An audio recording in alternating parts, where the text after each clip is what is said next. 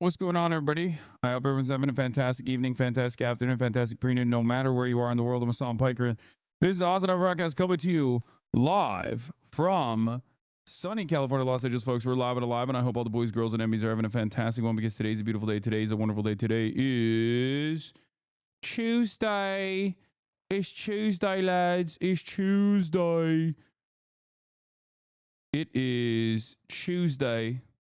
And wow, once again, I have realized that I was just doing a conversation with a Canadian broadcaster, and automatically my microphone audio levels got low. Why does Windows automatically do such a thing? I don't know. But anyway, I've just fixed it immediately, recognized it, and I fixed it. We're live and alive, ladies and gentlemen. It's Newsday Tuesday, lads. It's Newsday Tuesday, November 12th, 2024. Yeah, fucking hell. I'm live and alive right on fucking time, yeah? Are you going to Japan with March? No, I am not. I am going to Japan later, though, in the next year. Fear not. We will be going to Japan. Anyway, ladies and gentlemen, boys, girls, and MBs, I'm live and alive, and I hope all of you are having a fantastic day, regardless of your circumstances, regardless of your material realities. Okay. Newsweek posted your titties 3 hours ago. Let's fucking go. Hell yeah, baby.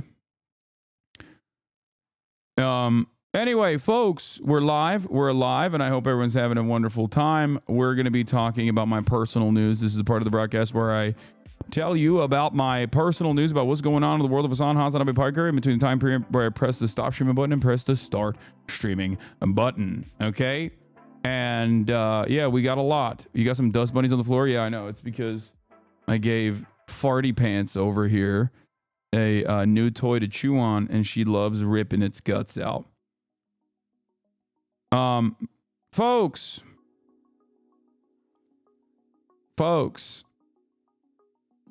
banger react why living in Canada has become impossible. Okay, we'll do that later. Okay, folks. Personal news wise, let me tell you, okay? This is part of the broadcast where I tell you about what's going on in the world of HasanAbi Piker. And let me tell you, okay? A lot has happened. Last night, I ended the broadcast. I was tired. I was talking about way too much politics. We're going to be dialing back the politicking to like hopefully 4 to 5 hours rather than the full 8 that I normally do. Maybe do some drama coverage, maybe do some do some other stuff that people are into, people are interested in. That doesn't mean I'm not going to stop talking about politics, obviously, but you know, we got to lower the stakes a little bit, you know. Get back to the normal world. You say this every month. Come on, Unc. Yeah, but that was like the election. You know what I mean? That was a build up to the election. I will feed the gaming frogs as well. Don't you worry about that. Don't you worry. Fear not. Less drama, more collabs. Yeah. No, when I say drama, I mean like you know, wholesome shit. Yeah, Zach Bryan and Barstool fighting each other. That kind of shit. Okay. Anyway, does Kaya fart a lot? I gotta know. She didn't used to. She never farted until I swapped her meals to the adult. She now eats adult food because she's like now officially old enough to eat adult food. And oh my God, dude, she farts so much and it's like unfucking bearable. It's very, very frustrating. It makes me feel like I should go back to the puppy food, honestly, because it's unfreaking bearable. Anyway,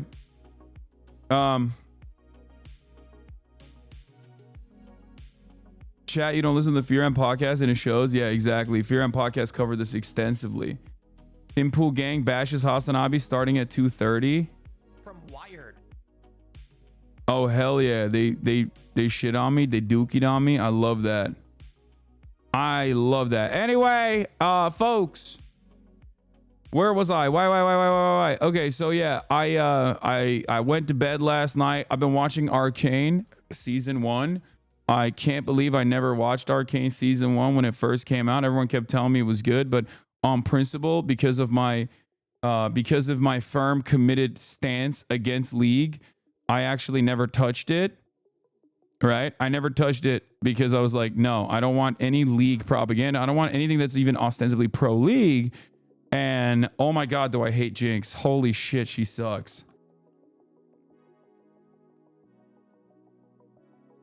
Yeah, I have a BDS protocol instituted just for League, but I broke it. Light heart to the stream. Hasan being baby girl. Okay, we'll look at that in a second. Anyway, watch Penguin is peak. That Will has been very much in support of Penguin, so we'll see. Anyway, Jinx hate will not be tolerated. Whatever, shut up. Yeah, Arcane is incredible.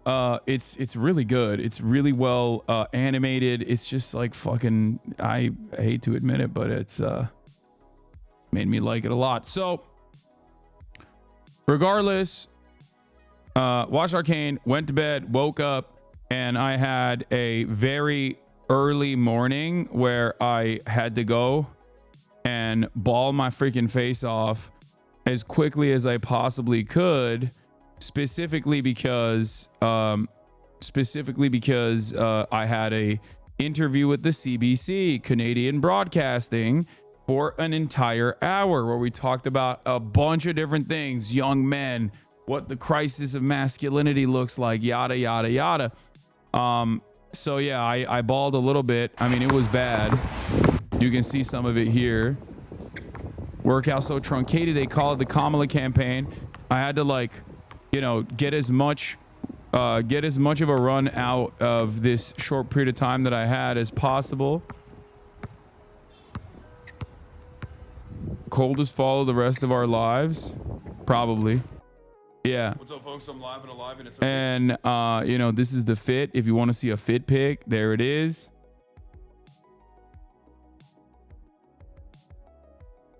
Did you talk about where you got that sweater? I think it's a Our Legacy sweater. It's not even a sweater, it's a jacket kind of, but it's really nice. I like it. Grandpa fit. Yeah, thank you. Fit's actually pretty fire in my opinion. But yeah. That's what's going on. Not a lot happening in my world. I'm trying to make stuff happen in Texas. I'm probably gonna fly out to Texas Thursday night. I need you to get in the blocks and post on your and work on your post footwork. Yeah. So yeah, I'm probably gonna go on and engage in the OTK game day for basketball. So Nick invited me, and I love Nick. So yeah, and then I might do something with Maya as well potentially. We'll see. But yeah, Joe Rogan collab in Austin. No, I did hit up Lex Fridman. After not realizing that I had not responded to him for almost a year after the last time he asked me a question. And he has not replied to me this time. When I was like, normally when I'm about to go to Texas, I'll hit him up and be like, hey, I'm in Texas. And he's never in Texas when I'm in Texas. But yeah, that's where we're at. So anyway, tell Lex Fridman unblock me. Okay, I can't. You should go on Rogan so you can give the dumb listeners a glimpse of common sense. Yeah, I doubt that Joe Rogan is ever going to have me on. Let's be real. But it doesn't matter. Deserved, you left him on red for a year. What is wrong with you? I agree. It's my fault. Hasan, Return of the Bat when? You should go on Asmon's stream. I mean, I have gone on Asmon's stream, and Asmon has gone on my stream. You're a hot topic at the moment. I think Joe Rogan might consider you. No, people presenting me as the Joe Rogan to the left is not going to make him want to talk to me. It's going to make him want to talk to me less. He's going to be like, fuck this guy. This guy's liberal asshole. Fuck him is the way he's going to respond to that, in my opinion. Anyway, we got the streamer awards. Obviously, I'm going to be talking about that as well. Apparently, I am up for a streamer award. Just chatting. We have fallen off, folks. Not even streamer of the year this year. So, you know. Yeah, ID on the hoodie you wore this morning. It's a gifted thing. Has been seething all day because of Frogan and Mike. Yeah, I can talk to him about that too. The chatter is saying that because Asman is going to have that freak loser Dan from D's podcast on because Mike was on band after 3 days. Drama farmers. Yeah. I like that people that went for, hey, I don't think anybody should be banned, have so quickly flipped that and been like, no, my enemy should stay banned for, permanently. Yeah. Anyway, let's blast off and let's get started. No streamer of the year, this nomination. We're about to do our own version of January 6th. This is a steal. I know. Stop the steal. Stop the steal. Stop the steal. Anyway,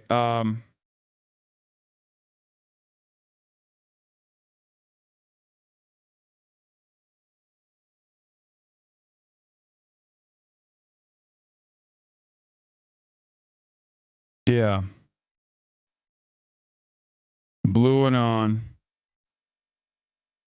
BLUEANON election conspiracies. Trump's Warhawk cabinet. He told his chat to go check out the slur book on /poll. That's insane. Anyway, the clip that was used from the DNC. What do you mean? Zach does double to triple your numbers. Why would you get streamer of the year, Lamau? Wait, I didn't realize it was streamer of the year simply even to be nominated for streamer of the year. I didn't realize that it was just about how many numbers, like raw numbers, you get. That's cool, man. That I guess Kai should win it every year for the rest of time then.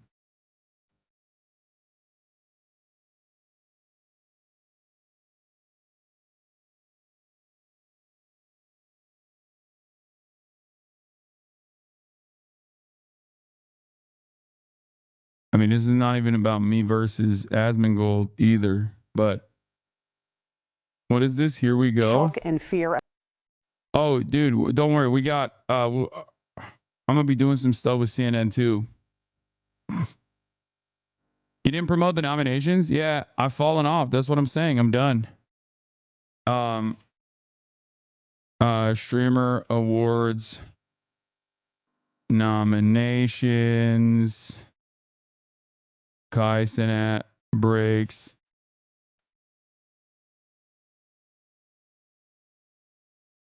Kai Cenat breaks sub record. Drama news. We got it all.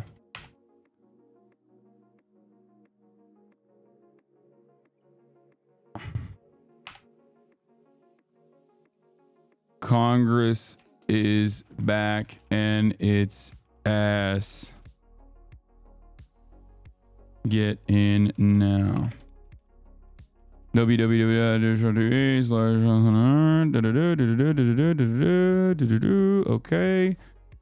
Okay, here it is. Posting it, blasting it, posting it, blasting it. We're live. We're alive. Get in now. Okay. Mike Huckabee named as ambassador to Israel. Yeah, I know. We're going to talk about that. Hold up. Here it is, folks. Blasting off.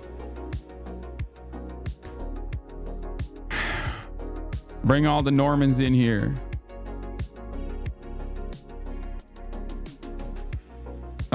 Yeah, the Europa League match between Turkey's Beşiktaş and Israel's Maccabi Tel Aviv has moved to a neutral location. It's understandable that they were going to do this because that would have been fucking devastating for the game, the sport, Israel, Turkey, relationships, possibly World War III. So, okay. But yeah, here it is.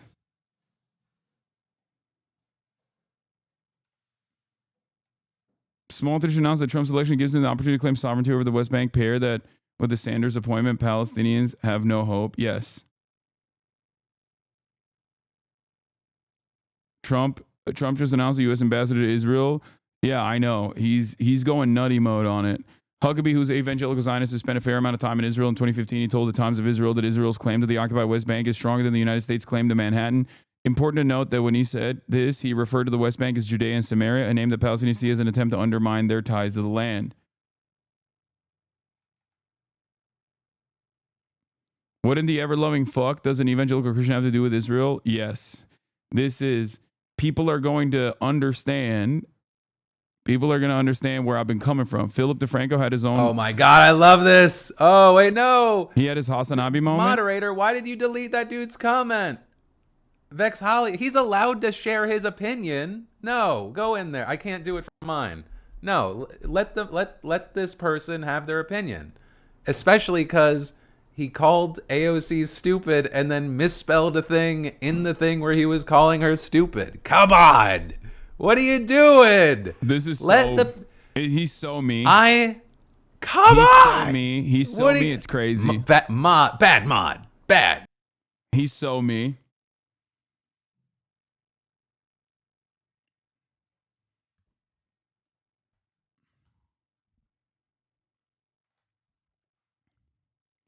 Did you see Austin's clip?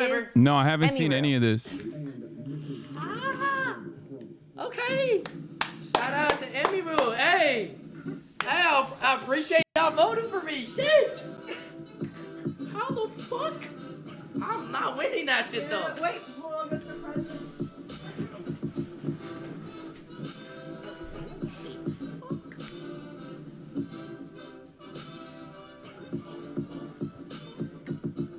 This is why Donald Trump won. Okay, this is why he won, bro. Yeah. I hope you're feeling proud of yourself, Austin. I know you phone banked. I know you fucking phone banked. I want to be able to. Okay.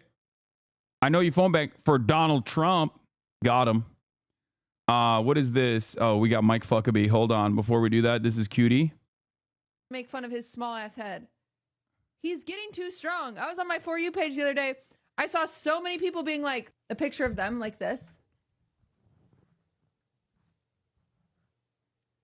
With a caption of what I looked like before I met my boyfriend. And then a picture of their boyfriend. And it's just Hasan streaming. And they're like, what my silly, goofy boyfriend looks like right now, but he just doesn't know it yet. And I said, what is going on? I came across 10 of those on my For You page. I was like, I didn't deserve this. I specifically push do not for me. I push the button, not for me. He's too powerful. I said crazy. Not for me, and he's everywhere. What? I don't know what I'm supposed to do. That's crazy. I feel bad as soon as I said it out loud. I feel bad. Hater. I felt because he's gonna hater. Oh my God, the hating, dude. The hating. It's crazy. It is out of control, man. Personally, he always takes things so seriously. He's like, life is so yeah, serious. I do. I am. And then he'll be like, cutie, you hurt my feelings. And I'm like, again, we're doing this again. Yeah, my feelings are hurt. My feelings are hurt. My feelings are hurt. Okay, straight up. Fake friends, phony friends. You should be hitting like on those, and then saying we need more of this, please. Smart. Like this.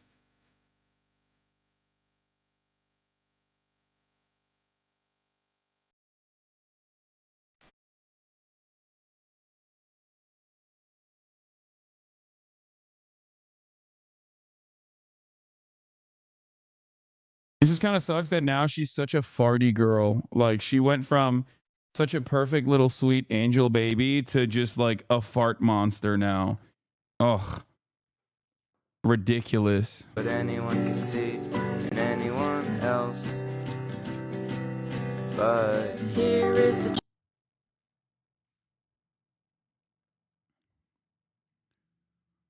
Let her new diet regularize. Yeah, I know. Anyway, I was on Newsweek's they put my titties on Newsweek, which is crazy. The Aiden Rosses of the world. A lot of these guys are right adjacent, maybe. They organically found themselves in this space. And I think the Republican Party took advantage of that very well. That same ecosystem doesn't exist on the left. It's not necessarily flooding the market with like a bunch of liberals. Like, oh, if we had like 8 more Pod Save Americas that kind of look like me, for example, like more bro-y, right? Then that would be fine. It's like, no, you can't podcast your way out of this problem. There was a list that looked at who had the top like election night coverage, who had the most views. And that list was populated exclusively by right wingers except for me. So I'm out there. I'm here.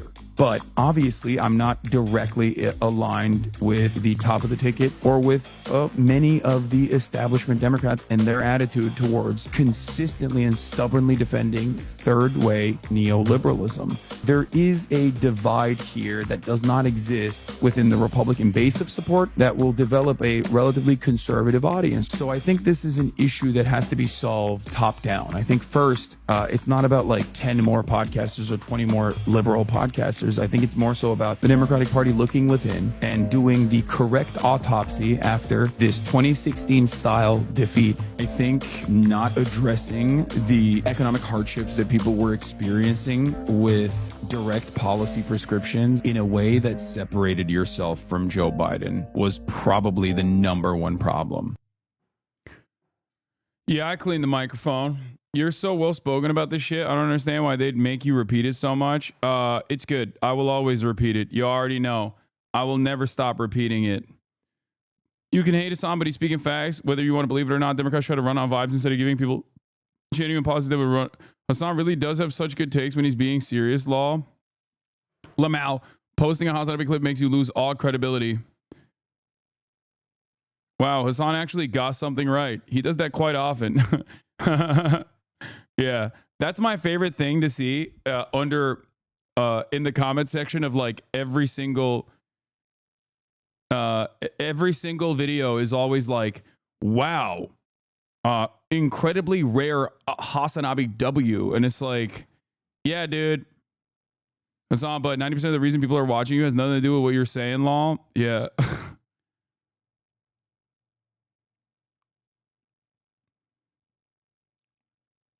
Hasan, Harry, and the others are on the other team.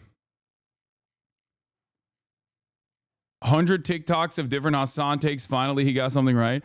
Yeah, it's always so funny because it'll literally be like, it'll always be something that is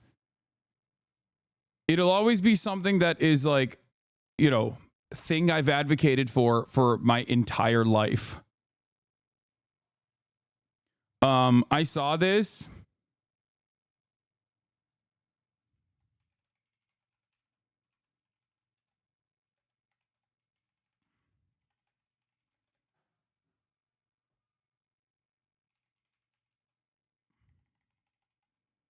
I saw this. Hold on.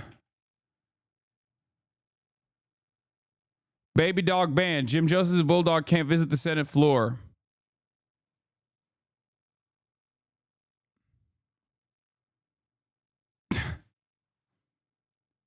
As you guys know, I hate Jim Justice, but I love baby dog. I am a baby dog defender. I'm a baby dog believer. Okay? And free him and make the Senate better. Okay? This is unacceptable. This is now my liberal January 6th moment. Okay?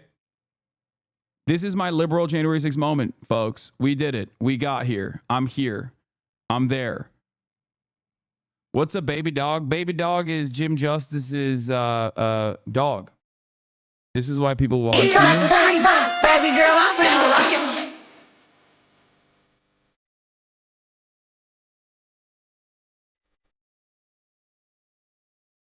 I don't know if you care about all this, but MKBHD is being canceled for doing 96 in a 35 school zone. That's pretty funny. Yeah, let the man live, dude. Look, I think what we need also is not just girly pop content, but people need to make these like fan cam style fucking clips of me just like popping off or making like a good statement with like lo-fi you know, yeet in the background, that type of shit. Like that's what also responds so positively for the bro space. That's what we got to do more of, honestly. Like the things that I was, you got to do like you got to do what all those fucking idiots do, where some guy will be like, the riverbank, words mean something. Like the river, it flows in one direction, and the riverbank is where money is, and it's like lo-fi, hard bass fucking music is playing in the background, like those deep videos. You know what I mean? We just need to make some more shit like that. Yeah, funk edits, exactly. Like slow and reverbed yeet playing in the background.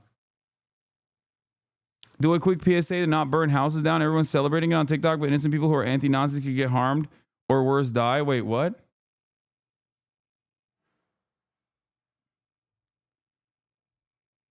Yeah, it needs to be this.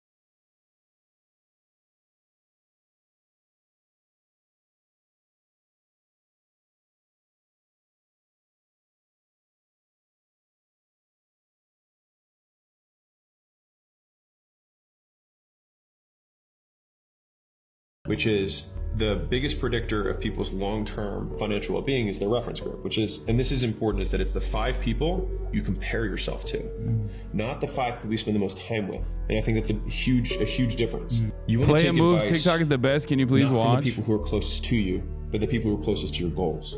Take advice from them. And people are like, oh yeah, I'll take advice from them. But when you're about to make a big life-changing decision, who do you talk to? If you're talking to the people closest to you, none of them have relevant experience. And if you don't want their lives, then definitely don't listen to what they say, right? And it's very hard because that's what makes it feel so lonely, I think, in the beginning, because you have no one to talk to. And so that's why I'm such a big believer in heroes and mentors. So mentors are people who actually interact with you, but heroes are just like, what would Warren Buffett do? You know, some people are religious. What would Jesus do? Whatever your thing is, right? Like, who's the Hear me out, self-help, but with materialism. Yeah, that's what I got to do more of, honestly. And I mean, I do that already. You just got to clip it. The Democrats lost because you didn't do Chad Vice enough. Yeah, that's why. My favorite is the I've changed and manipulated time guy. Yeah, that guy is the best, dude. He's always cooking. What the fuck is this? If you are nervous while speaking to a female, communicate that to her. By saying this out loud, it will automatically calm your nerves. And if she is a good person, she'll provide comfort. This will in turn relax you even further and allow the best of your personality to shine through. A player does not keep his fears inside. He lets them out and faces them. This is a bit, chat. I mean, it's pretty good. Anyway, let's get to the news. Now that we talked about the best pathway forward for propaganda, I assume there's a The Macy's playlist that I have not seen, but a Trump guy talking about he only wants to date libs and how he does it.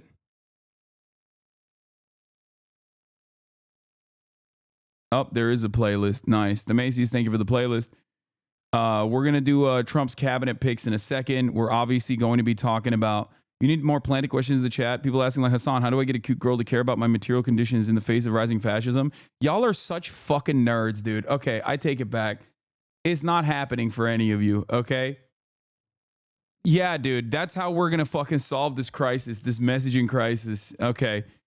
Hasan, nerdiest shit you've ever heard, okay?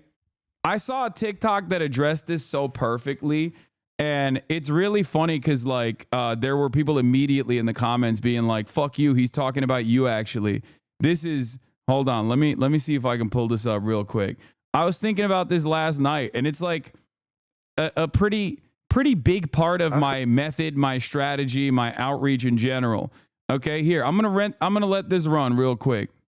I feel like if you can't talk to a group of teenage boys with like very extremist, crazy views and have them walk away like, that guy's pretty cool, you're not capable of leading a movement. Like, there's so many swaggerless, no charisma having ass niggas out here thinking they can just debate their way into making people feel the way they feel about certain topics.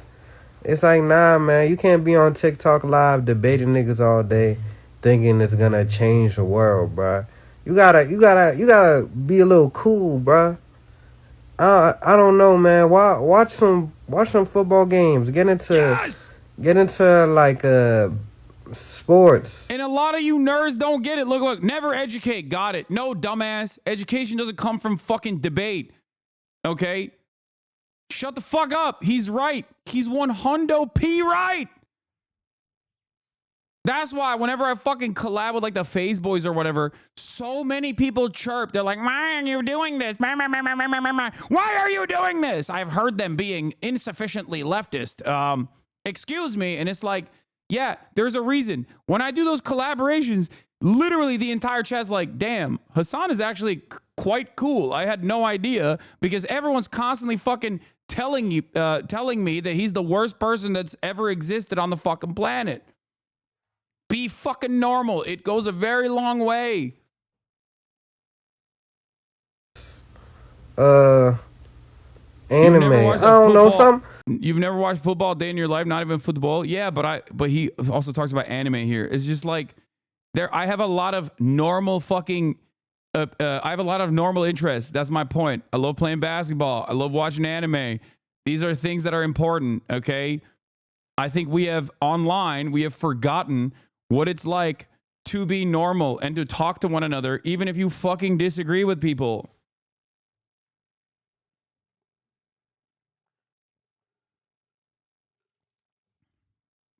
God damn. I can't believe how much I have to like communicate this to not only my audience, but just in general. Some people actually like, stop being a nerd. I don't know. I feel like, yeah, I said yes to this, and immediately, you need to take this advice, Goofy. He don't debate, bro. No, he don't.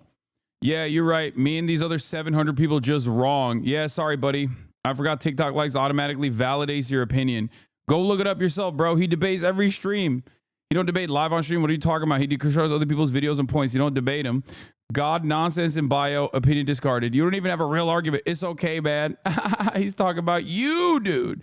He's talking about you, dog. Rogan was an MMA actor, comedian before begging on the internet. You were a Nepo baby UCLA frat boy. Was it Lambda Jank made you, but you failed because you're lame? Hasan, look in the mirror. You're basically as bad as Destiny at this point. You call people pig dog. What the fuck is, I don't even know what the fuck that's about. TikTok comments, dude. The people that like love debate, okay? Baby dog. People that love debate, and there is definitely a space for that, for sure. Okay? There's definitely a space for people that love debate. It's just you're going to convince a lot more people just by being fucking normal and being a chill ass dude, okay? I've explained this a million times over.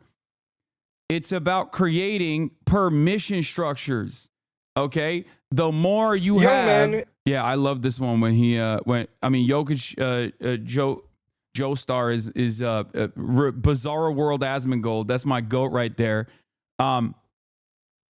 TikTok comment sections like how you talk to Bradley, like how you didn't go aggro or too nerdy or embarrass him for not knowing basic stuff. Yeah, no shit. Did you ever do policy debate or any other kind of formalized debate in high school and or college? No. Okay? No. And you want to know why I didn't do that? Because that shit is nerdy as fuck, okay? It's nerdy as hell. That's the reality, okay? No, I was not doing that. Like, there is a time and place and a space for debates, okay? It's mostly for pure entertainment. You can actually change people's minds that way too, but like the environment that fosters is going to be people making tutorials on how to find icks about you. But What? If you need an ick to detach from a certain sexy socialist streamer, here you go. What? I block Hasan every single account. He's on another type of fake ally. The whole Turkish thing, they all have went astray. Yes, but I think they have a strategy. What? My girl, you've released me. Thank you. What the fuck is this? What is the ick? 33-year-old man talk to an impressionable 20-year-old that way was really gross. Like, it's so gross. Also knowing that Jason the Ween and him have large young male followings, that's the type of messaging he's putting out to young men constantly. It's not usually that direct, it's not usually that obvious, and usually, like I said, it's obfuscated by other political beliefs that you can agree with. But that shit was not cool. Like, he's still gonna keep going and pushing out whatever content he wants. And if you like that, you like that. If you're looking to detach because you don't like how he talks about things, might I recommend that one to just kind of be the final ick you need to fully detach. What's your body count? I have no idea. Do you have like a notepad of everybody? No. Damn. So you... When I was young, like, up to like the 20th, I think I had it. Okay. Higher or lower 100? It's probably higher. God. God damn. Have you ever gotten a STD? No. Do you practice safe sex? Oh, no, I don't use condoms. That's not good, bro. I mean, I don't either, but... Oh, shit. At least get checked up. You get checked up? I don't have sex. I lied. Wait, what? I don't have sex. What about all the girls you're always hanging out with? You're lying. I do have sex. I do get that a lot. That was the ick? Me saying you should practice safe sex and get checkups?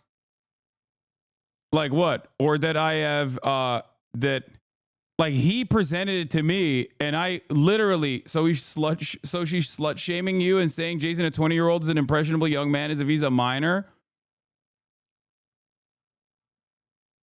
The fuck? Yeah. I mean, look, all I'm going to say is I feel like there's a lot of people who are, I don't know, antagonistic to my worldview. But I mean, this is the type of shit. I'll be honest with you. This is the type of shit that is like, you know, keep yelling into the fucking void. But Like that interview, ironically enough, was exactly what I was talking about, of me being just like a normal person. Okay?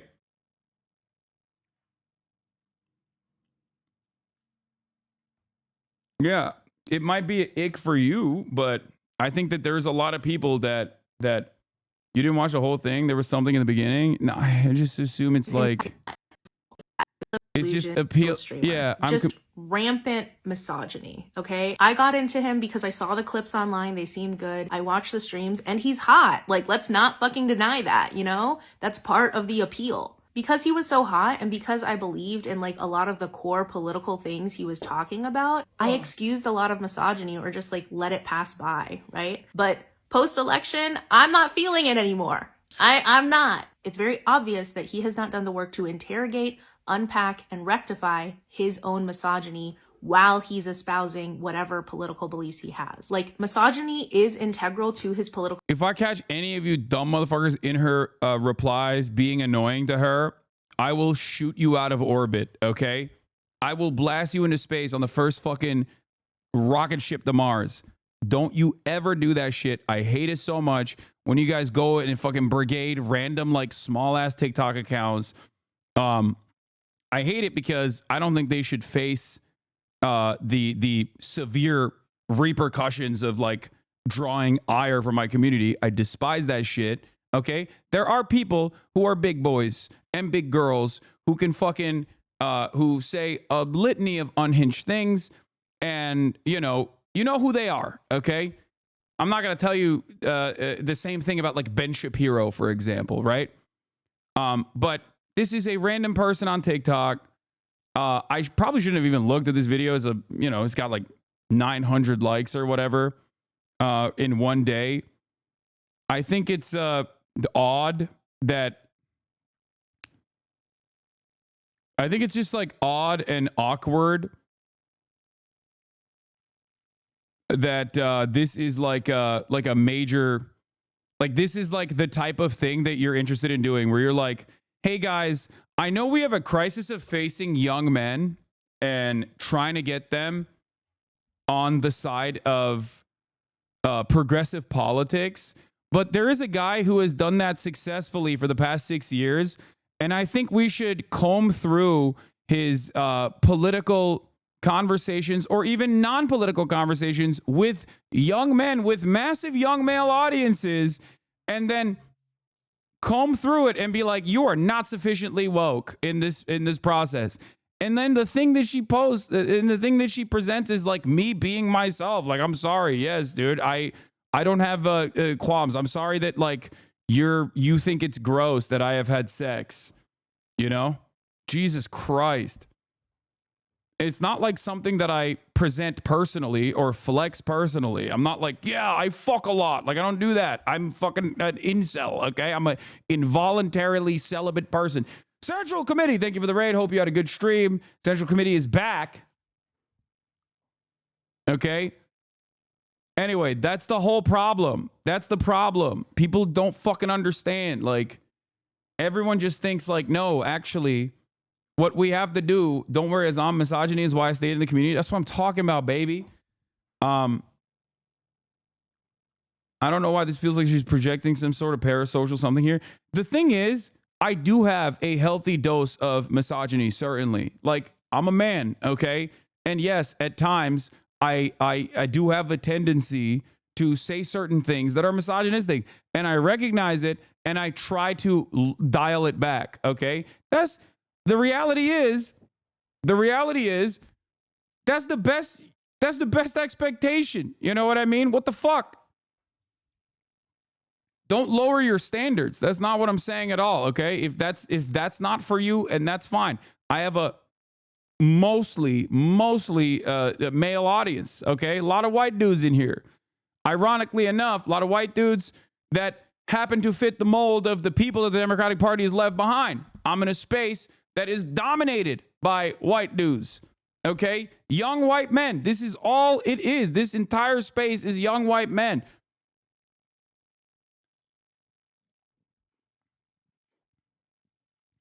Be fucking normal. Make sure that I think people cannot address their own view of aesthetic versus actual material issues. I think this is a case where a bro guy talking about sex is all being essentialized as misogyny. And that is a part of the issue with why libs can't message to young men who are open to progressive messaging. I know. You do that shit, people are going to be like, what the fuck are you saying? Especially if you do that shit to someone like myself. Okay? I didn't say I'm young. I'm saying that like my audience is younger white men in general. Nah, that's unnecessary capitulation. You're a bozo sometimes, but not misogynist. Don't give the chirpers anything. They're bad faith. No, there's definitely moments where I say shit that is like definitely misogynistic. I recognize it. Sometimes I'm like being sarcastic and it reads as me being like openly and overtly misogynistic, and that happens quite a bit. But like ultimately, I spend a whole great deal of time, advocating for women's rights. I don't know what the fuck you're saying. If you're like, oh, it gave me the ick that he fucks. They're not mad you fuck. They're mad you admit you don't use condoms. In my opinion, kind of valid. Should have admitted that to an impressionable audience, but this is over the top from her, Lamau. I mean, first of all, yes, I'm not gonna get into this. Yes, I do use condoms. Okay, of course I use condoms. When you're, I don't want to talk about my private life, and I usually don't talk about sex in general. Okay, I think it's fucking stupid to talk about it. As a woman in here, I'm gonna make myself lunch while you guys debate this. It feels better. Pregnancy is a skill issue. True. Young men, ages 17 to 21-ish, I'm being so genuine right now, it does not have to be this way. There are entire industries built around getting you to misdiagnose the causes of your loneliness and insecurity. Chat's kind of proving why there isn't a Joe Rogan on the left. Yeah, that's what I'm saying. It's funny to look at two grown-ass men having a fucking conversation that is like so normal and infinitely more progressive than the type of shit that normally goes on, and being like, that's the shit. Go watch a fucking Fresh and Fit video, dumbass. The fuck do you mean? They're over there advocating on like medieval methods of torturing women and shit. And you're over here being like, well, you said you like to have sex without a condom because it feels better. Yeah, dude, you're right. You're right. I do. Shut the fuck up. How crazy. Ironic, because that conversation I was like literally telling Jason, okay? Ironically enough, I was giving him advice. Like, he was asking my advice about like his relationships and what to do. In that larger conversation, I explained to him that like it's definitely healthier to no longer be in a relationship. Like a lot of relationships like fall apart. Okay. A lot of relationships sometimes fall apart for good reason. And then like trying to pick that back together is oftentimes not the productive thing to do. Life is better when you move on, yada, yada, yada. But no, sex without condoms. I can't believe this 33-year-old man is talking about sex to a baby girl who is only 21 years old or 20 years old. Is crazy.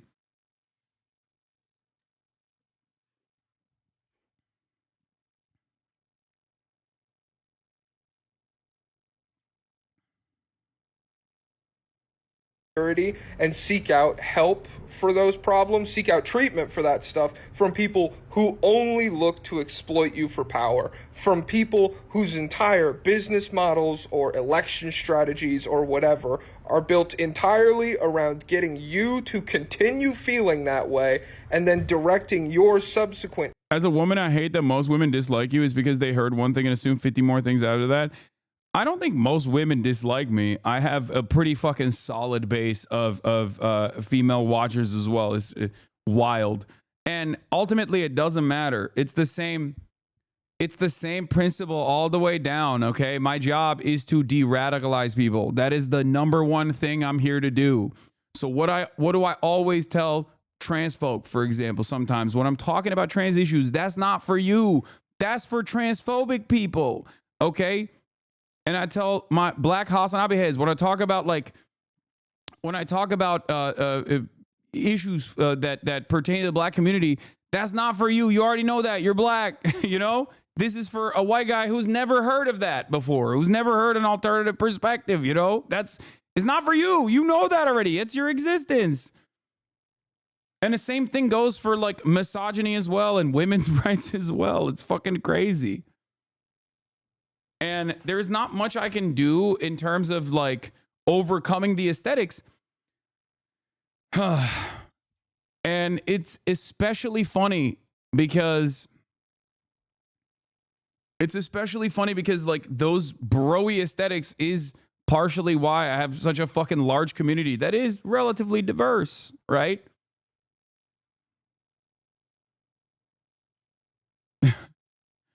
Why don't you have more blacks on the stream? Oh, come on. Come on. The weakest bait of all time. You're so fucking stupid. Take an hour off for this dumbass take, okay? Chatter said blacks. Also, the fuck do you mean? That, what do I always tell you? That's always a losing argument when someone says, why don't you have more black people on the stream? And then we just start naming black people. It's like, what the fuck? It's so dumb. Shut up. Shut up, idiot.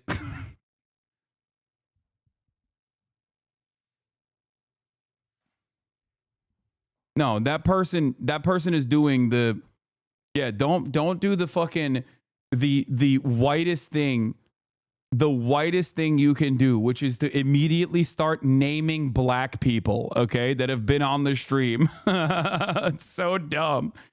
No, you don't understand. That is a trap, okay? And black chatters such as that one that said, why don't you have more blacks on the stream? Okay. Obviously are doing that as bait, as a joke, as a meme, even though I banned them for an hour. Okay. And they're saying that as a joke. But then when you respond with like, you know, you respond with, in the most Caucasian way possible, you go, oh, here are all the black people that have been on the stream in the past week. Like you're being super Caucasian. Okay.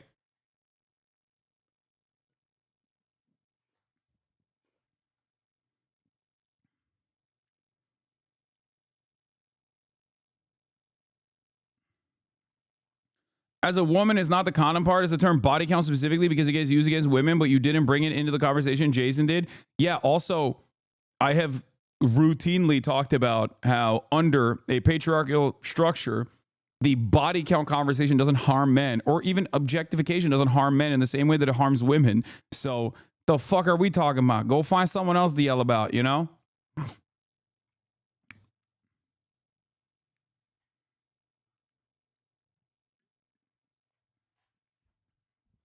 That wasn't a black chatter. We don't say blacks. No, the chatter was joking when they said that. They were very clearly baiting. They weren't being serious. They were doing the meme, the common meme that people go, why don't you have enough?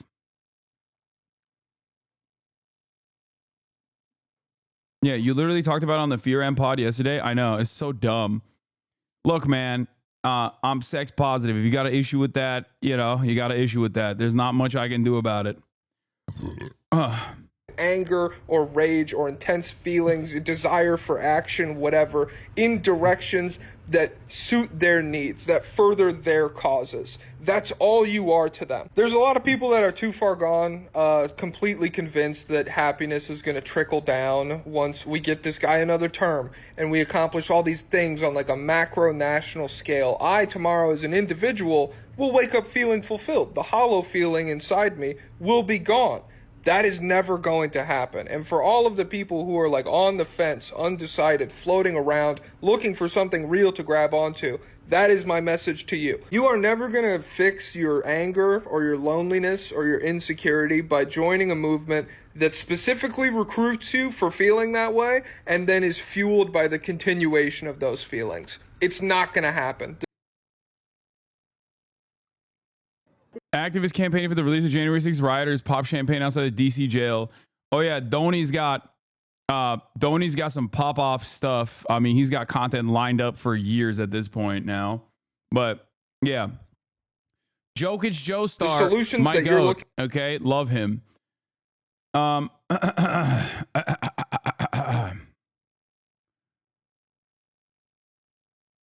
This was posted before the election. I love all the Democrats telling me that I'm the single issue voter and that if Kamala Harris loses in November, it's my fault. You guys are supporting. Okay. I don't want to get further into this stuff. All right, we got.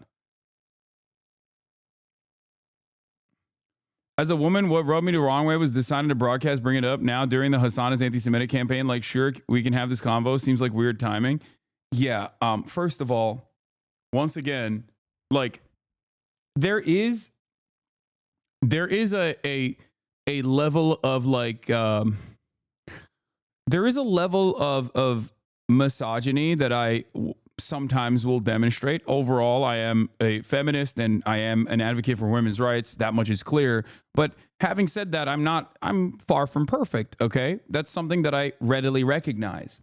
But in terms of like anti-Semitism, that's fucking ridiculous. Okay. Like, I would say that it is probably, it is so unimaginably ridiculous. It's like saying I'm transphobic, okay? Get the fuck out of here, dude. Like, that's, and me even recognizing that is just me demonstrating that I am self-aware and I try to do my very best, right?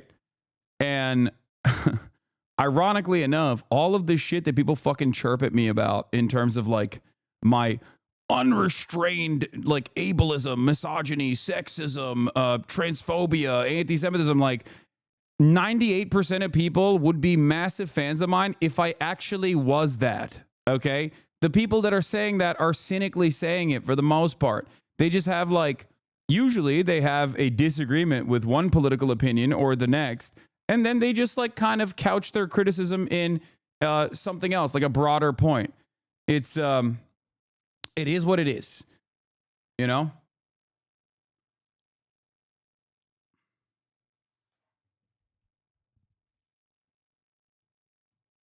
I like how understanding and normal you are about this stuff. Twitter from like 2017 era made me so afraid of saying something wrong by accident. I like that you have a grounded approach. Yeah, because I understand people are fucking imperfect, you know?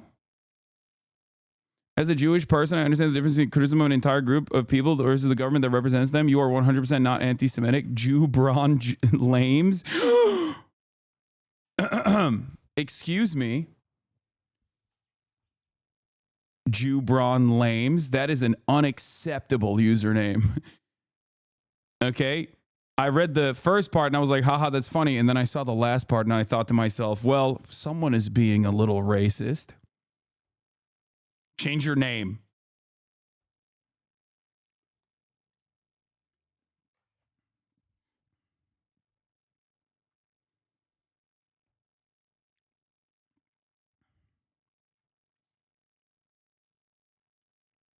Baja blast my brains out. Thank you for the 10 community gifted subs. Wait, when have you been genuinely misogynistic? No, it's not like there's different layers to it, okay? There's different layers of misogyny.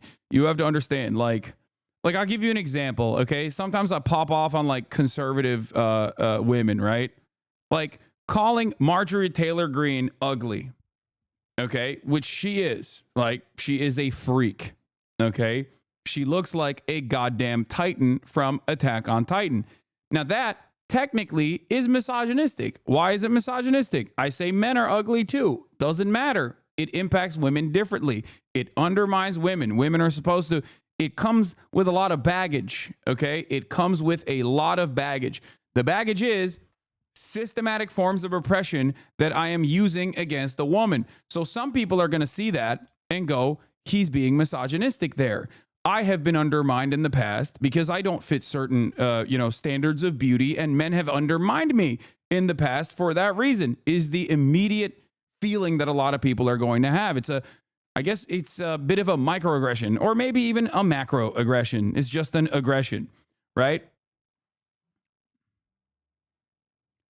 That right there is a inherently misogynistic statement. Okay? That rant clip of you during the Tate debate time was big on TikTok. Or here, I'll give you another example. When I say I fucked your mom to a chatter, okay? You know, people are going to read that as misogynistic. And to a certain degree, it is. Okay? And it's true.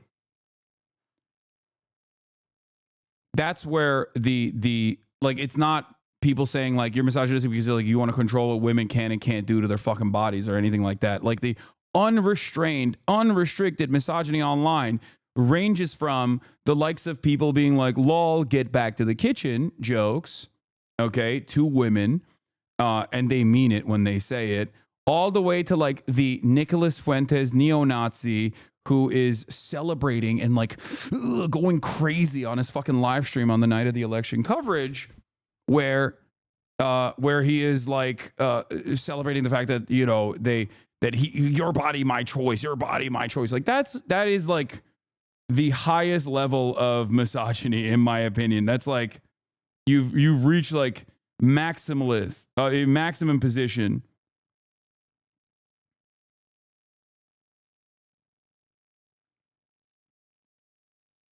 You know?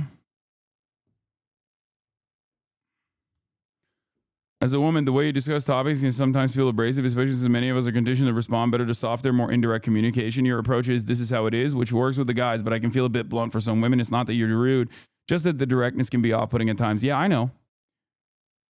I understand that. Right? I get that. But I can't change myself. Like, I can only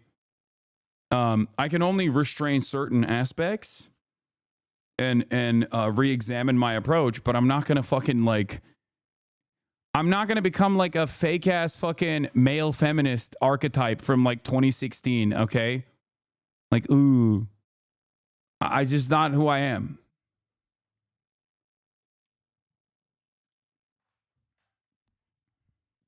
It's not going to happen.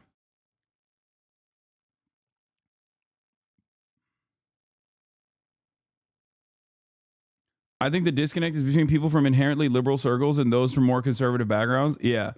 Like, I have found me being my authentic self to be relatively successful in converting people away from reactionary politics. And that absolutely pertains to, you know, people re-examining the patriarchy and the systems of oppression that come and you know, undermine women with regular frequency.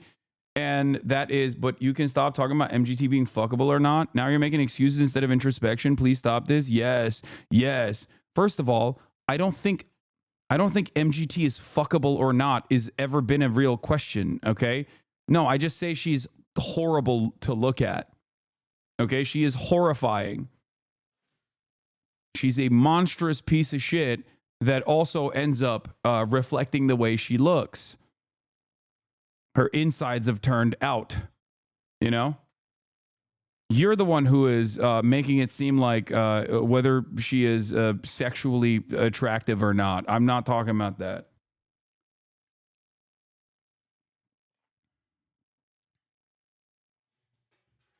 A lot of people on the left also need to understand that, you know, you got to be... Look, if you have... everyone has a different thing. Everyone has a different layer of acceptability. Okay? Everyone has a different thing. Like, everyone has a different limit, right? If your upper limit is like me being like, MGT looks like a Titan, and you're like, wow, this is the most like unrestrained misogyny I've ever heard, then yeah, I'm not going to be for you. This is not the content.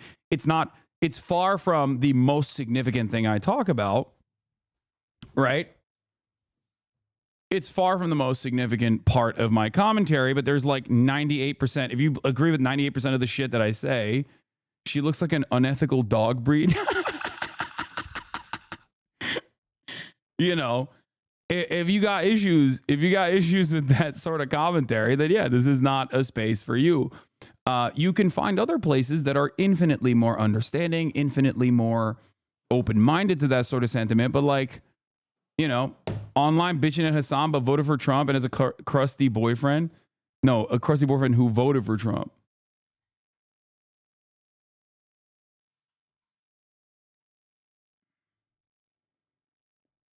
Yeah. She's not going to do that. I think you've made your point. Now the only people disagreeing are going to be the people who have a horrible time interpreting what you're directly saying. Yeah.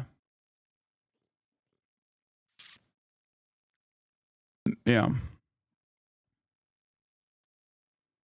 The funniest thing you said was when you said she was going home to celebrate something with a Kong full of peanut butter. I think that was, did I say that or did Felix say that?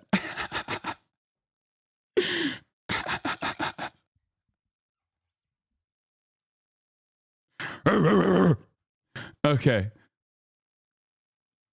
All right. What is this? Like dude that likes Trump but is only into liberal women is a lot like being in the closet, because it's like they're gonna ask you about it eventually, and you have to say what we all say, which is yeah, I don't really follow politics, but like there's levels to this, man. You got to be discreet. You got to be really good at it, and it's not that hard once you get used to it. You just like lie a lot. If you can just lie really well to liberal women and just like make them think that you aren't really into politics. Dog, I think everyone from 7 miles away, unless they are car crash victims, can directly clock you as a conservative and maybe even other shit. Okay?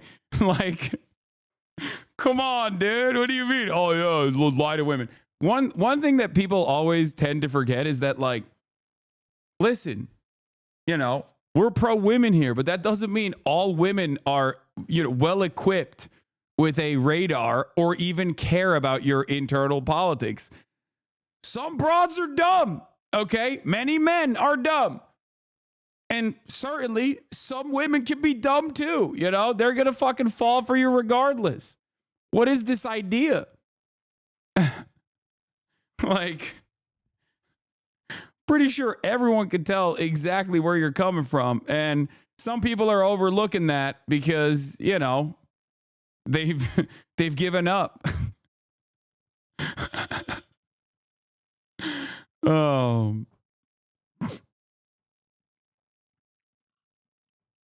Politics and everything works out. It's totally fine. Of all the things. Has anyone thought about the fact that a man saying they don't like Donald Trump is probably going to be a lie they use to get women? That's crazy. It's true. Oh, Jesus Christ. God damn. That didn't take much. Okay. Has anyone thought? I think, I'm going to be honest with you. I think like we got, God, I'm worried, dude. We are reaching the peak of gender wars, I think. This scary stuff happening, okay? Is also usually not like the truth, okay? That's the other thing. It's just not the truth. So many people will say this in a heated moment, in a passionate moment, and then go and date like a Trump supporter who is the most racist man you have ever encountered. You know what I mean? That's it. That's what's so annoying. It's like all the fucking...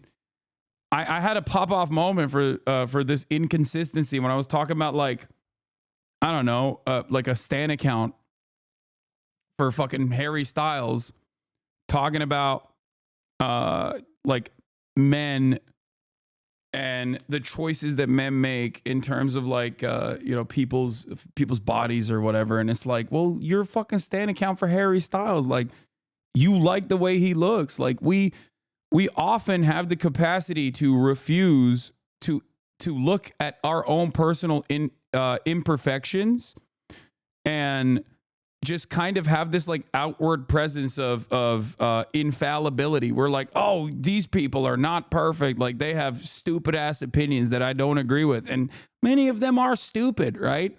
But you have some stupid ass opinions too. We all do.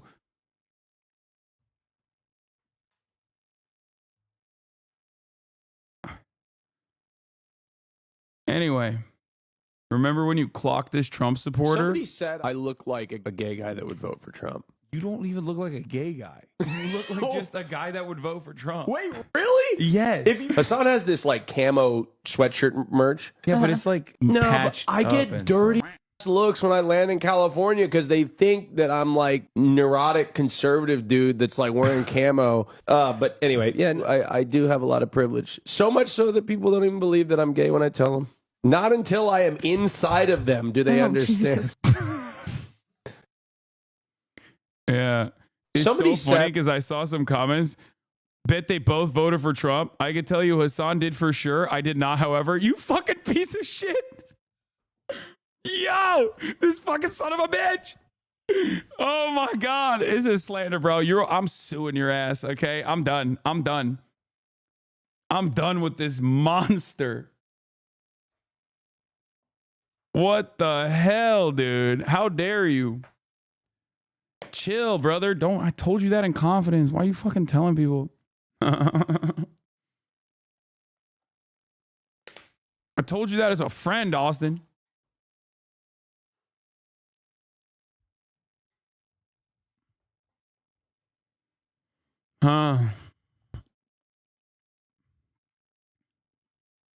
I can't pay. Always thought Austin was a Trumpy. I campaigned for Kamala Harris. Was at the DNC. Interviewed Bernie Sanders and phone banked. I campaigned for Kamala. I was at the DNC. Yeah. Well, so was I. You fucking asshole. And I voted for Donald Trump in your mind. So how does that work? Anyway.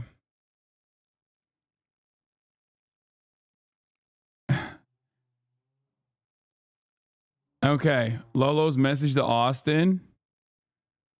What? Post has been deleted. Speaking of gender wars, what do you think about trad wives being an idea sold to women and more people are biting? A lot of trad wife videos are oftentimes not even explicit about it. I keep seeing it more and more. I mean, a lot of women have unimaginable levels of internalized misogyny. And I think that trad wife stuff is so perfect because, one, it leans into that. Okay. On the train, watching Hasan the Hun stream, and he keeps pausing it at the worst frames of Jack. I feel so bad, but it's so funny. He's just sitting here being upset about it.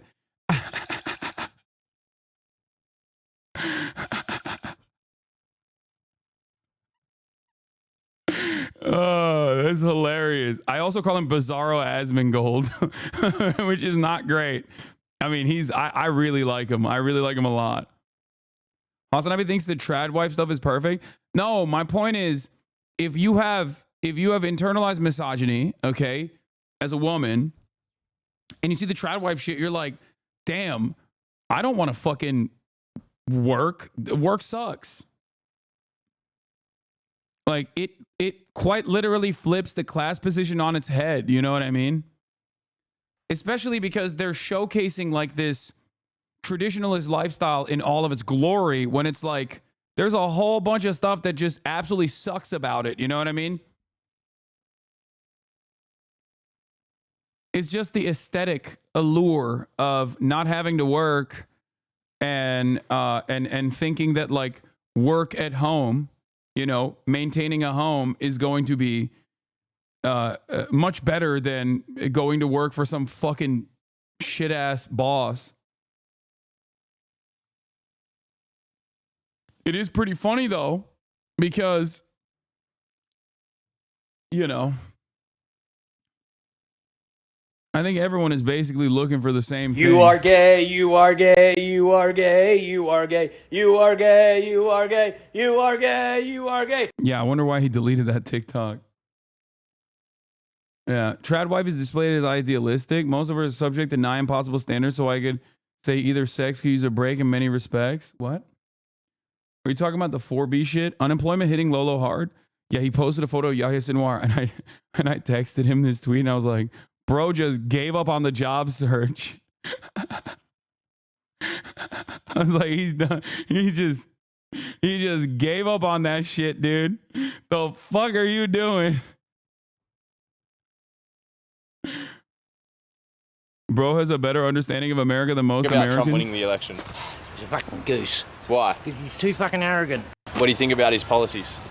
Well, it hasn't got any. I think change would have been good, seeing a female. She probably would have got up if she had more time to get out and, do her thing, but unfortunately, they cut their losses too late. And Trump, God help us all, he's going to get democracy the way he thinks it should be running. Which is? How he sees things to be running. He's going to try and change the democracy of America, don't worry about that. They all say that their sovereignty and all that's all safe, but he will fucking try his hardest to change things slowly. I don't even know why Rick isn't even in jail. He should be in jail like anyone else that does that shit. Well, thank you for your opinion, sir. No worries. But on the bright side, he's just a wanker. Putin and all that, they'll be back rubbing their hands, happy that he got in, thinking that everyone will be saying, well, democracy doesn't work. You think Putin's happy that he got in? Of course they all are. In running office, you can't even run his own business, mate. So how's he going to run the fucking country? God help the rest of the world. Because he's just a dickhead.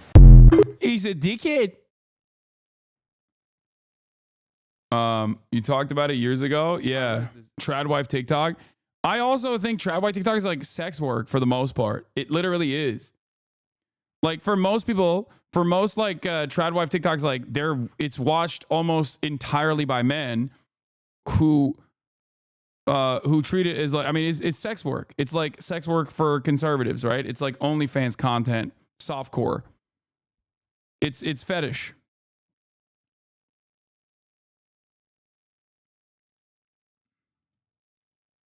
If it's sex work, you support it then. I mean, I think the trad wife content is again a fantasy and I have no issues with it. But if you think that it's like going to save you or some shit, then yeah, I'm going to tell you that is probably not the case. The entire purpose of feminism is like, if you want to do that shit, you can do that shit. Go off, It's more so about like not restricting people. I remember that video. That's when I started watching you. Oh God, maybe I should have never done that. No, I'm just kidding. Like, that's such a liberal feminist take. What do you mean? It's a normal take. Dude, the fuck are you talking about? If someone wants to be a stay-at-home mom, then yeah, great. What the fuck? What do you think? I'm like, no, get back to the fucking salt mines? Like, you think that's my attitude? No, you also have to work at a marketing job, okay? You also need to get a PR degree, a communications degree, and go work in some fucking dumbass PR firm, okay? No, like, if you don't want to do it, you don't want to do it. It's great. Who cares? The entire point is women should still have the fucking choice to choose whichever path they see fit, okay?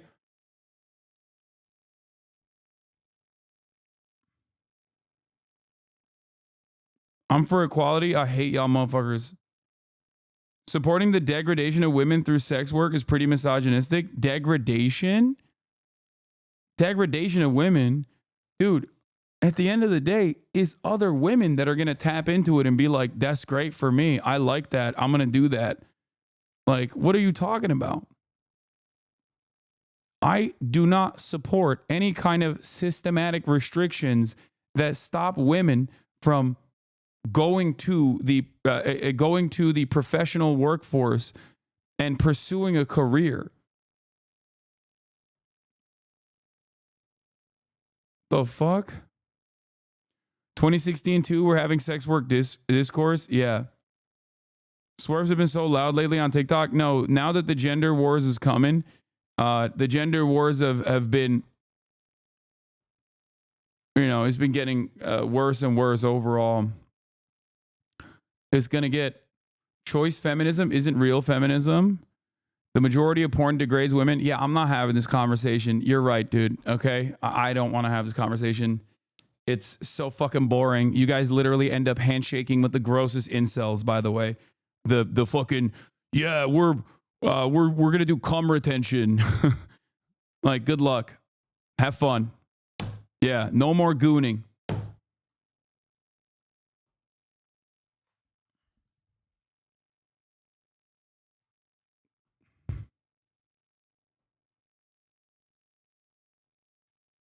BRB dusting off my women's study degree.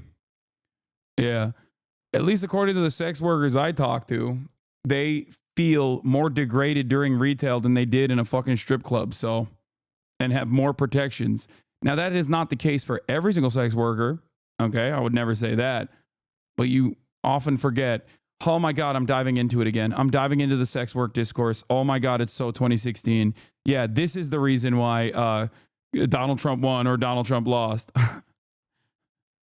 You talk to sex workers who are millionaires? No, I don't. The fuck are you talking about? No. Yeah, every stripper in Ohio is a millionaire.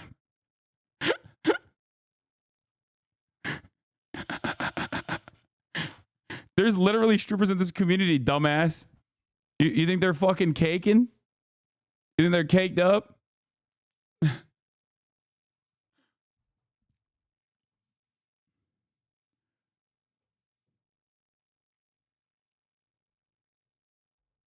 Anyway. I want to do the Tim Pool video of them tackling me and talking about it. But before we get to that, yeah, we're going to do Mike Fuckaby. We're going to talk about how the State Department has decided that today, the State Department has decided that, and this might come as a surprise to absolutely nobody in this community at the very least.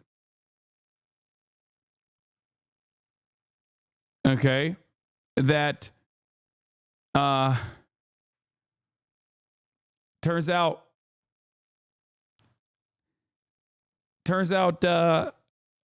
you know, things are not going to get better. And it turns out that the Democratic Party's own internal assessment is that Israel was not actually violating humanitarian rights, you know?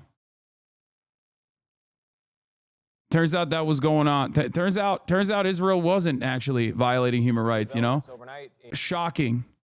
But before we get to that, let's do Trump's cabinet picks. One in by Washington one. For the incoming Trump administration, President-elect Trump has made a flurry of additional picks for top jobs, including Secretary of State and National Security Advisor. Some names you know, some names are new additions. Weijia Zhang joins us now from West Palm Beach, Florida, with more on all of it.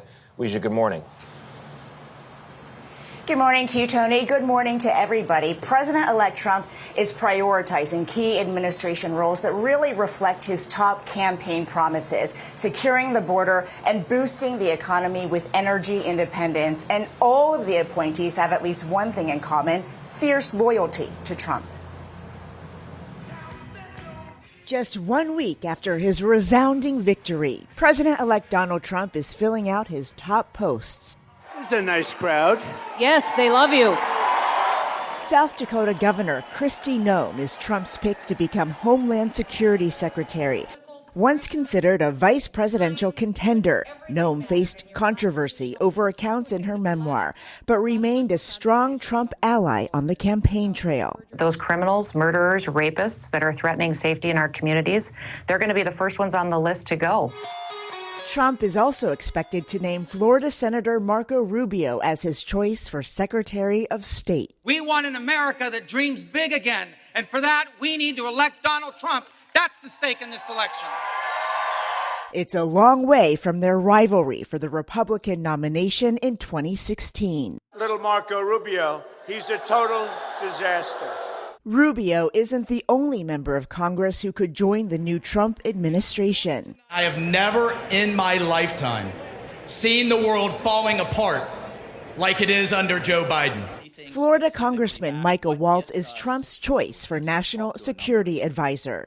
I fully believe in his America First agenda. Waltz.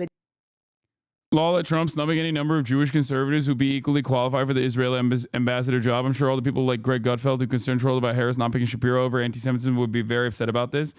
No, but that's also partially because Israel is not going to be upset about this. So, of course, that's not, if Israel is not upset about this choice, then that's going to read as not anti-Semitic, right?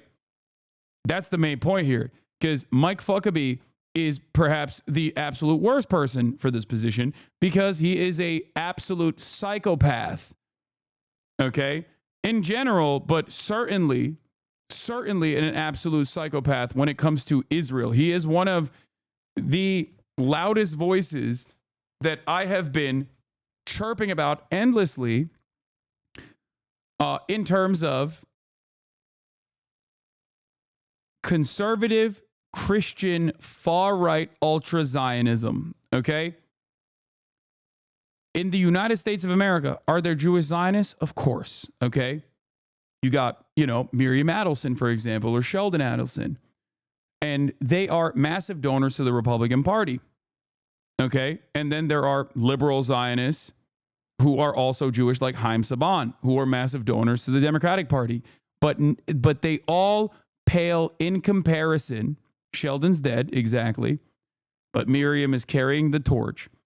But they all pale in comparison to the rabid nature of an evangelical Protestant Christian who is an ultra-Zionist.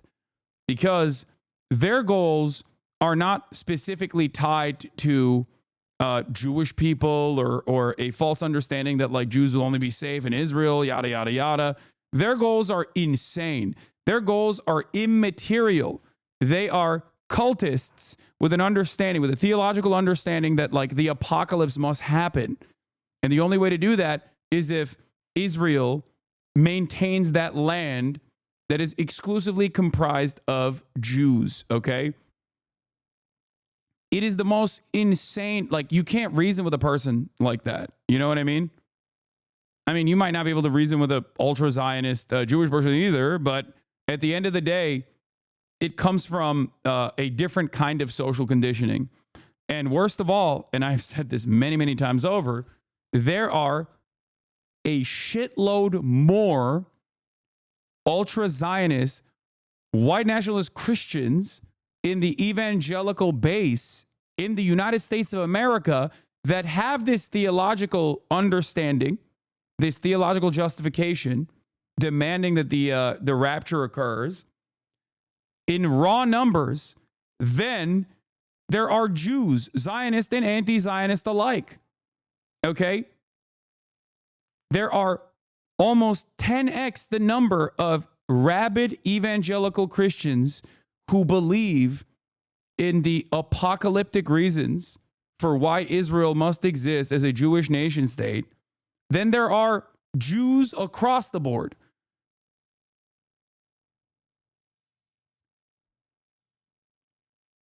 You feel me? You smell me? You understand? And it's so funny because people just like completely forget that for one reason or another. I think on the liberal Democratic Party side, they conveniently ignore that because they want to run a defensive position for Israel by maintaining the position that like Israel is they do the pro-Israel anti-Semitism, the woke dual loyalty narratives. Okay? Or they'll be like, no, you don't understand. Like all Jews are Zionists and it's anti-Semitic if you fucking criticize Israel. Right? But that is a major reason for why there's so much motion on this, okay?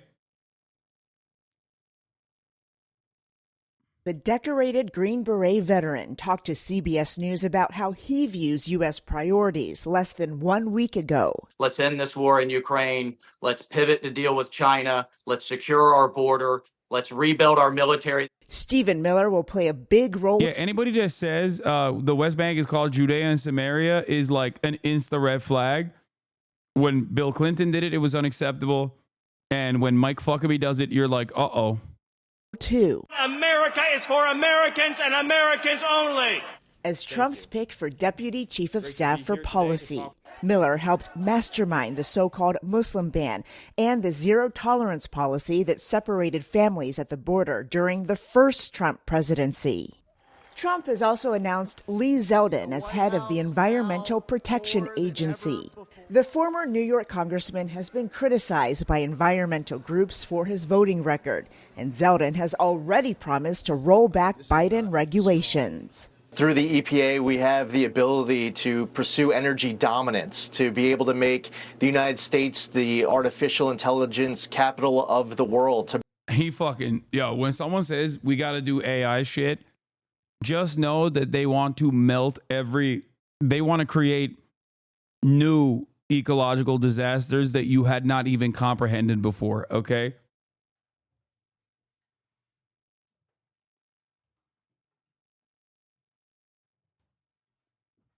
Every time you see one of those ugly ass AI art, all that AI art that you see that's ugly as fuck, they're basically boiling the fucking coral reefs to be able to get that, okay?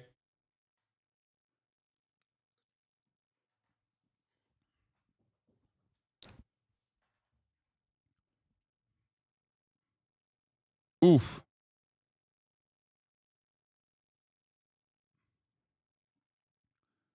Yeah. Yes, we started a new denaturalization project under Trump in 2025, expected to be turbocharged. Justice Department establishes an office to denaturalize immigrants. That's what Stephen Miller said in 2023.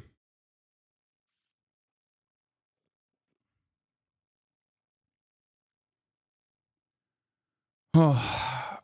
Do you think the heavy use of AI over the last few years had a hand in the hurricane season insanity? I mean, certainly. Yeah, even oil companies are saying Trump is too extreme on climate change. This happened literally under the Trump administration as well. Oil giant ExxonMobil opposed President-elect Donald Trump's plans to pull out of the Paris Climate Agreement, a company spokesperson told to a CNN statement. A second U.S. exit from the Paris Climate Agreement will have profound implications for the United States' efforts to reduce its own emissions and for international efforts to combat climate change, an ExxonMobil spokesperson told in a statement.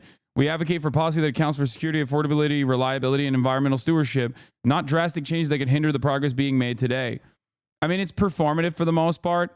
They much prefer the Joe Biden method, which was, aesthetically do the right things while still, increasing our over-reliance on fossil fuels.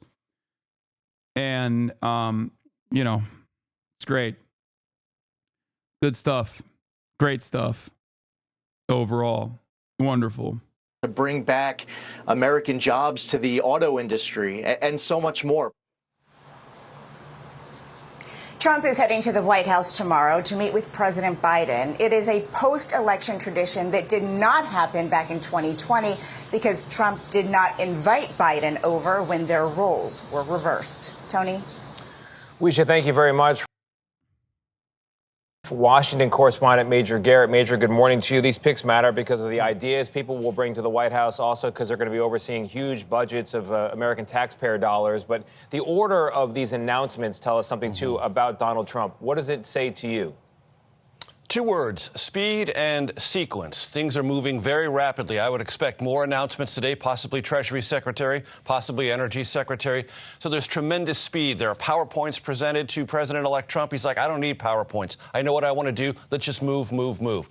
Why do I say the word sequence? Because it's important as we are, as a nation, digesting these moves that, for example, Tom Homan was named the border czar before the Yeah, I mean, he was, Obama's border guy, too, for the record. Expect liberals to get really mad about Tom Homan when,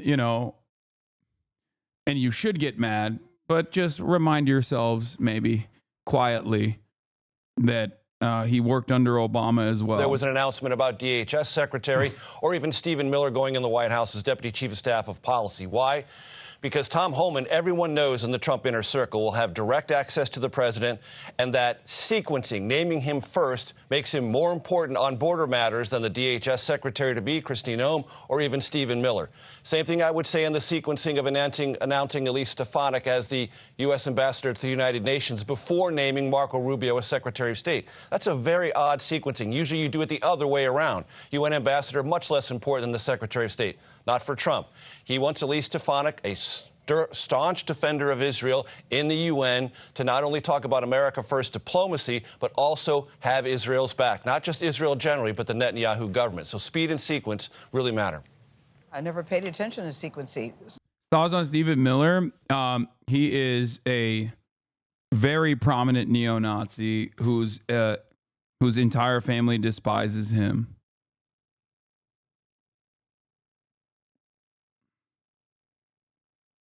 He has no family. He has no friends. He has nothing in his life. The only thing he has is this resilient white supremacist, white nativist attitude and an agenda that he wants to follow through on that purges this nation of anyone that is like not white enough. Sequencing before. He has a now I will. wife? Major, what does it tell you, the people Does that he? he's chosen so far? What does it tell you about the cabinet he wants to build and the administration he intends to run? Does he still have a So wife? I covered the Trump transition in I guess he 2016 does. going into 2017. And back then, there were 2 great questions. What do I do, and how should I best do it? Trump didn't have answers to that. He's had a wife since 2020. And 3 children now.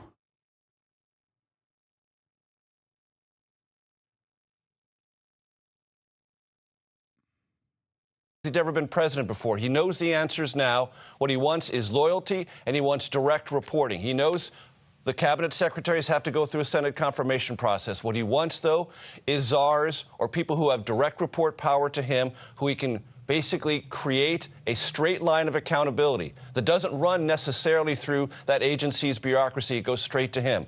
You're going to see that shape many of his appointments. Obviously, there will be cabinet secretaries, but there'll be others who have direct report power to him, and he will try to use that to go around the bureaucracy when and where he can.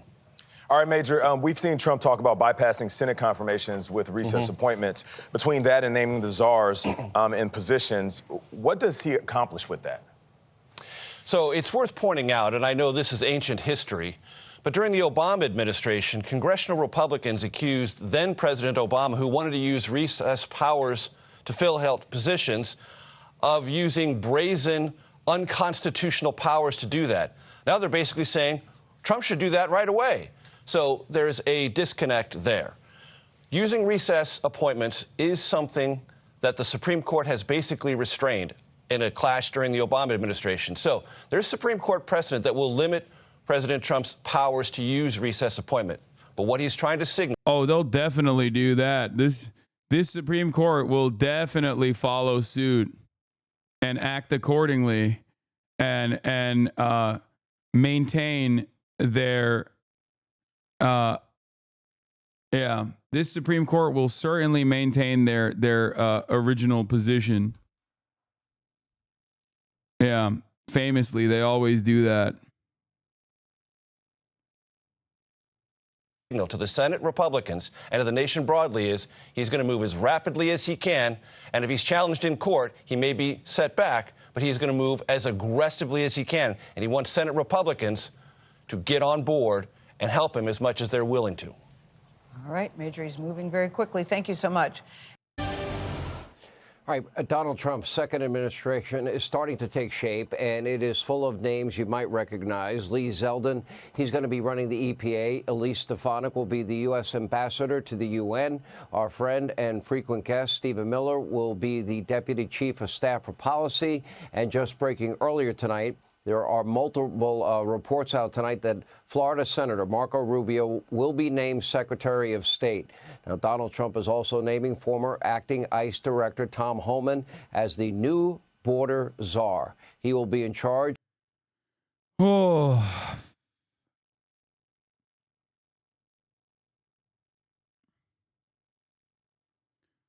Yeah, I mean, any Democrats in Trump's cabinet? Yeah. RFK Jr., Tulsi Gabbard, maybe. No, of course not, dude. Are you crazy?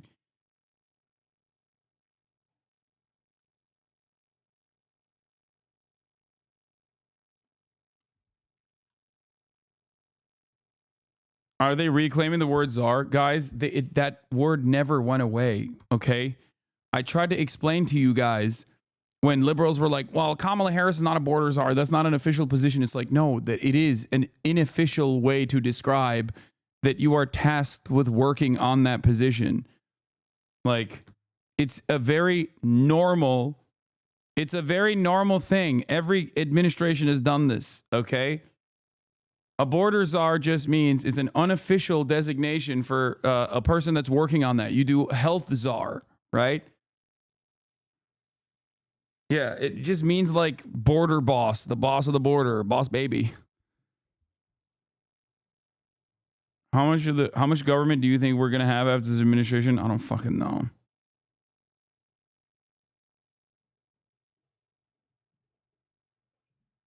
Anyway. By the way, Elise Stefanik literally doesn't have a JD, doesn't even have a Bachelor of Science, just a careerist moron who straight out of college joined the Bush admin and never left politics since. She has no policy chops and has no diplomacy experience. You literally couldn't find someone less qualified if you tried. She literally is just a dumbass.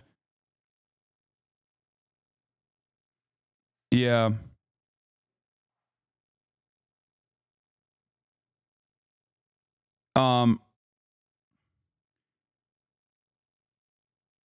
yeah, her qualifications are that she bullied university presidents for not being sufficiently pro-Israel, and she popped off big time, and that's it.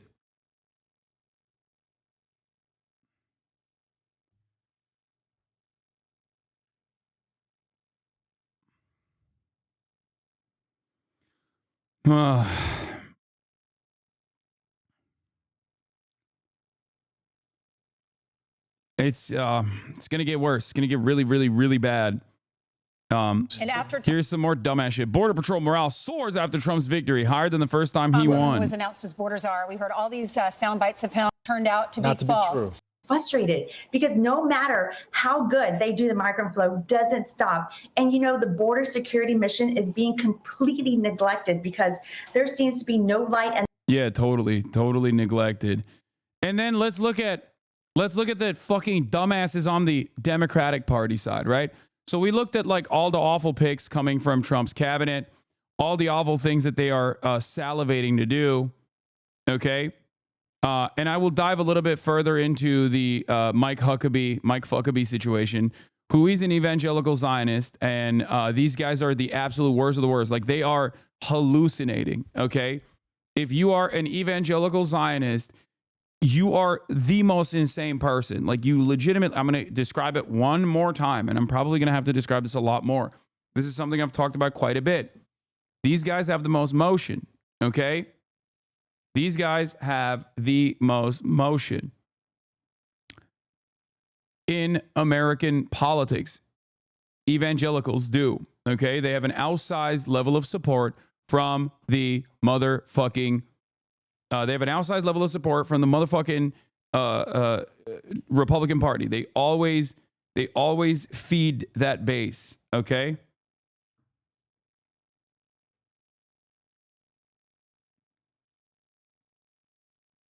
It always feeds that. They always feed that base. Their belief is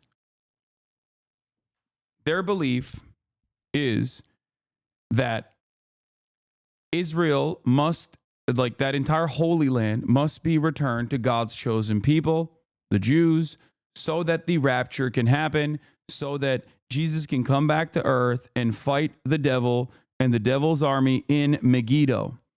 It sounds like a fucking anime, but that is literally what they believe, okay? This is a very real thing that a shit ton, like tens of millions of Americans unironically believe.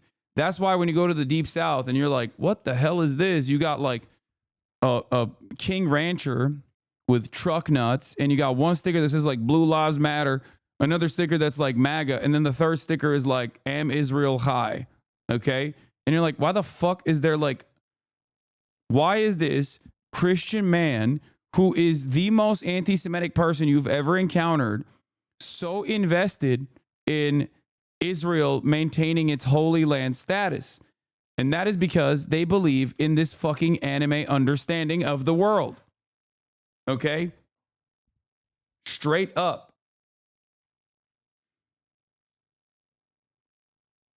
Mike Huckabee is one of those people. In 2015, he told the Times of Israel that Israel's claim to the occupied West Bank is stronger than the United States' claim to Manhattan. Important to note that when he said this, he referred to the West Bank as Judea and Samaria and named the Palestinian Sea as an attempt to undermine their ties to the land. Okay? Judea. Here is Mike Huckabee talking about Israel, the International Fellowship of Christians and Jews. I never use the term West Bank. I find it offensive. We're talking about Judea and Samaria. Yes, sir. And I never use the term West Bank. Speaking of evangelism, what do American Jews think? New poll. The majority of American Jews demand stop offensive weapons, offensive U.S. weapons to Israel, 62%. Resume funding of UNRWA, 66%. Sanction Israeli leaders, 66%. Increase aid to Palestinians, 72%. Establishment of a Palestinian state, 72%. Remember when I told you every single American Jew could be an anti-Zionist tomorrow and America's opinion on Israel would not change? Well,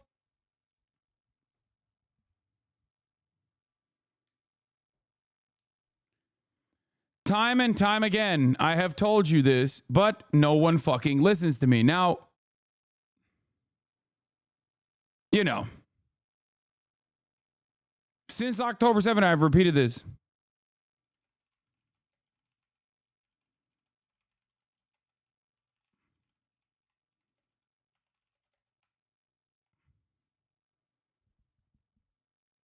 One thing I regularly repeat.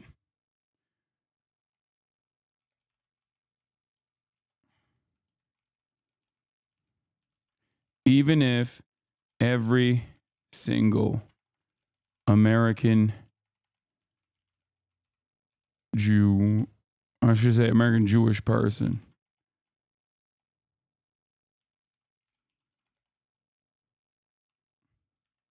became anti-Zionist overnight, every single Jewish American,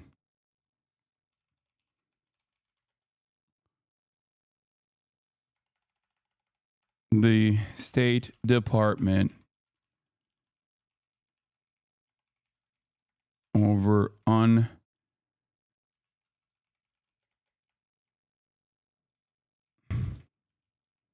unconditional Israel would not change.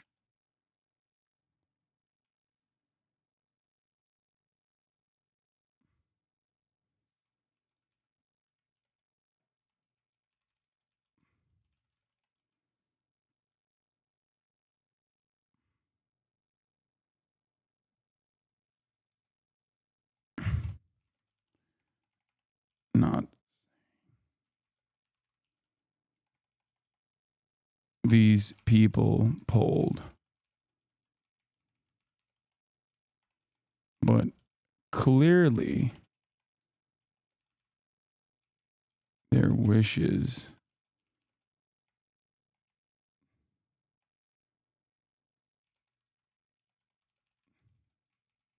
opinions don't matter.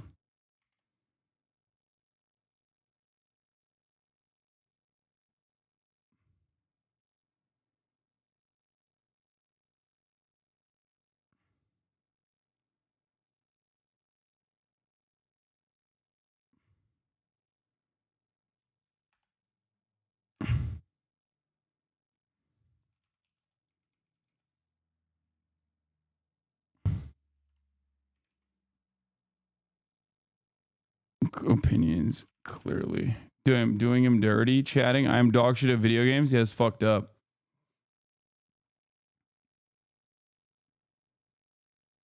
If HasanAbi ever decides to write a book, that shit's taking him 12 decades for sure.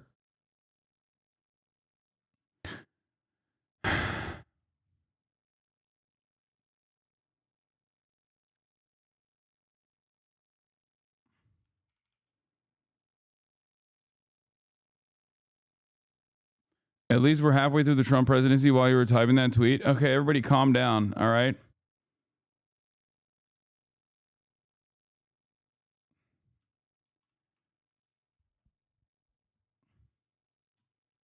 Calm the fuck down, okay? This is not a time to yell at your allies. I'm glad we're back to our roots and making fun of how slow you type. I know. We're there. We're there, okay? We're freaking there, baby. Huckabee in 2021 said that he identifies as Chinese, mocking race. Yeah, or mocking trans people too, I think.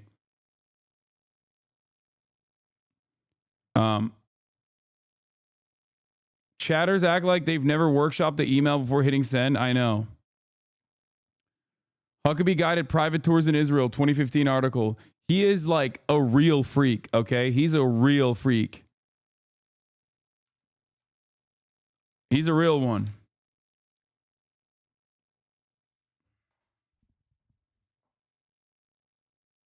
Mike Huckabee, tour guide to the Holy Land. Trump has nominated Mike Huckabee as U.S. ambassador to Israel. Time for a quick review of the views agenda regarding Israel-Palestine that his nomination effectively endorses. Mike Huckabee, there's no such thing as Palestinians. Mike Huckabee, Palestinian state is a fantasy. Mike Huckabee, U.S. should fund building in Judea, Samaria. Former Arkansas Governor Mike Huckabee says Washington stop funding Gaza, divert funds to Jewish communities. Mike Huckabee considers buying a home in Judea and Samaria. Mike Huckabee declares West Bank to be a part of Israel during settlement visit.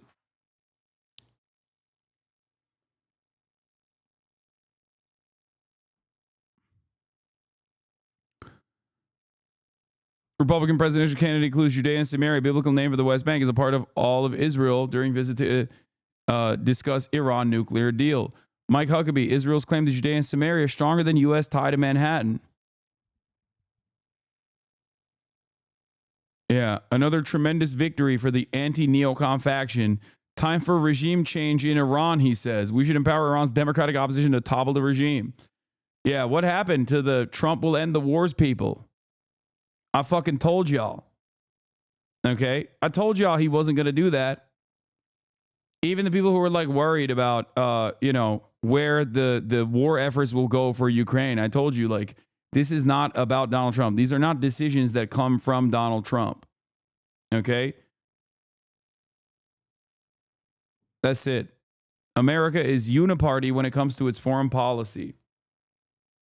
One party pushes the needle further, the other party caves and capitulates and consolidates support, making that the American foreign policy. Okay? Yeah, we're going to do Colin Allred's shitty ass campaign in a second. Various updates from Washington Post. Trump is expected to name 4 deputy chiefs of staff: James Blair, Taylor Buttigieg, Jan Scavino, Stephen Miller. Washington Post confirms the notice scoop that Senator Joni Ernst is interested in Secretary of Defense. Trump is looking to appoint William McGinley for White House counsel. He is White House cabinet secretary in the first administration. Now, the most important role in the Trump administration, no matter which side you're on, Matthew G. Whitaker, is likely to be Trump's pick for U.S. Attorney General. Many of you likely seen Whitaker on TV defending Trump. He was acting Attorney General during the first Trump administration and a harsh Mueller critic.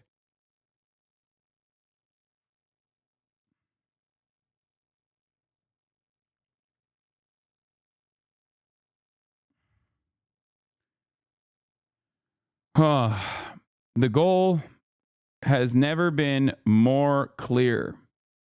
Okay? I'm telling you right now.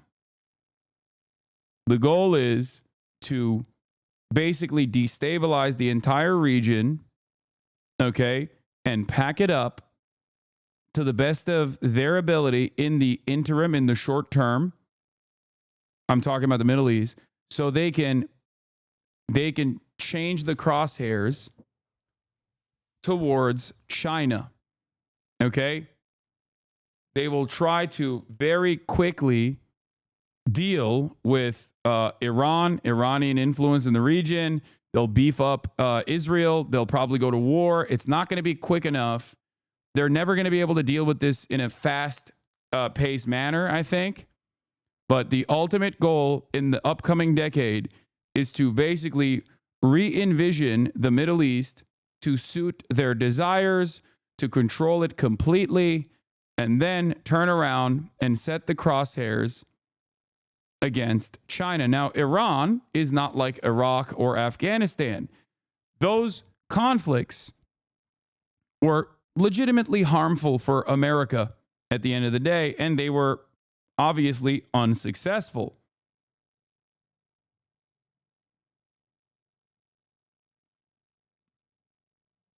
We shall see what happens, but I think that their goal is to basically give Israel as much land as possible and as much control over the region as possible, and then turn around and move towards China.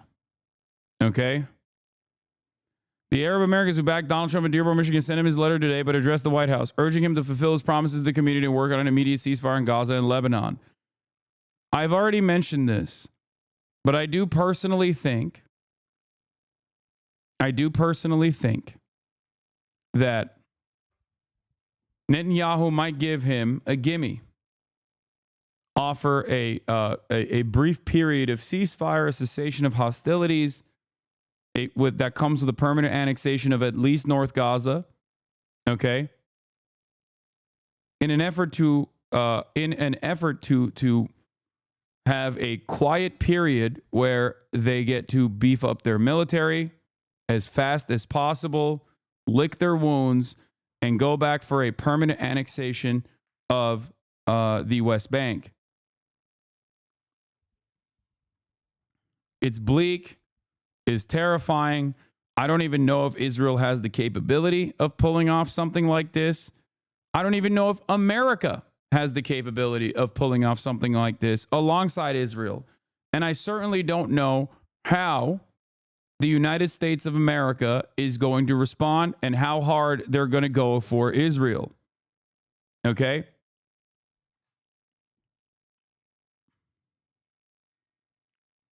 We shall see. But Hamas wouldn't agree to that, right? I mean, for their goals at this point is to have any kind of ceasefire whatsoever. They've been demanding a ceasefire from the jump. Whether they agree to it or not, I think doesn't change that dynamic. Israel could stop the halt. Israel could cease fire right now. Okay?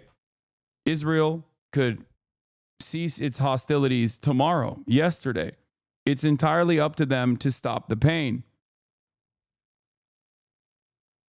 We ain't doing shit, dog. Oh, yeah. Meanwhile, this is the current state of affairs in our current State Department.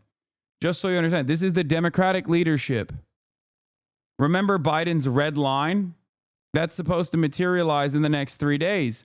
So when asked the question, a direct question, the State Department says it doesn't know how many trucks have entered Gaza in the past 30 days, despite demanding that Israel allow 350 trucks a day or face policy consequences. And in a notable shift, the spokesman characterized the demands in the letter as simply suggestions for Israel to take. BBC's Tom Bateman pressed further, reporting that the UN says only 37 trucks have entered each day, about 1/10 of what was requested. Have the Israelis ended the isolation in the north? Here's Patel's answer. November 1st through November 9th. I don't have updated metric beyond that. I don't care about watching Piers Morgan versus Dan Bilzerian. Yes, I know Dan Bilzerian is anti-Semitic. Okay? If you think that this is news to me, you are delusional. If you think that while I'm doing real fucking news coverage, you want me to watch some fucking drama shit where I don't like either of the parties involved, you're out of your goddamn mind. Be serious for a moment. We're literally covering State Department briefings right now. But at least from November 1st to November 9th, we have seen 404 trucks cross into Gaza. Again, Tom, the point is not that this number is satisfactory. We certainly don't feel it is. But the point here is that some of the steps that we've seen taken, it is our hope that those steps have created the operational conditions to allow for an additional influx of trucks, to allow for an additional influx of aid. It's not what the letter said. The letter says enable a minimum of 350 trucks per day to enter Gaza. And this is in the context of a letter that says you've got 30 days to do it. And failure to demonstrate a commitment to this may have implications under US law. The United Nations says an average of 37 trucks a day have entered in the month of October. That's 1/10 of what you've asked for. Certainly, there needs to be more progress when it comes to the metrics for trucks, Tom. But again, the point that I was making, and I'll reiterate it here, is that our hope is that these kinds of changes have allowed for the operational adjustments to see an additional influx of trucks and to see if that metric can be met or not. And if it is not, of course, we're going to press and continue to raise this with our partners in Israel. And ultimately, as you heard me say, the government of Israel and the United Nations have a responsibility to do everything they can to make sure that that number. I like how nobody took this 30-day deadline serious. Everyone knew they were bullshitting. Yeah, I mean, I said it back then. It's not real. Not only is it not real, but it's also like a fuck you to the current order of business. Like, it's a fuck you to Kamala Harris too. Yeah, we'll do a red line that we won't enforce after the fucking election. Is met. As you just heard me say at the top of this, we have seen, this reopening of Erez, this new crossing at Kisufim. We've seen some additional routes open up within Gaza. These things we think will help, hopefully help create the space to allow that to happen. Yeah, I mean, I've heard that about the measures, but I'm just asking about what you demanded in the letter. So then we had end the isolation of the north. That was a specific demand in the letter. Have the Israelis ended the isolation of the north? We have seen some restoration of deliveries to the north that had been closed for a few weeks. First, as you heard me say, to Gaza City, as well as this week into some areas surrounding Jabalia as well. Well, you said around Jabalia. You didn't say in Jabalia. Areas around Jabalia and then first to Gaza City. So that's not inside Jabalia, which presumably remains under siege. Tom, I'm not going to get into a specific tit for tat on every item in the letter. The letter was a suggestion of steps that we think that they should take. I mean, they're just, it's so cowardly. It's so shitty. Meanwhile, watch Biden to Herzog. He had a conversation with Israeli President Herzog, who was anti-miscegenation, by the way. Real progressive voice out here. Mr. Anti-miscegenation himself. You might remember him from putting up like copies of Mein Kampf to be like, this is what the Palestinian children are reading in Gaza. Here's what Biden had a conversation with Herzog over. What the fuck? Why is this so quiet? Archaeological artifact from the foot of the Temple Mount in Jerusalem, which has the word. Okay, I'm just going to fucking read it. Biden to Herzog says, I remember how I got in trouble back then when I said years ago as a senator, you don't have to be a Jew to be a Zionist, and I am a Zionist. Herzog, I know you are. Clearly a Zionist. Well, God love you. Remember how I got in trouble? We were friends even back then when I said. Israel President Herzog to Biden. I'm here on behalf of the people of Israel, the nation state of Israel, and the state of Israel to say thank you, Mr. President. Thank you very much. As we say in Hebrew, Toda Rabbah, we will never forget how you stood up with us in our darkest hour.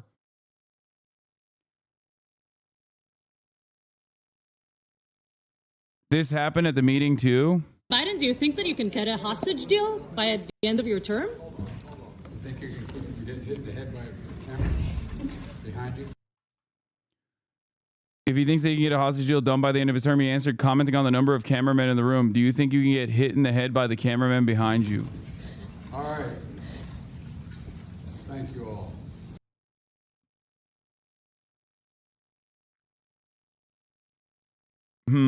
Interesting. This happened at the meeting too? Yeah, I just covered it. They don't even care anymore? Yeah. First of all, it's not because of his senility, okay? He's not senile when he says that. He's coherent when he says that. That's just him saying, fuck you. Suck my fucking dick. Fuck the hostages is what he's saying. Okay? And they never cared. Of course they didn't care. You think Israel fucking cared about the hostages? You think the Israeli government gave a shit about the fucking hostages, dude? Benjamin Netanyahu's psychopathic fucking jackbooted thugs, the Likudniks, the Bibis, were already ripping the fucking hostage posters in Israel. I repeatedly explained it to you. Hostage posters in America play a very different role than hostage posters in Israel. Hostage posters in America and in the Western world was to say Israel's bombing campaign must continue. Hostage posters in Israel, on the other hand, played a significant role in disrupting the bombing campaign because the people that were putting up the fucking hostage posters were immediately related to the fucking hostages. So they were like, remember the hostages, stop bombing Gaza.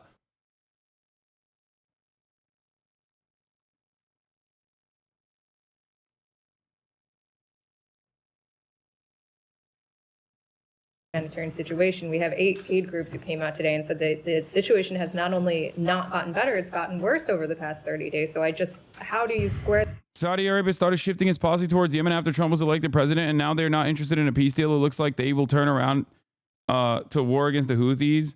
Yeah, this is where China comes into play, because the reason why there was a ceasefire negotiation that China executed between Saudi Arabia and Iran was not specifically because, China is a great peacemaker or anything like that.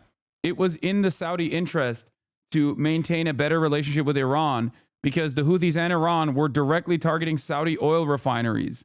They already failed to defeat the Houthis. They already failed to defeat the Ansar Allah administration once, okay?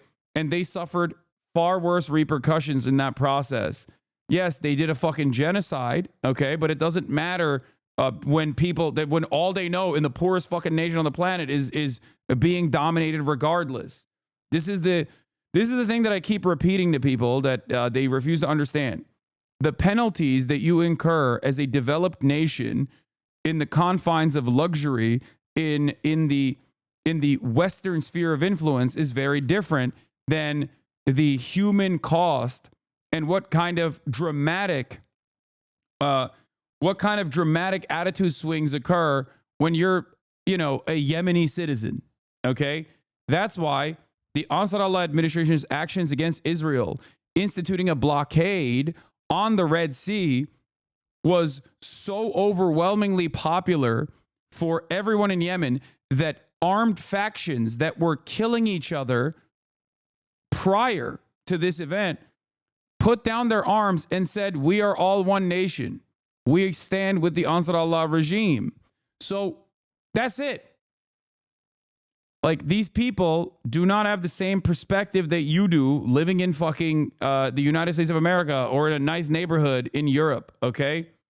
All they've known is war.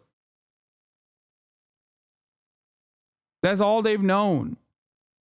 And that is precisely the reason why killing a shit ton of these people is not going to stop them. That's why America is lost time and time again. Okay?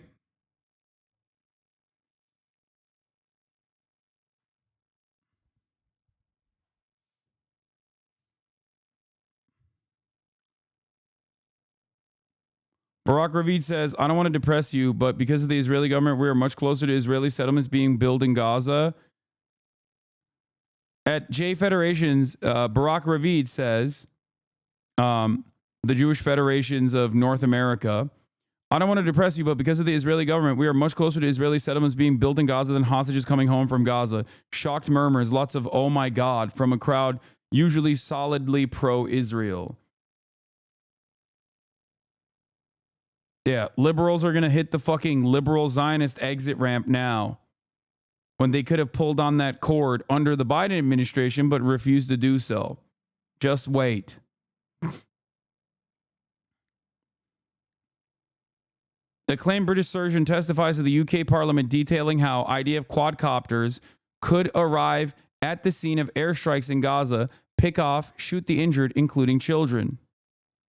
Was that a bomb would drop maybe on a crowded, tented area, and then the drones would come down and... Please take your time. We're incredibly grateful that you're making the time to be here today, and I can only imagine just how it has impacted you and will continue to impact you. And I feel, because you can't unsee what you've seen, but being able to share that with us really helps us hold. And before liberals turn around and say, what did you expect? These people voted for Trump. They deserve it. You're a fucking piece of shit, okay? Because what they're talking about, the gruesome details that this doctor is talking about, happened under the watchful eye of the liberal international rule-based order. And that's why I showed you Biden's reaction and Biden's conversation with Isaac Herzog. That's why I showed you that the current State Department, under Democratic leadership, has overseen this genocide and has defended it tooth and nail every step of the way. Okay? Continue to pay close attention But to. it's important, isn't it? Because What happened to that fucking red line that they were supposed to enforce? Nothing. Everybody knew it wasn't going to be enforced. That with this assessment that you have, or non-assessment that they are in violation. Jenny, I can't speak to the kinds of assessment that these groups made. Certainly have seen that reporting. But to Matt, I just laid out some of the metrics that we saw. We saw the reopening of Erez. We saw a new crossing opening. Measure. You're saying, okay, they did this, but we were told, you guys said it would be based on the results on the ground that have not borne out here. So I get. Can you talk us through the deliberation here? I'm not going to get into the deliberative process, Jenny, but specifically when we're talking about specific metrics or specific actions or things on the ground, the hope is that the operational changes that have been made through some of these things, for example, just the waiving of the customs requirement in the Jordanian corridor or the reopening of certain crossings, the additional internal routes that we've seen open up. How is there any way to be remotely optimistic about this? Seems like nothing is ever going to improve. No, it's not. It's going to get worse. That's it. And not only is it going to get worse, at the domestic level, you are going to see a lot more right-wing commentary everywhere. It's already everywhere, but it's going to even grow. I'm just letting you know ahead of time. And then in that process, I think there will be left-wing mobilization as well, but that's neither here nor there.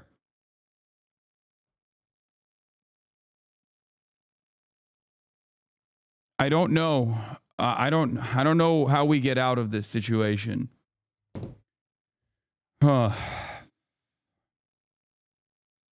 The hope and the desire is that things like that will make it possible for an additional increase in humanitarian aid and trucks to get to the places where it needs to go. And of course, if that doesn't end up being the case, this is something that we are constantly evaluating and constantly assessing. And if that... Please, can you offer anything besides guess you better die to chatters, me freaking out?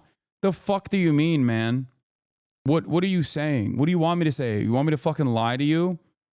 Like, no. The only thing you can look forward to in the upcoming 4 years is protecting yourself and protecting your communities and protecting the people around you. Okay? Organize. That's it. I can't fucking lie to you and be like, no, shit's going to be great. It's not. Okay? It's just not going to be great at all.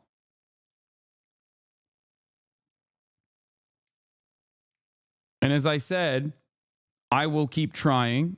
I will keep working. And I urge you to do the same thing. And in times of, in moments of weakness, okay, in moments of insecurity and vulnerability, remember that the only thing you can change is the only thing you have control over is your own body, is your own life, okay? So improve your immediate circumstances to the best of your ability so you can be better at organizing for others, okay? That's it.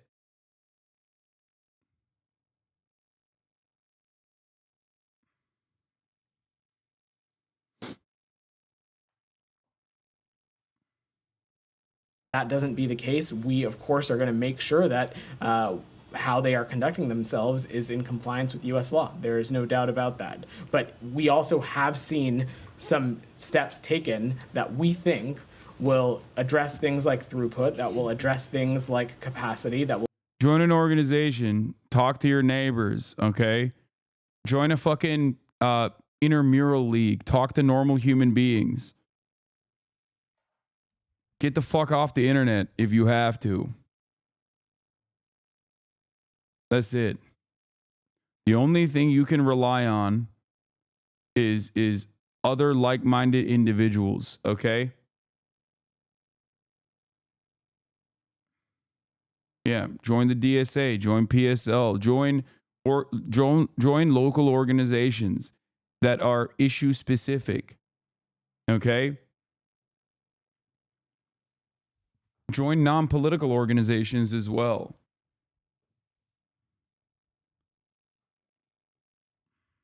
The only thing you can rely on is your community in times like this. Okay? And never stop the pressure. Because the one thing that you always have to remember is that, at least in all of my years of advocating for Palestinian emancipation, the one thing that I've always seen is that these guys who have only known death and destruction their whole lives since birth, okay? Palestinians living in Gaza, Palestinians living in the fucking West Bank. The only thing they've ever known is Israeli domination, the apartheid regime, and its most violent and its most humiliating, ritualistic humiliation that they subject the Palestinians to. And in spite of all, they have existed and continue to exist and continue to resist it. Okay? So if they can do it, You can do it too. All right? That's it. You can't let people, you can't let systems destroy your life, even when they're actively working to erase you. You have to still put your best foot forward. You have to still organize. You have to still advocate for others. And instead of sitting around online and crying about it, you have to keep enjoying yourself as well, no matter what happens. That's it.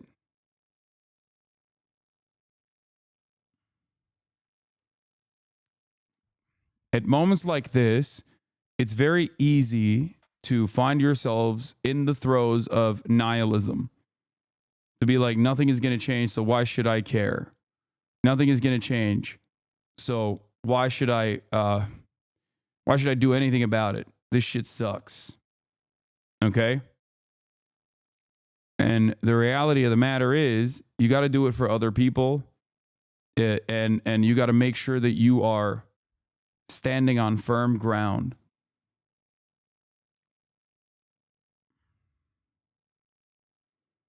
Okay?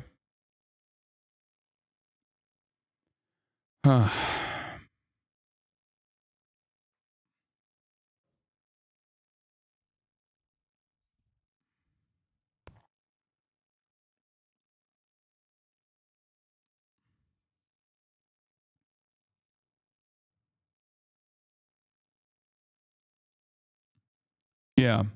This was a funny thing that I saw. Remember when Post Left Watch posted this Will Menaker tweet? Or this Will Menaker moment from Chapo Trap House? Felix, I think another thing at work here is like the fact that like every evil thing, like for instance, like if you're a liberal Zionist, you have to be against the West Bank settlements. And then like as long as Netanyahu's in charge, those are never going to stop. And in fact, they're going to intensify. I think you see a similar dynamic here in Democrats when they're confronted with the fact that Arab Americans or Muslim Americans are maybe withholding their vote from Joe Biden. And you see how immediately the Seldowitz jumps out of them. Yes, they're like, yes. enjoy being in a camp. And I think for the liberals, they need to have a bad right-wing guy carrying this out so they can displace onto that figure the evil things that they secretly want to take place. Absolutely. You know, like threatening, like for Democrats to be threatening Muslim Americans with deportation under Trump, wink, wink, is just like they just want Trump to do that for them so they can say, oh, we didn't actually do that. We support Muslims. Absolutely. But as soon as they become inconvenient. Yeah, Stuart Seldowitz is who he's referencing, the famous racist Obama administration guy who did a hate crime and was like doing daily harassment to this Egyptian fucking food cart guy in New York. Like, for instance, whether they are voicing a political opinion in America as citizens of this country or inconvenient in terms of like they live in a part of the world that Israel thinks is theirs, that their lives are forfeit. And they don't want to hear anything about it. Arabs and Muslims, like more generally, have their use as long as they're firmly within the Democratic camp. And then once if they make any attempt to stray from that, or like or any advocacy for anything but like we need like an ethno-nationalist threatening to like ethnically cleanse the country to keep everyone in line. And to keep the good, to keep the liberal side, to keep our good minorities in the tent pitching for us. Will is describing why liberals will always hate us more than they hate the hogs. The hogs give them what they desire most, which is moral superiority.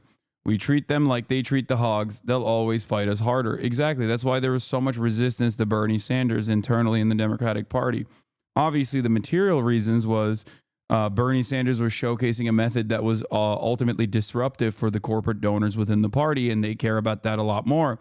But also on the messaging front, Bernie Sanders showcasing that like there is a different, very populist message that you could push for, that you could put forward, was the scariest prospect for the Democrats. Why was it the scariest prospect for the Democrats? Because God forbid you get a bunch of progressive-minded individuals that are the base of support for the Democratic Party, and there are plenty of them, okay? Some of them vote reliably, some of them don't vote so reliably, but it doesn't matter. They exist, right? all of those people would go, wait a minute, I agree with that guy. And that is the most terrifying prospect. That is the scariest prospect for the Democratic Party. It's not a strong Republican Party. It's not a Republican Party that is doing a shit ton of fascism. Because they can always present themselves as like the counterbalance towards that. As things get worse and worse for them, as things get worse and worse for marginalized populations in this country, they can always point to how much worse things are under Republican leadership and collect nice ass fucking pay stubs or nice ass paychecks and farm donations, right? To quote unquote resist. MSNBC is supposed to be the Fox News equivalent for the Democratic Party. And for every one radical leftist Bernie style person on there, there are a million former George W. Bush administration PR professionals. Okay? Understand that. They are more afraid of the actual left because the actual left makes them look cowardly and weak. The actual left makes them look like they have no real interest in defending people. That's why you see so many of these like out of touch DC consultants that are stuck in this fucking idiotic bubble consistently going on television and being like, it's actually woke that caused the Democratic Party to lose. Okay? They didn't go woke at all. As a matter of fact, they were significantly more even annoyingly woke, aesthetically woke, closer to the Latinx narratives in 2020 when they did win. Okay?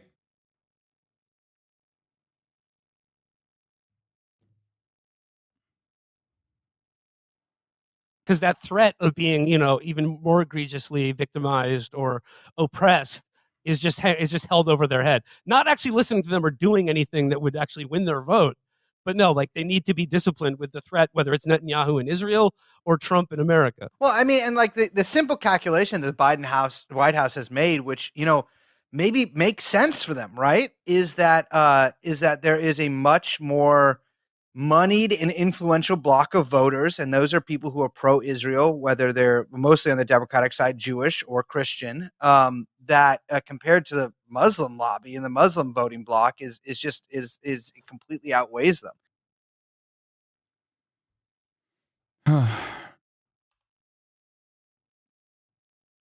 Anyway. When Israel annexes the West Bank and its 3 million Palestinian residents and refuses to give them equal rights, there will be no argument left over whether it is an apartheid state. At that point, it can either go on as an apartheid state and face international isolation or grant equal rights. No third party since they foreclosed Palestinian statehood. They already don't have an argument. They are already an apartheid state. The West Bank has already been annexed in practical terms. They may make it formal now, which would mean the end of the two-state paradigm. It would allow a shift to working towards equal rights for all citizens of Israel in one state.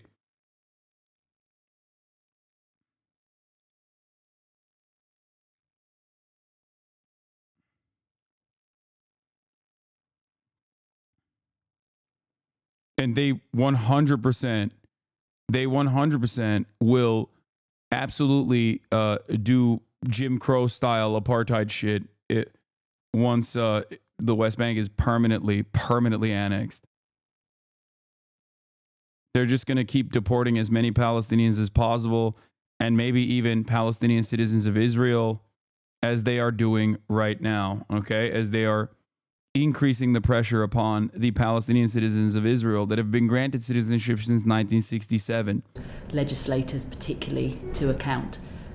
So we do appreciate the time that you're making for us today. Thank you. So,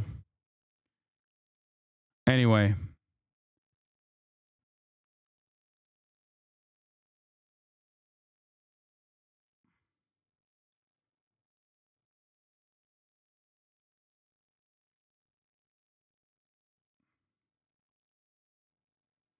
I know you criticize me, but I do think the accelerationist perspective is super valid now. It's our only option to work harder and faster. I already told you this. It is the Democrats that fucking accelerated, okay? Yes, I didn't finish that clip. I don't want to watch a doctor talk about how quadcopters assassinated children, Okay. I know that the doctor is going to say that. I don't want to watch it. Okay. I've seen it a million times over. Enough.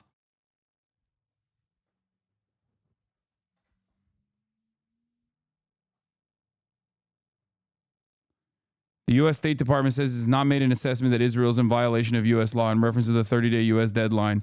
It says there is no policy change to announce. The U.S. State Department is saying it has not made an assessment that Israel is in violation of U.S. law in reference to the 30-day U.S. deadline for Israel to improve conditions in Gaza. Comes after 8 humanitarian organizations announced the opposite. Here are the 8 humanitarian organizations that find Israel failing or being insufficient on every single demand the U.S. gave it last month to improve the situation in Gaza over 30 days. Enabling a minimum of 350 trucks per day to enter Gaza. They didn't do that. Instituting adequate humanitarian pauses across Gaza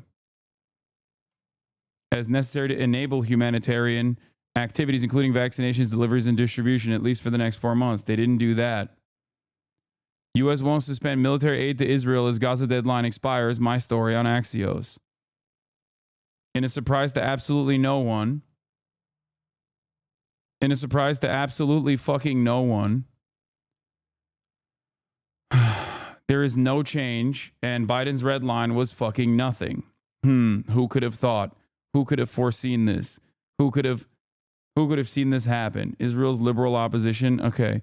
Pay attention to where the U.S.-Israel policy may be heading. Former Arkansas Governor Mike Huckabee, who President-elect Donald Trump nominated Tuesday to be the U.S. ambassador to Israel, previously argued that there was no such thing as a Palestinian. Huckabee, who has been a strong defender of Israel throughout his career, made the statement in his 2008 presidential campaign asserting that Palestinian identity was a political tool to try and force land away from Israel. In a CNN video obtained by Andrew Kaczynski during Huckabee's 2015 run for president, Huckabee suggested that if a Palestinian state were to be created, it should be in neighboring countries like Egypt, Syria, or Jordan, rather than within Israel's borders, which he includes Judea and Samaria in it, which is the West Bank, occupied Palestinian territory of the West Bank, which Mike Huckabee refers to as Judea and Samaria. Basically, there's really no such thing as, I need to be careful about saying this because people will get really upset. There's really no such thing as a Palestinian, Huckabee said at a 2008 campaign stop in Massachusetts while speaking to 2 Orthodox Jewish men. There is not.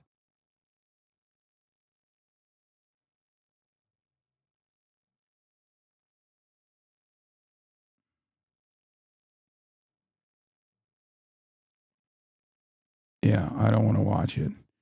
A thread by the head of the opposition, Yair Lapid, explaining how he supports collective punishment against the families of terrorists and banishing Minister of Knesset Ofer Kasif from the Knesset. The real opposition in Israel is about 5 to 14 members of the Knesset out of 120. This is the liberal opposition to Benjamin Netanyahu saying this. I'm in favor of deporting families of terrorists, just as I was in favor of the removal of Ofer Kasif. Today, I sat with the Hagavor Forum, a forum of bereaved families identified with the right and the demand to continue the war in Gaza. We had a good and fair conversation, even about the things that we disagree on.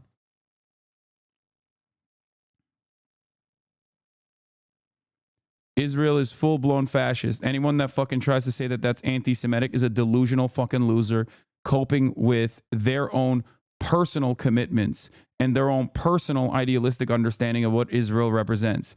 That's it. And no, I will never fucking stand down from openly recognizing that reality. Okay? You can suck my dick. Sick and tired of having to fucking deal with people's own personal biases. Like, this is just cognitive dissonance in full fucking display. I don't know if you saw this. I mean, it's the least shocking thing this piece of shit has said.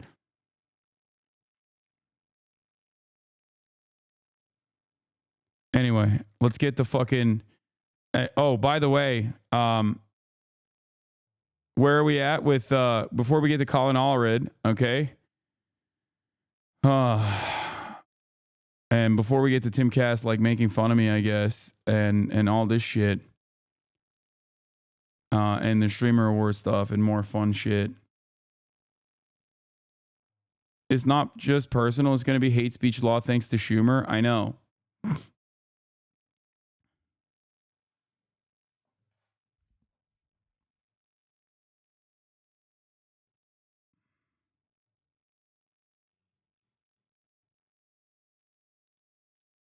Trita Parsi went on CNN to talk about Trump's war hawk cabinet. Trita Parsi, an expert on US-Iranian relations, author of Losing an Enemy. It's good to have you both. Will you ship to Canada if that law passes? What do you mean? Canada and England literally are already ahead of the United States of America in terms of like aggressively pursuing anyone and everyone that says anything about Israel. Yeah, Canada's really going to be a safe haven for me.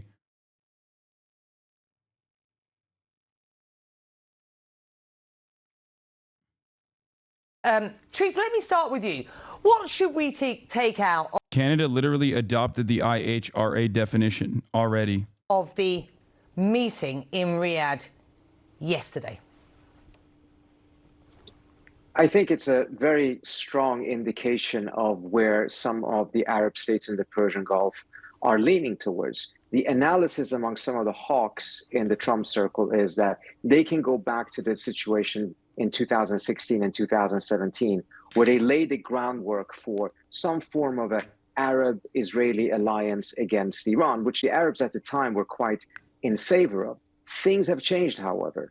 At this point, it's very clear both the Saudis and the Emiratis want to make sure that they absolutely stay out of any war that involves the United States, Israel, and Iran. And part of the reason for this, of course, is the anger amongst their own. This is what I mentioned. Mohammed bin Salman yesterday, despite his own personal disagreements, openly recognized what Israel's doing is genocide. Okay?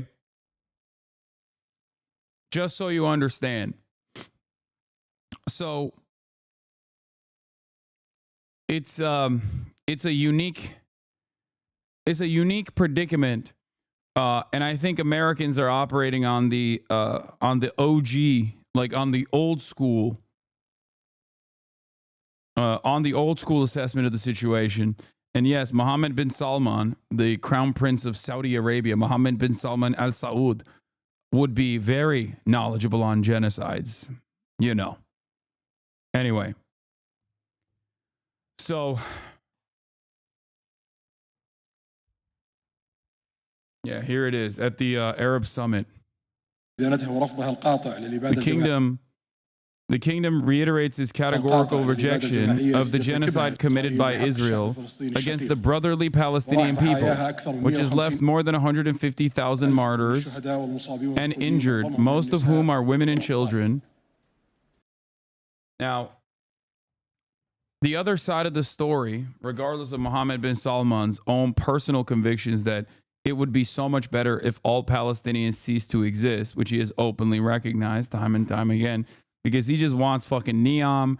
He just wants like Saudi to be in the sphere of influence of the Western world. He wants tourism. He wants to diversify the Saudi portfolio. These are things that he is trying to do. For him, it's like, yeah, the Palestinians present an issue because his own people, understandably, have a very different mindset on the emancipatory struggle of the Palestinians. Now, having said that, he still has to obviously optically be against Israel, regardless of what his own personal ambitions or his own personal convictions might look like. Now, having said that, okay, the other side of the story is not just about Saudi Arabia. It's not what MBS is saying. Mohammed bin Salman is saying. The other side is China. China does not want instability. China does not want Iran and Saudi to be at each other's throats. So for China, he wants energy to keep flowing. And for that reason, because they need oil for their projects and their developmentary projects. Okay. China has already instituted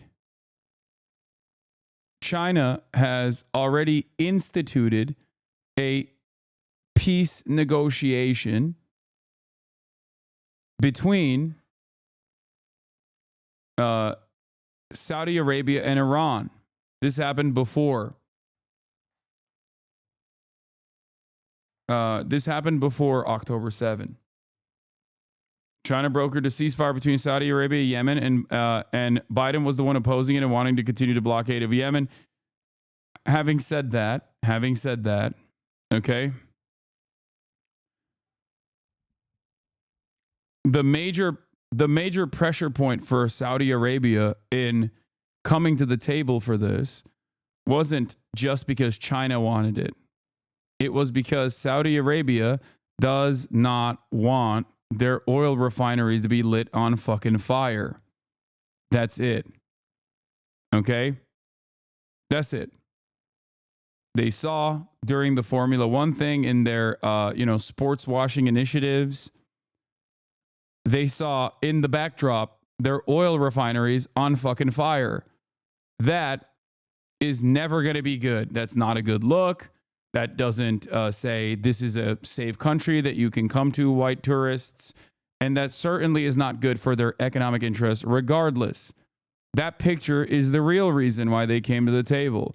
That picture is the real reason why they haven't been so fucking over the top with their support of Israel's defense, even though they have supported Israel's defense, specifically over the Red Sea.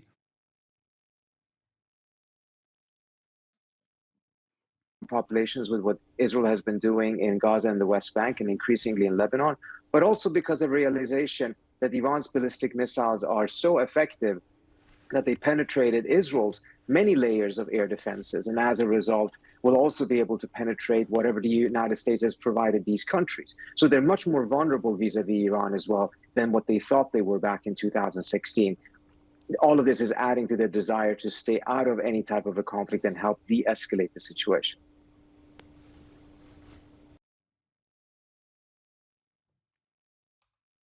Anyway.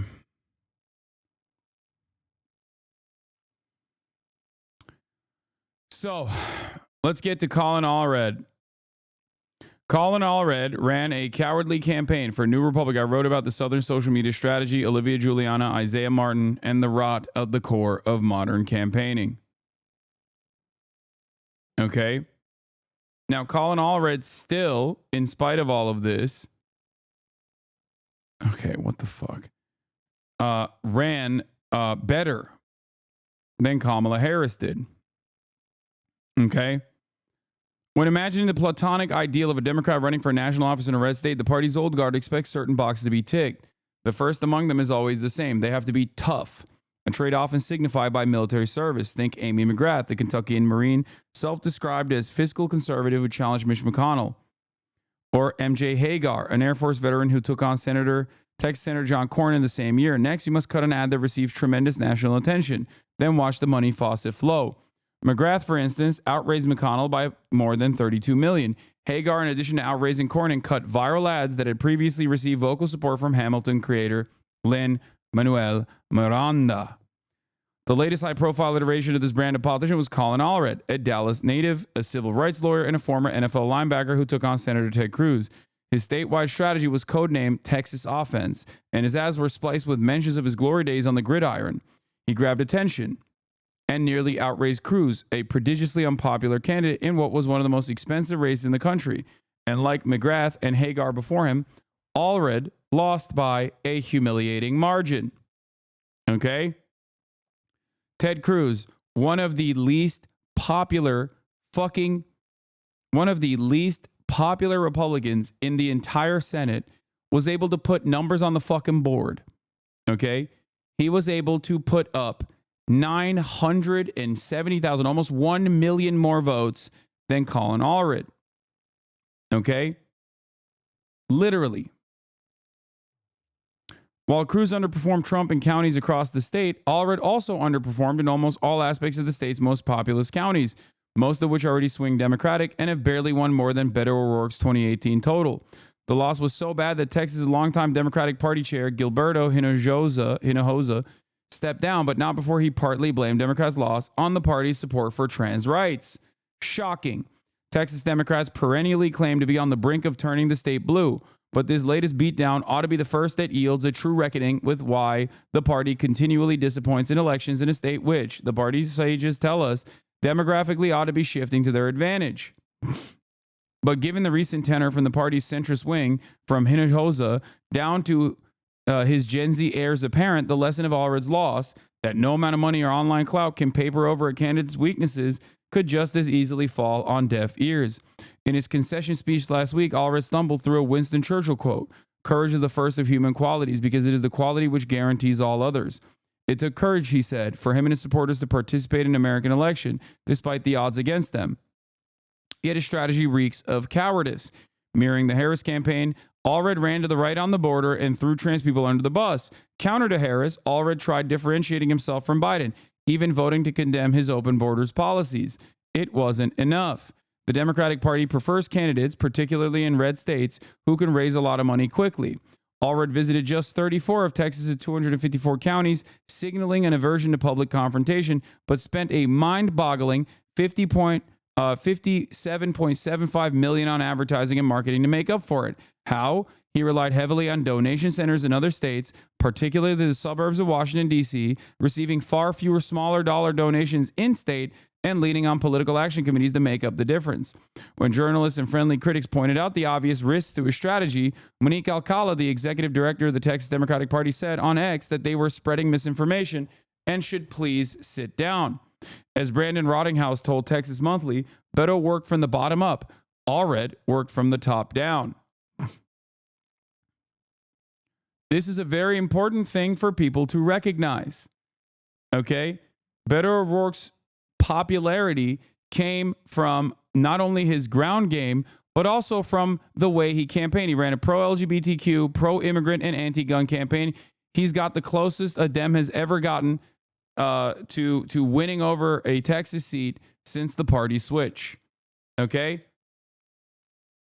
Important to understand that. Now, Beto was far from perfect. But it seems time and time again that people respond positively. People respond positively when you go out and meet them where they're at. As early as the primary, fellow Texas Democrats were ringing alarm bells about a wayward campaign, but online, Allred's team seemed more interested in squashing inter-party dissent than winning in November.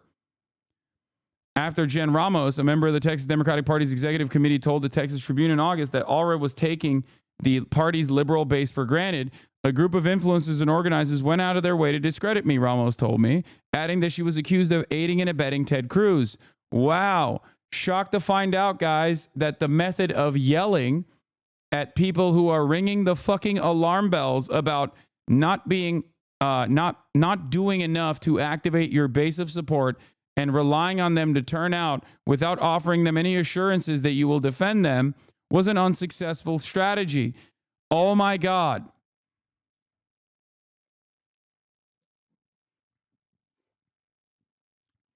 Olivia Giuliana, a 21-year-old influencer who spoke at this year's Democratic National Convention and was advertising the Allred campaign on youth voter turnout, took a similar line to Alcala. Writing on X in the wake of the Tribune article, anyone saying Colin Allred hasn't intentionally engaged the base or traveled the state is spreading misinformation and frankly helping Ted Cruz's campaign divide the Democratic Party. Since last week's election, Giuliana has been ranting online against communism as if a tiny ideological milieu in the United States, let alone Texas, played a major role in their loss. These people would rather fucking fight imaginary communist demons in their fucking minds than actually run a normal campaign.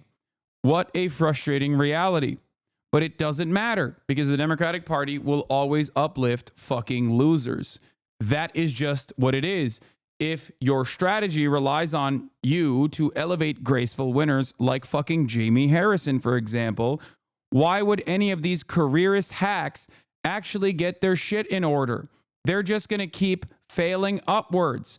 That's why you have the likes of that Lindy Lee woman, okay, who was more predisposed with rat fucking the Bernie campaign, talking about how Bernie bros did online harassment towards her, and she was rewarded. She was fucking rewarded. These guys are the ones who get rewarded. Okay? There is no interest in winning. There's only an interest in losing gracefully and holding true to the ideological commitments that the Democratic Party has to third way neoliberal politics, even though it is very obvious that absolutely no one in the real world looks at that and goes, I want that. That's for me. Okay? You can read endless think tanks backed by big pharmaceutical corporations and the healthcare industry that tell me that it's actually bad to have Medicare for all. But when you go and talk to normal people in the real world and you go, hey, wouldn't it be nice not to worry about, in the words of Felix Biederman, a car payment style bill the moment that you visit a hospital? Virtually every single normal American is going to look at that and go, yeah, I like that. Actually, that seems insane that we have to do that. Okay?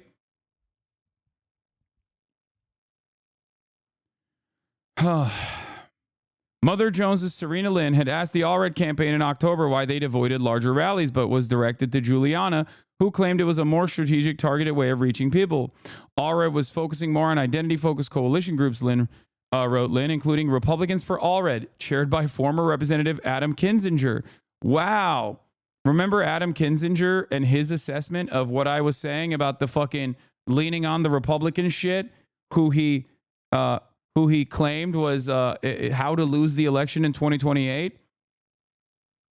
Here, let me pull that tweet real quick. Let me show you what the fuck is really good, just so you understand the mentality of these generational fucking losers.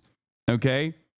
These guys, once again, are more predisposed with maintaining their ideological commitments to third-way neoliberalism and inherently reactionary points of view, and they want to win by those standards. Let me explain something to you. This is that Adam Kinzinger. How to guarantee a loss in 2028, says Adam Kinzinger on November 6th. I don't want to say I told you so, but this run to the moderates looks like a spectacular failure, I said on the night of the election. Lethal military, muscular border policy, and parading Liz Cheney didn't swing votes in Dems' favor and only worked to normalize Republican positions. To which I responded with, brother, have you looked at the election results? She lost because she listened to people like you.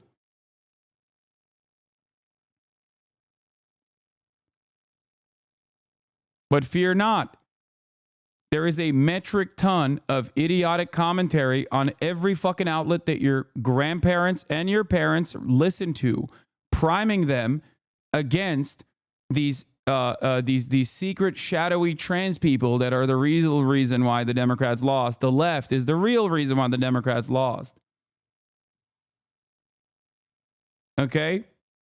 Fear not, everybody. Everyone is going to keep running the same idiotic route over and over again as the media deludes anyone over the age of 45 that still listens to fucking newspapers into a false narrative.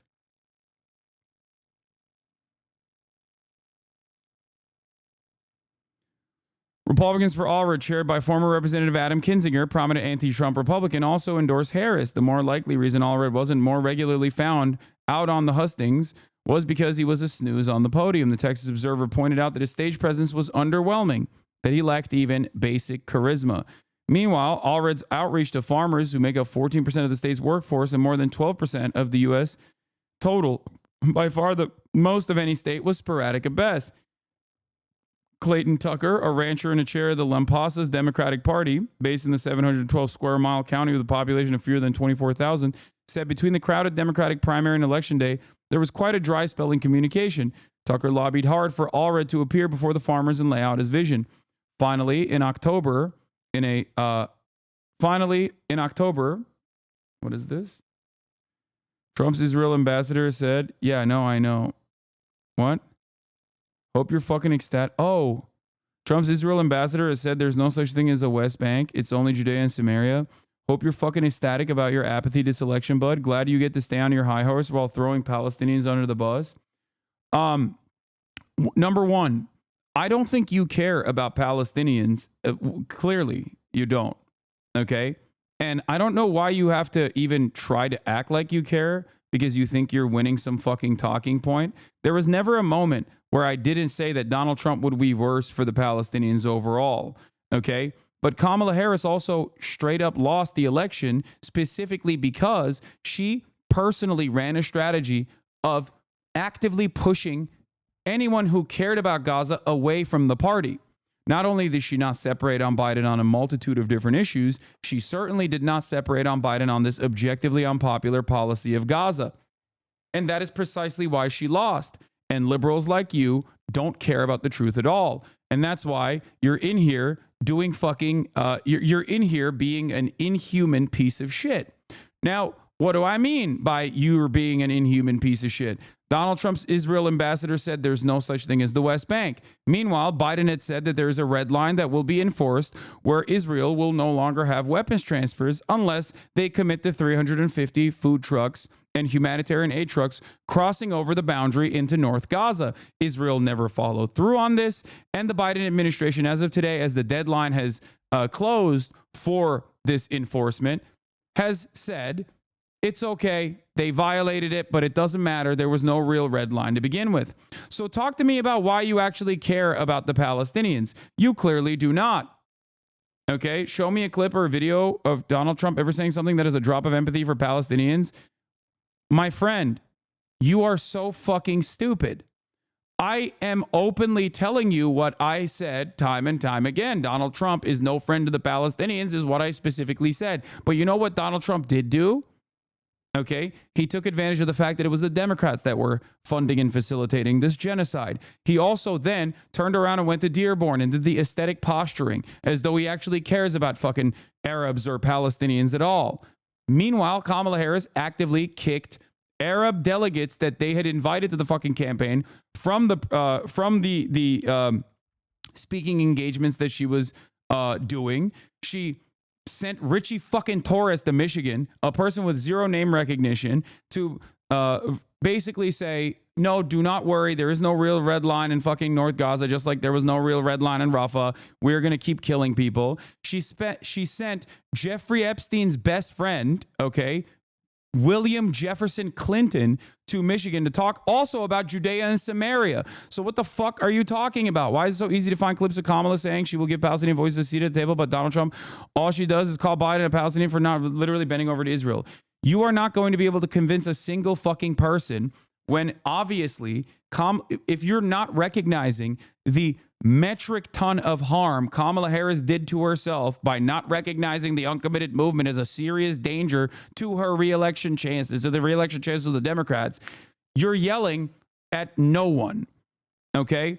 There was never a moment where I said Donald Trump is going to be better for the Palestinians. Find me a clip where I said that and we'll have a discussion. Okay? You can't, because that doesn't exist. Because I openly recognized that Donald Trump will be worse overall. I actually maintained the position that he will permanently annex the West Bank. Why did I say that? Because he got $100 million from Miriam Adelson to specifically do just that. All you do is pretend they're one-to-one, bro. It's sad. No, what's sad is your pathetic inability, your absolute fucking inability to recognize what is happening, what is unfolding in front of your fucking eyes. Notice how you're no longer talking about how Gaza is going to get wiped out under Trump, because it already did get wiped out under Joe Biden. So shut the fuck up. You do not give a single shit about Palestinians, and it's so unimaginably cruel that you could just turn around and use Palestinians as you champion their death and destruction as a simple talking point in an effort to cope for the dogshit campaign that your candidate of choice ran.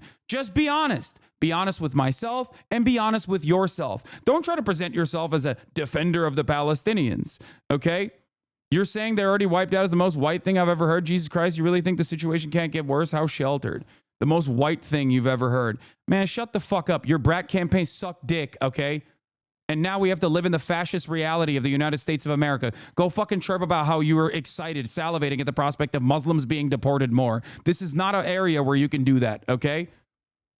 Brat bombs, baby. Liz Cheney. Let's hug and kiss Liz Cheney. That'll surely win us the election. Suck my fucking dick. You and the dumbasses like you that don't even get paid by the DNC to repeat the DNC talking points and continue this fucking insane hallucination that the Kamala campaign did everything she fucking could, got owned, got her shit pushed in, specifically by a incompetent loser who is a direct fucking fascist.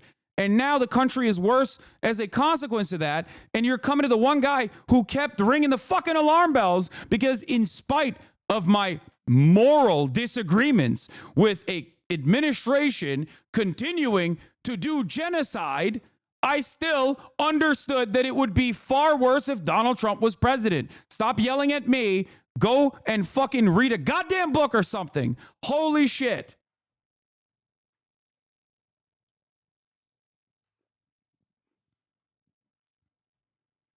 It's so crazy to come in here after this ginormous electoral defeat and yell at the one guy who was like, don't do this. This is going to cost you the fucking election. You absolute dumbass. You monstrous scumbag piece of shit, dude. You guys love losing, okay? That's it. You love to lose. You love to lose because the Republicans are at least honest about their racism. You don't give a fuck. It's never going to harm you. You're most likely a white dude living in the fucking suburbs. All you love is just doing debates online. And this way, you get to stand as a morally superior being to Donald Trump's unimaginable cruelty, while it simultaneously doesn't impact you at all. And maybe deep down inside, you kind of like it. That's why so many dumb fucks are now chirping about how excited they are at the prospect of Donald Trump fucking flattening Gaza, as though it hasn't been fucking flattened already.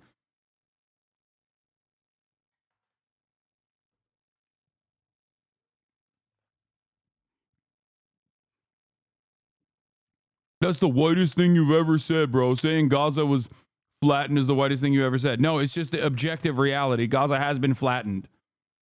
2.5 million people displaced, and they're getting pummeled right now under the Biden administration. If you actually cared about that sort of thing, you'd be fucking smiling and dialing your congressperson instead of chirping the goddamn Twitch chat about the one fucking person that has not only been so restrained and so balanced in this analysis, but has also made an argument to convince liberals that this is an electoral defeat waiting to fucking happen. Racist fucking liberals, dude. You gross me out. You're disgusting. You're virulent little racist monsters, okay? That's why you fucking lose every goddamn time. You have no convictions whatsoever, and you're just a fucking bot that basically says whatever the DNC is saying, whatever the Democratic Party is saying, whatever MSNBC is writing about, I'm just going to repeat over and over and over again, no matter how fucking stupid it is.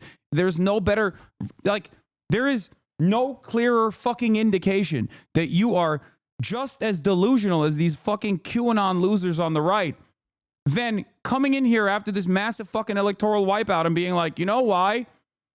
I'm going to fucking sit here and flex. I'm going to be like, oh, look at you fucking Muslims for your apathy. I didn't even demonstrate apathy, you dumb fuck. I openly stated what was happening. If that frustrates you, then maybe, do some internal examination. Figure out why you have such cognitive dissonance.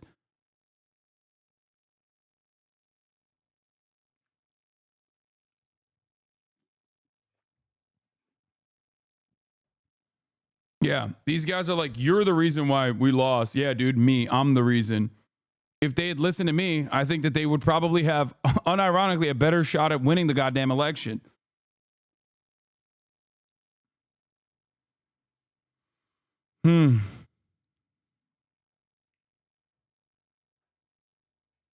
So yeah, in that regard, I am the reason why the Democrats lost, because they wouldn't fucking listen to me.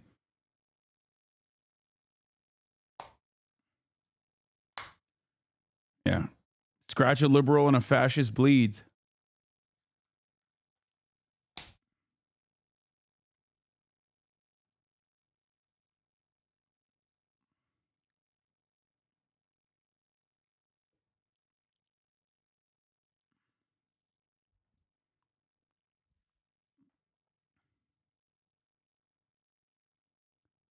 For years, Texas was seen as nothing more than the ATM for Democrats' national aspirations. The candidates will fly through Houston, Dallas, and Austin for a couple swanky donor parties and leave soon thereafter, knowing full well the state wasn't in play.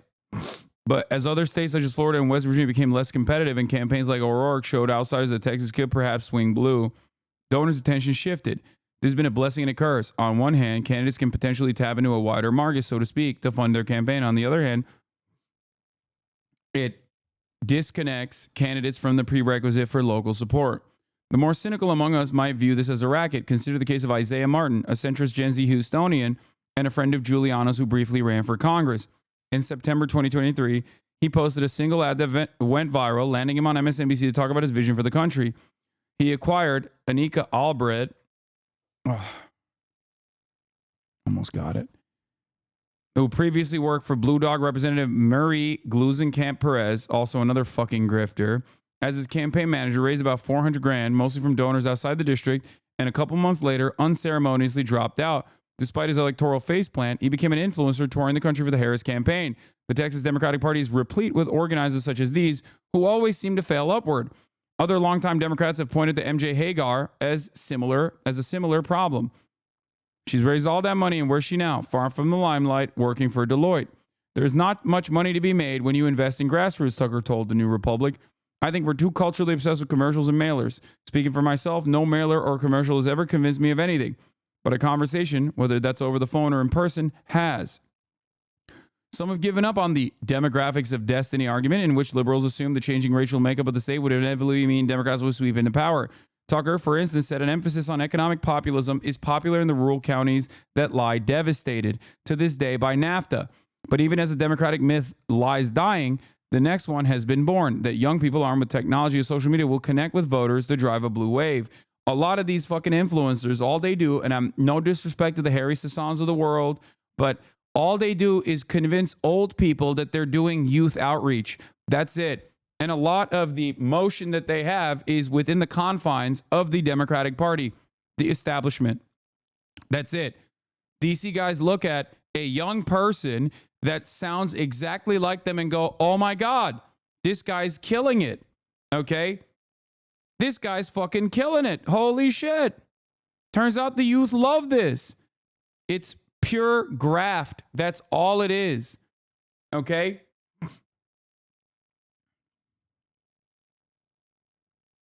But it doesn't matter, because here's why it does not fucking matter. Okay? The reason why it does not matter is because they will get elevated. They will develop a platform of prominence, even if that platform does not yield positive results, even if that platform does not yield any sort of electoral victories for the Democratic Party. It does not matter. We just keep elevating fucking losers. Okay?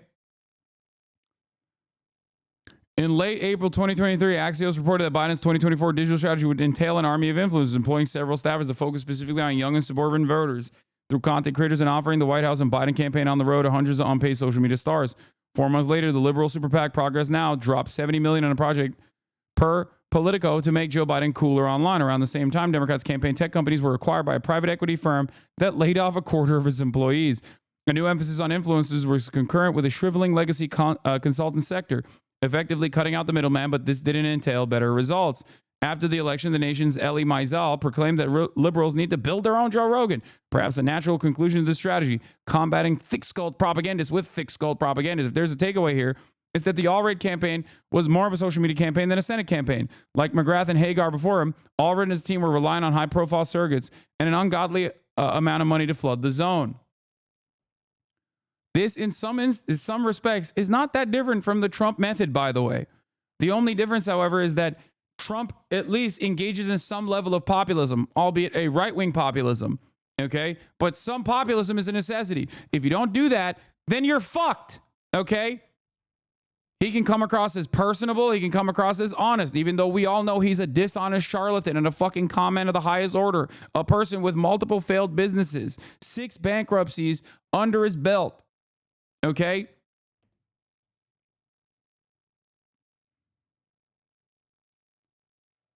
Yes, I know. Mike Fuckabee is the goddamn ambassador to Israel. I know. Why the fuck are people coming in here and spamming this shit? I know. I already covered it. Okay?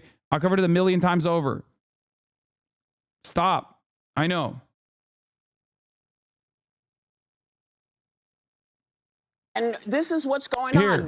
Here, look at how this conversation about how reassured they are by Trump's foreign policy appointments made me actually yell things I can't type here at full volume in front of the TV at my mom. Incoming administration continues to build its cabinet, eyeing MAGA loyalists like Stephen Miller for Deputy Chief of Staff, former New York Congressperson Lee Zeldin as EPA Chief, South Dakota Governor Kristi Noem. She's going to head up Homeland Security, so watch your dogs. Yes.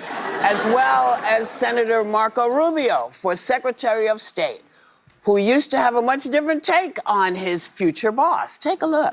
We cannot allow a con artist to get access to the nuclear codes of the United States of America. He's always calling me Little Marco. And I'll admit, the guy, he's taller than me. He's like 6'2", which is why I don't understand why his hands are the size of someone who's 5'2". Have you seen his hands? They're like this.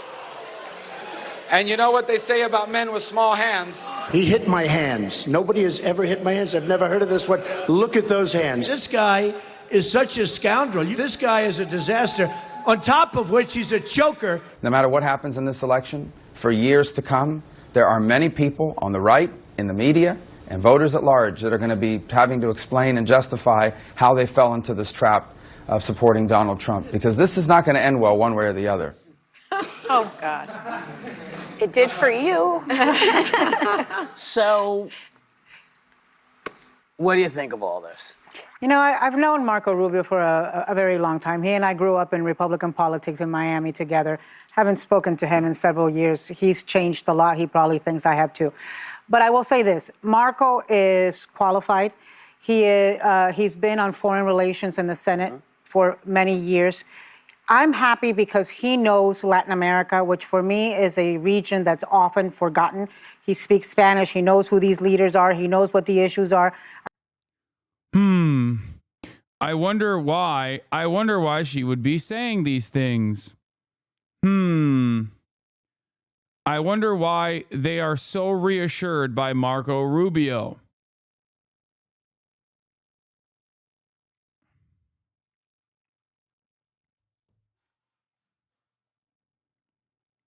I wonder if her personal attitude towards what must happen in Latin America are directly in line with Marco Rubio's. Someone send me the fucking tweet, please. This is Rhino, never Trump Republican.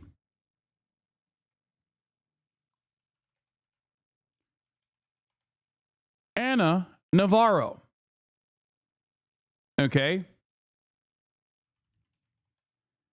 Ana Navarro, who gets to operate within the confines of the Institute of Politics at Harvard University, born in Nicaragua, okay, obviously aligns with Marco Rubio on foreign policy.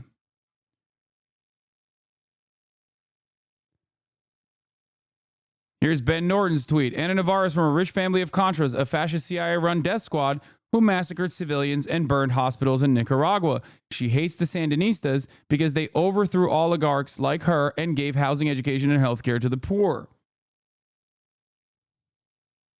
Contra-supporting CNN pundit Ana Navarro lobbied for corrupt right-wing Latin American governments as a Republican strategist. She also openly said, "My dad was a Contra. I'm grateful to RR for his support of freedom. You're kind of young to be a true Reaganite." Now, don't you think that's insane? Here's again. To my friends in New York, I still have some connections with old Contra leaders if needed.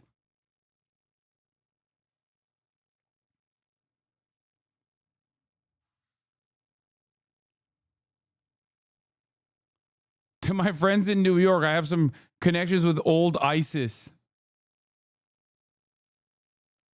members if needed. Some old Al-Qaeda members if needed. That's what the equivalent is. 1980 murders of U.S. missionaries in El Salvador. In December 2nd, 1980, 4 Catholic missionaries from the United States working in El Salvador were raped and murdered by 5 members of the El Salvador National Guard.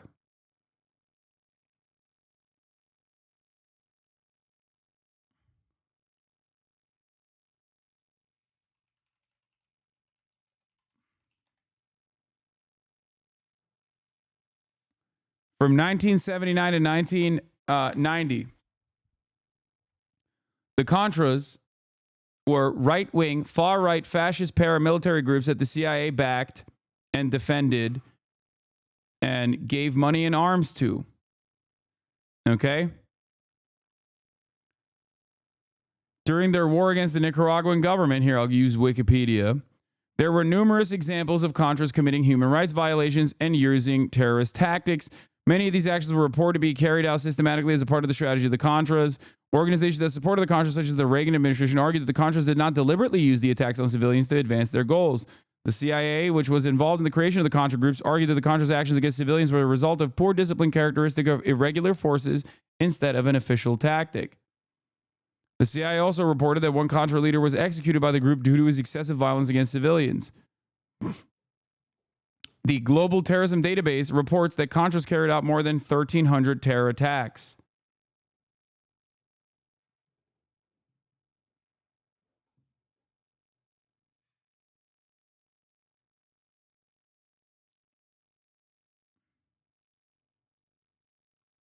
Because there's something about. Here's Ana Navarro shitting on Marco Rubio. They've been outing themselves to kiss his ring. Marco Rubio is one of the worst. How dare Marco Rubio compare Trump to being a felon to communist Cuba? 5,600 Cubans at least were shot in front of firing squads. And another 12,000 in addition to that were shot and killed. How dare you use their names in vain so you can suck up to Donald Trump? Don't you dare compare our judicial system to that.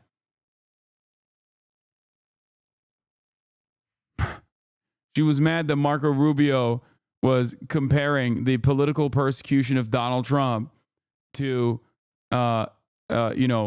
the Biden administration of Fidel Castro. Her explicit purpose for being platform is to launder and sane wash the ever-shifting right-wing movement in the United States liberal mainstream media. Yes.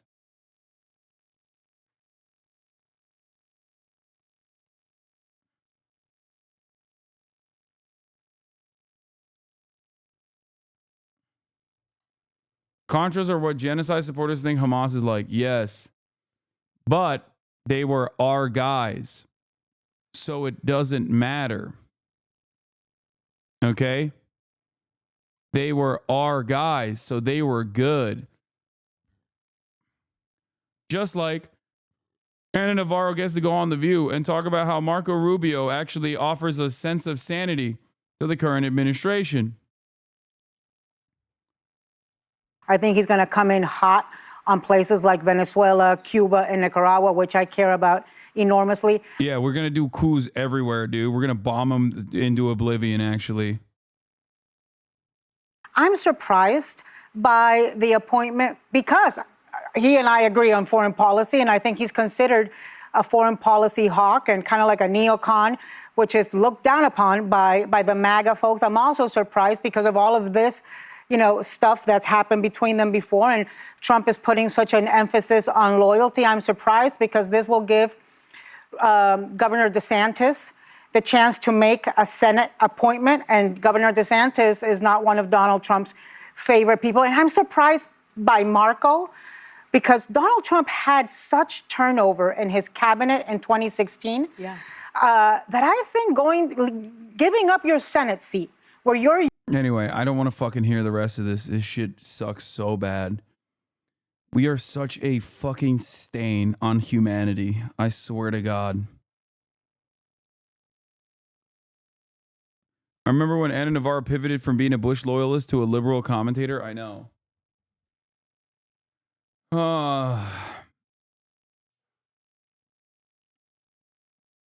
Anyway, yeah, Jon Stewart has a similar assessment to myself. But let's finish this fucking piece on how the Colin Allred campaign blew all of their donations that came from outside the fucking state, and what to look forward to, and what lessons the... Oh, yeah. Will never not be funny that Marco Rubio's parents left Cuba during the Batista reign, but he told people during his campaign that they fled Castro. I recently realized there are many Cubans whose parents and grandparents fled Cuba during the Batista dictatorship, but over time the family story became that they fled because of Fidel.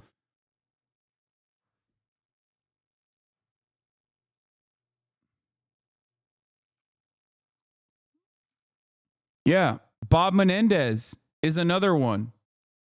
Remember Bob Menendez being like, I learned how to... Remember when Bob Menendez, New Jersey Democrat, Bob Menendez, was caught for securing contracts for halal meat from his contacts in Egypt, and they were paying him in gold bars. So when asked like about the gold bars, he basically said, I learned to hide my wealth in gold bars when my family fled Castro's dictatorship. Okay?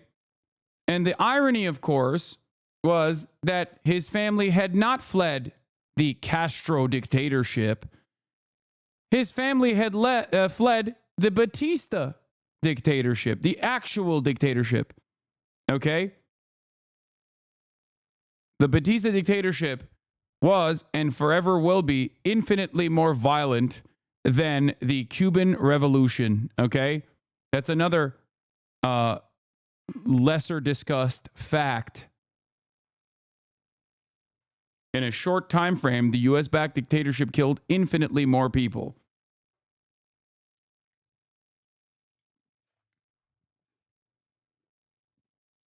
Do Americans know Castro is considered a hero in most of the world? No, dude. Americans don't even fucking think about anything outside of their immediate neighborhood. Americans are some of the most selfish fucking people on the planet. What do you mean? Americans literally just voted, okay, including but not limited to Americans of Latino heritage who have immediate family members who are now slated for deportation, okay, for a guy who was going to engage in mass deportation because they thought that in the process, the egg prices would go down 50 cents, okay? Now, there's obviously a lot of issues with what the Democratic Party did not present as an alternative, but no, of course, most people don't know who the fuck Castro is. And Americans have eaten an unimaginable amount of fucking propaganda about Fidel Castro and Che Guevara.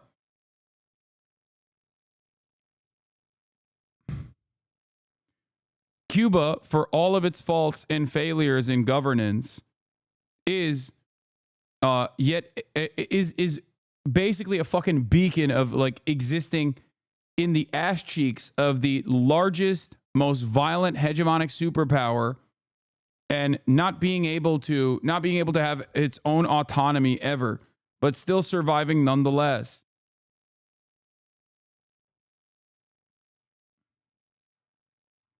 Think about it. Island nation that's like basically swimming distance from mainland America, okay, that has been punished for having a socialist revolution since the inception of the socialist revolution, because we were mad that we couldn't have sugar plantations and a tourism destination for the fucking mob.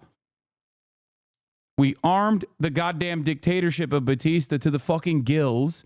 And then when they lost and got their shit pushed in, we just punished the island nation permanently and have never stopped. And time again, the United Nations has actually condemned the blockade that we have instituted on Cuba unjustifiably. Okay? The entire world is opposed by the United States and Israel. For the 32nd year, the entire world voted at the UN General Assembly to demand an end to the illegal U.S. embargo against Cuba. The USA and Israel opposed the international community with a vote of 187-2, with one abstention. Moldova is the one that abstained.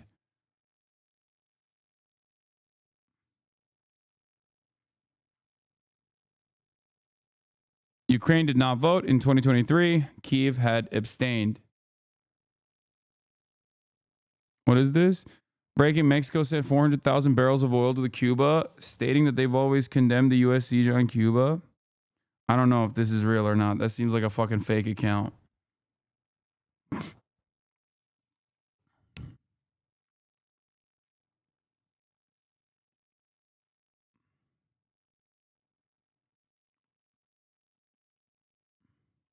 My grandfather left because of Batista, but blamed Castro for everything. He wasn't a slave owner. He just worked in a shop, got randomly arrested by Batista, then was released and left the country.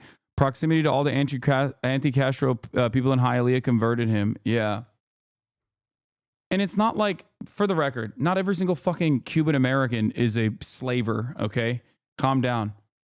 But the cultural resistance against, mostly backed by a lot of the people who are anti-Castro, the cultural resistance has remained, okay? So it doesn't matter. It does not matter at all.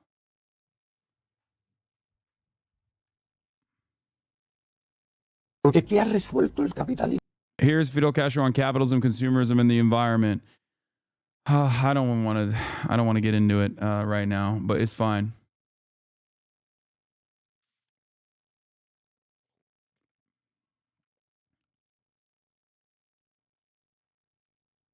What does USA get out of sieging Cuba? I mean, it's the same principle behind endlessly punishing Haiti for having the Haitian Revolution. That's it. You can't ever give people a moment to ever think that a successful revolution can continue and can exist. It goes entirely against our goals in maintaining the system that we have. Okay, it is real, apparently. Holy shit, that's fucking sick. Mexican fuel flows to Cuba as the island faces blackouts and the loss of Russian and Venezuelan oil. Mexico has sent nearly 500,000 barrels of crude oil and diesel in just a span of days. That's fucking amazing. Keep the international community in line so any revolution against the existing order is unthinkable. Yes. Do I think a socialist momentum in Russia can achieve anything? No.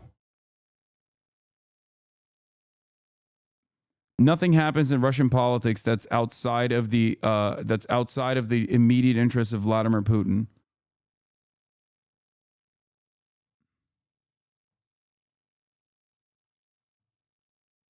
That includes, you're being anti-American by supporting Mexico and Cuba. I hope you know that. Fuck yeah, I am. This guy needs to be banned. This guy needs to be banned. We need to keep killing Cubans directly. What the fuck? That's against American interest. That guy's joking, by the way. That guy's joking. That guy's joking. Don't yell at him. Okay?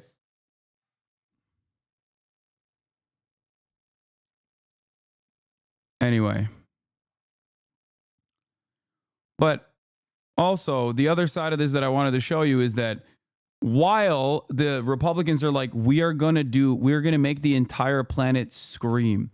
We're going to destroy every country. Okay. We're going to do whatever the fuck we can to destroy the current way of business and the current way of existence. We're going to do mass deportations. Here's Hakeem Jeffries on hopes for bipartisanship as Congress edges towards GOP control. Thank you, Steve, our great majority Here's what Mike Johnson is saying instead. leader. Thank you to our whip, Emmer, our NRCC chairman, Richard Hudson, all three of these gentlemen, and our whole leadership team, Elise and all the rest, Blake Moore and McLean and Palmer and everyone, did everything possible to ensure that we could come to this moment. It is a beautiful morning in Washington. It is a new day in America. The sun's shining, and that's a reflection about how we all feel. This is a very, very important moment for the country, and we do not take it lightly. We did work really hard to bring this day about. The actual statistics are even harsher than you said, Richard. My team calculated, they told me last night, actually when it was all said and done, it did more than 360 campaign events, in over 250 cities across 40 states. And I logged enough miles to circumnavigate the globe 5.5 times. But it was worth it. It was worth it. And we got extraordinary candidates. We flipped blue seats to red as we planned, and we kept this majority. We expect that the majority will be larger than last time. We still have a number of races outstanding, but we're very optimistic about those. And we are looking forward to governing in unified government beginning in January. It's true that on Tuesday, voters rejected what they really felt was the misery of the last 4 years. We're moving on and we're turning the page, and this is something that the American people desperately need and deserve. We are going to raise an America First banner above this place. And you saw a demographic shift that I was talking about on the campaign trail for over a year, with new demographics, new groups of persons who had not traditionally been with the Republican Party, who came on board with us because they believed in what we were saying. They believed the answers that we were providing for all the great challenges facing the country. And we made them a commitment to do that. And we will. And as the new members return now, we lay the groundwork for the next Congress, and we usher in this new day in America. Republicans in the House and Senate have a mandate. It's true. It was a decisive win across the nation. The American people want us to implement and deliver that America First agenda. And we have to do that while we have that energy and that excitement beginning on the very first day of the Congress in the new year. It's clear the American people do want secure borders. They want to prevent terrorists. Well, this guy Laz, the speaker, the Tea Party caucus will, I assume that Republicans in their endless glory will most likely end up infighting again because they can't. I mean, we'll see. We'll see what happens. But there's usually a lot of naysayers because they're so primed towards obstructionism that they end up obstructing their own process regularly. So, I mean, that's kind of how they did. That's kind of why they obstructed the right-wing border bill. They were the ones who saved that from passing. And criminals from entering the country. These things are common sense. The Tea Party is still a thing. It's called the Freedom Caucus. They want and deserve lower costs for groceries and gasoline. They want us to project strength on the world stage again and not the weakness that we have projected for the last 4 years. They want an end to the wokeness and the radical gender ideology and a return to common sense in our children's classrooms and corporate boardrooms and government agencies. And we're going to ensure all that's true. This leadership will hit the ground running to deliver President Trump's agenda in the 119th Congress, and we will work closely with him and his administration to turn this country around and unleash, as he says, a new golden age in America. That's not a campaign slogan. We believe that that is true. We believe in our hearts that America's best days are ahead of us, and we're excited to deliver upon that promise. The only way we're able to work quickly is because we have unified control of the Congress, both chambers now in the White House, beginning January. And I want to congratulate all our Republican incumbents who worked so hard to ensure their re-elections and our new members who helped us to keep. Okay, I don't care. I can't listen to this fucking dumbass. All right, let's look at Jon Stewart being unbearable, dude. That's the one good thing. Chatters are asking for a silver lining. No more fucking text from the Democratic Party's campaign. Holy shit. Begging for money over and over again. 5 times? You only got it 5 times? Oh, brother.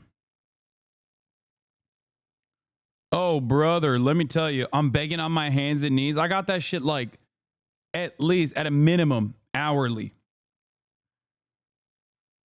You got it 5 times a day. You got out good. Sometimes twice an hour, at least 24 a day.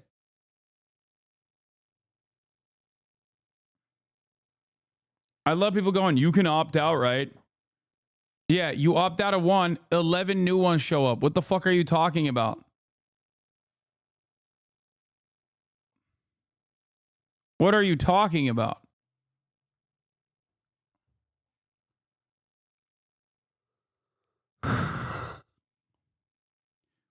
They know you're rich? No, because I fucking foolishly don't maxed out the Bernie Sanders. That's it.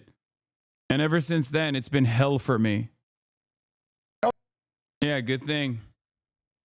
Good thing that they had that ready to go, you know, because Trump was going to contest the results when he loses. start the steal. You don't get to choose. Dems took the danger for democracy. Reps represented as a sure way. They didn't have to earn your vote. Like people owed them their voice. I don't think the Democrats understand something that is really, really important. Okay. If you tell the Americans, if you even lie to Americans that you're going to fucking lower the price of food, they will vote for Adolf Hitler. Okay. They will vote for Adolf Hitler. If Adolf Hitler was like, I'm going to lower your egg prices by deporting 20 million brown people. Okay. They can be American citizens as long as they look brown enough. I'm going to deport them. Americans would be like, hell yeah. And by the way, that's not a hypothetical. That just happened. Okay. That just straightforwardly happened. They did that. I don't know if you guys know, an election just took place. And that is a real quote from a Pennsylvania voter. But also, that's real. That's a very real thing. Okay. Sounds reaching.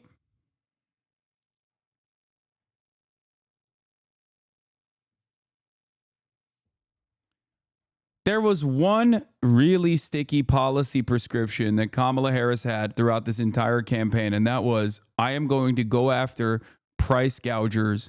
I am going to go after the grocery stores.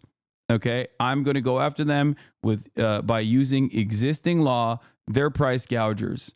Okay, and everybody turned around and were like, that's communism, sweetie. We can't have that. New York Times wrote an article about it. We brought 12 economists to say Kamala Harris's price gouging strategies are stupid. And then Donald Trump was like, oh, that's Venezuela. That's Venezuela. Guess what? That shit was more popular after a month of attacks. Okay. Why the fuck did they drop it? She should have just literally been like, I am going to prosecute, not the transnational gangs. I am going to prosecute American corporations. I'm a prosecutor. I have worked in my career in California against people who were fucking you over. I'm going to do that. She even brought that up at certain points. She should have been like, I'm going to prosecute the real gangs in this country, the corporate oligopoly. Okay.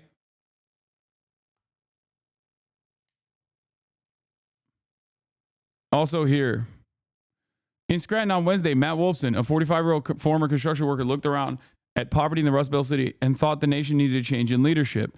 Wolfson said he didn't love the dictatorial aspect of Trump's personality, but thought it could keep the country out of wars and maybe bring peace to some other conflicts, including Ukraine. Once again, I'm vindicated because, as I said time and time again, Donald Trump is going to present himself as anti-war. Democrats are presenting themselves as pro-war, and nobody fucking responds to pro-war messaging. Everybody actually likes anti-war messaging. Americans see themselves as peaceful people. Okay, they don't even reckon with American imperialism. They don't want to think about it. And the entire media structure is designed for Americans to never think about it, to shelter from the immediate aspects of America's war. Okay. What did he follow up with? He's good and bad. People say he's a dictator. I believe that. I consider him like Hitler, Wolfson said, but I voted for the man.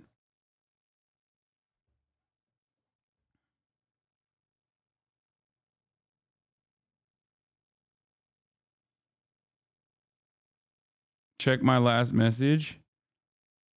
Only potential silver lining is that Trump's obviously not going to deflate prices, and if he does, the economy will actually fucking tank. So after 4 years, maybe people will see that Trump didn't do jack shit and have a far left swing and to stay in the same way. 4 years of Biden resulted in a far right swing, but I actually acknowledge this is 100,000% pure copium. Yeah, it's copium.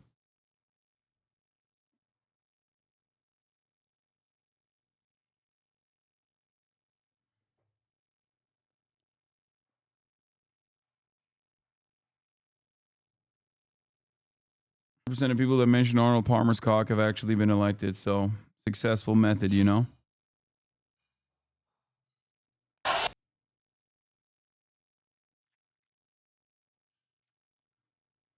Everything is so primed to the right. It just sucks so fucking bad.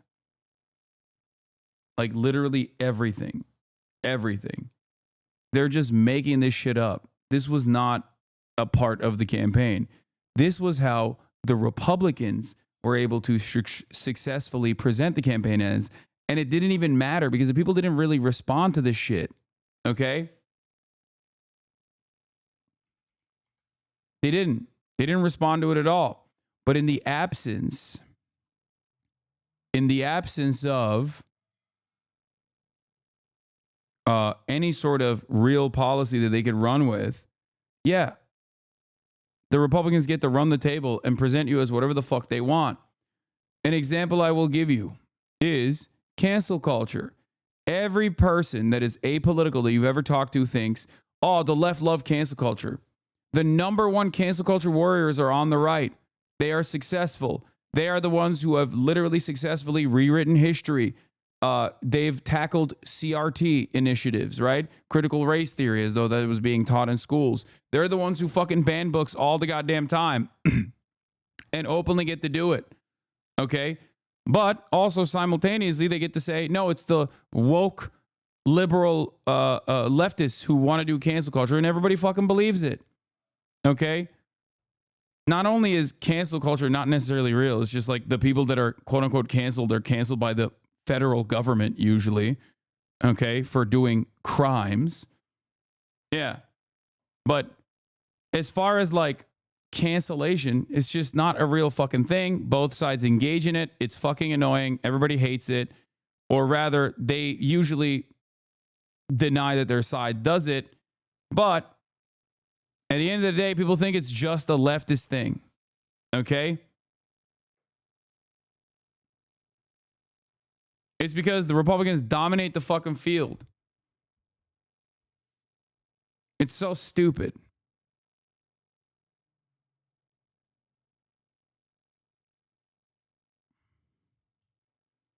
I say this as someone who has been not only quote unquote canceled a million times for crimes such as buying a house for myself and my family, okay, leasing a fucking dentist car, or just being socialist while also being rich because you guys subscribe to me to support the stream for $6 or for free with a Twitch Prime. Last cancellation, having sex. Okay, that's the last one. It's not real. Come on, let's be real. No one fucking thinks that way. Anyway, like that person had 900 likes for being like, I got the ick because he fucks. Also, I don't have sex. So that's neither here nor there.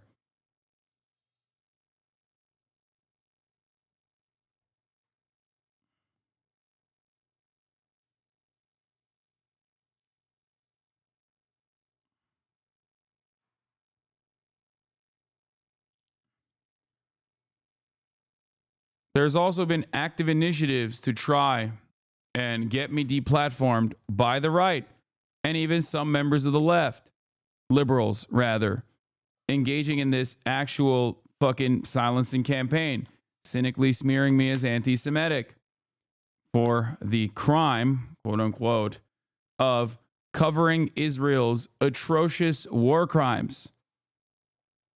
Speaking for the freeing, the emancipation, and the emancipatory struggle of those who are victims of American and Israeli imperialism and genocide. You know, stuff that you read as morally unconscionable in your history books until the Republicans cancel said history books.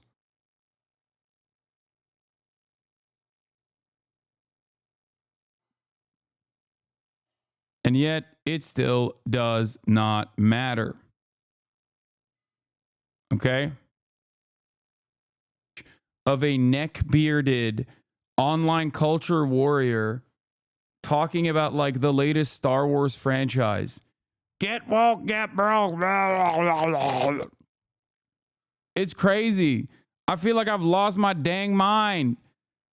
I'm watching liberal commentators talk like fucking quarter chicken pounder, dude. The quartering. The entirety of the Democratic Party's media apparatus is literally now the quartering. What the fuck is going on? No, it's not like 2016 all over again. It's worse.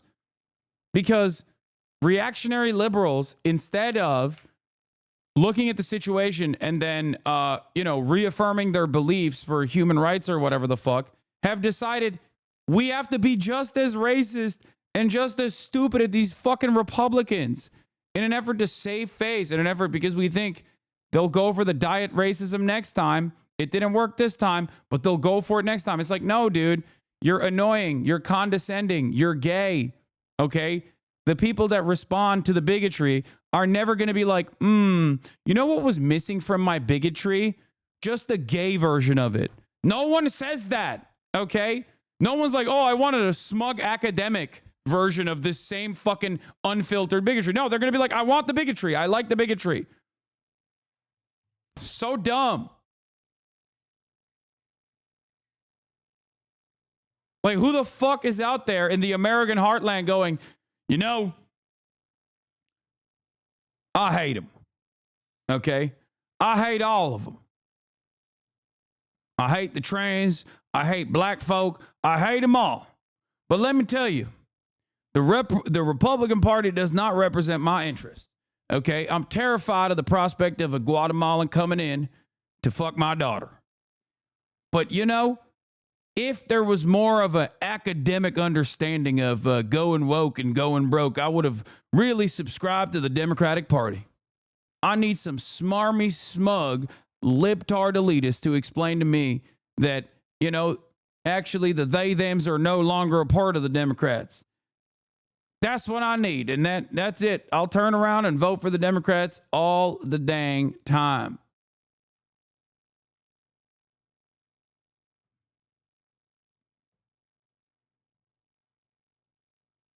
Broke. Ads is a free ad for the Republican Party.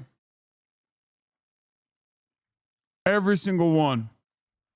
And then we're surprised how everybody lost. Shocking. Why go for the diet Republican Party when you can get the full strength soda?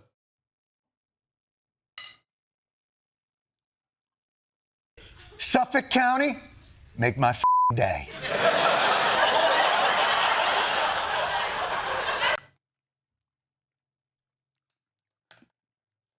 Damn. Why would the base feel a certain type of way? In spite of the obvious threat that Trump presented. Why should anybody ever vote for the Democratic Party when they can get the real thing in the Republican Party? Every single one of these issue-based campaign strategies basically reaffirmed everyone's commitment to the Republican agenda. This is why I kept saying Donald Trump has reshaped American politics in his own vision, whether he wins or loses.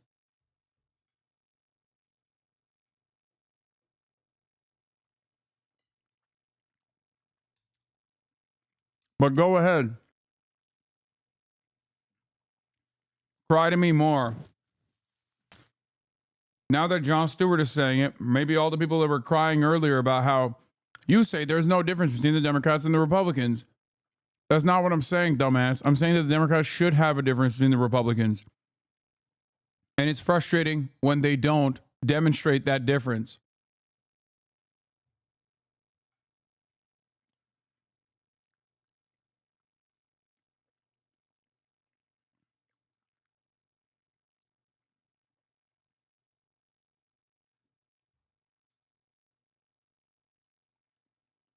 Yeah, the Republican operative, Jon Stewart, once again, just like I'm a Republican operative, you know?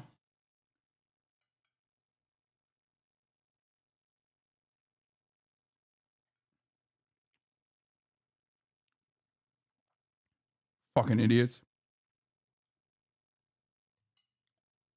Except that map is the reason why the Democrats have run this exact same right-wing candidacy over and over again, year over year, every single time since then.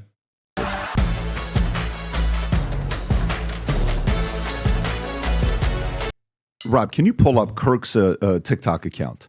If you just pull up Crook's TikTok account, Do you dance a lot on the TikTok? I very rarely. If you pull up his TikTok, I just want to show this real the quick. TikTok story is crazy, and I want you to talk about this, Rob. Just do me a favor. Let's go through some of the clips, okay?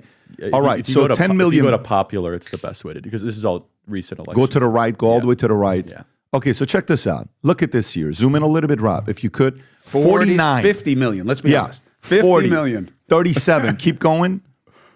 13.8, 22.6, 23. Keep going, Rob. This is just in the last month. 22, 21.7, 23.6, 20, 16.4.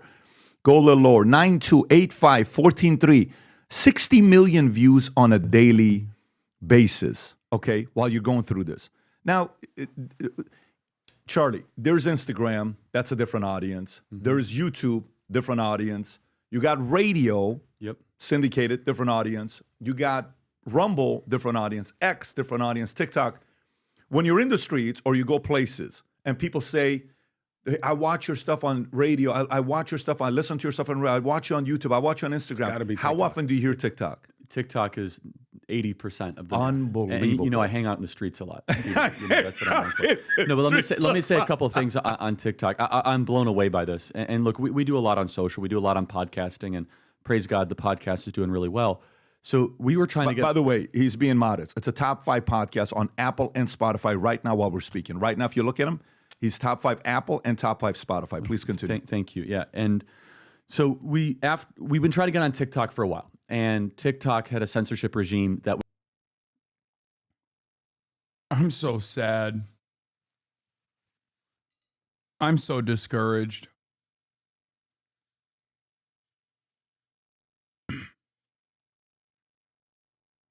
It's just, there is no, ugh.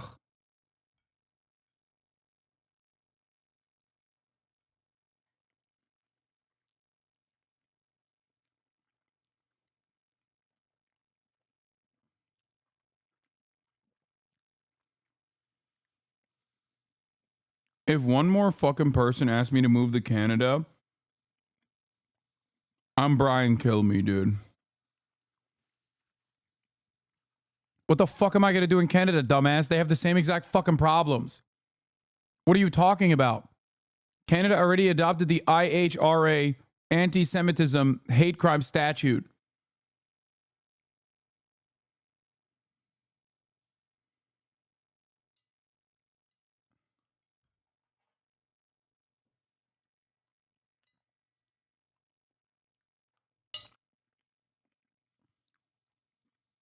I can't wait to go to Canada so I can be in prison and be cold at the same time.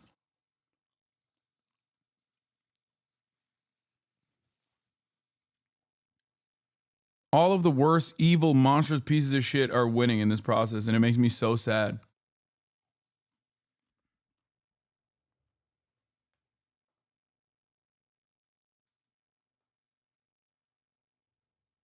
It just sucks.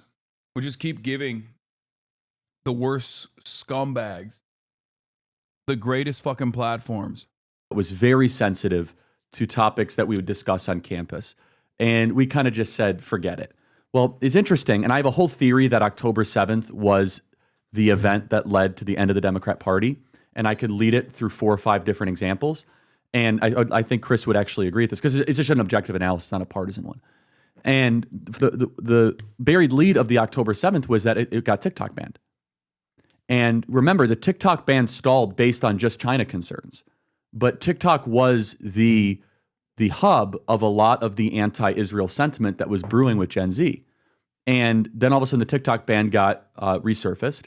Mitt Romney said at a security conference, we are banning TikTok because it is sowing anti-Israel sentiment in the United States. So TikTok gets banned. And our team, we had this idea like, hey, TikTok is in a place where they don't want to get banned with an incoming administration. Let's send out a tweet saying, hey guys, let's do one more chance. If you treat us fairly, we'll become TikTok's like biggest right-wing fan, right? And I will talk. And they reached out and they were great. They said, here are our rules. We will transparently enforce them. Again, they're very, very sensitive. You could talk about trans stuff. Oh my God.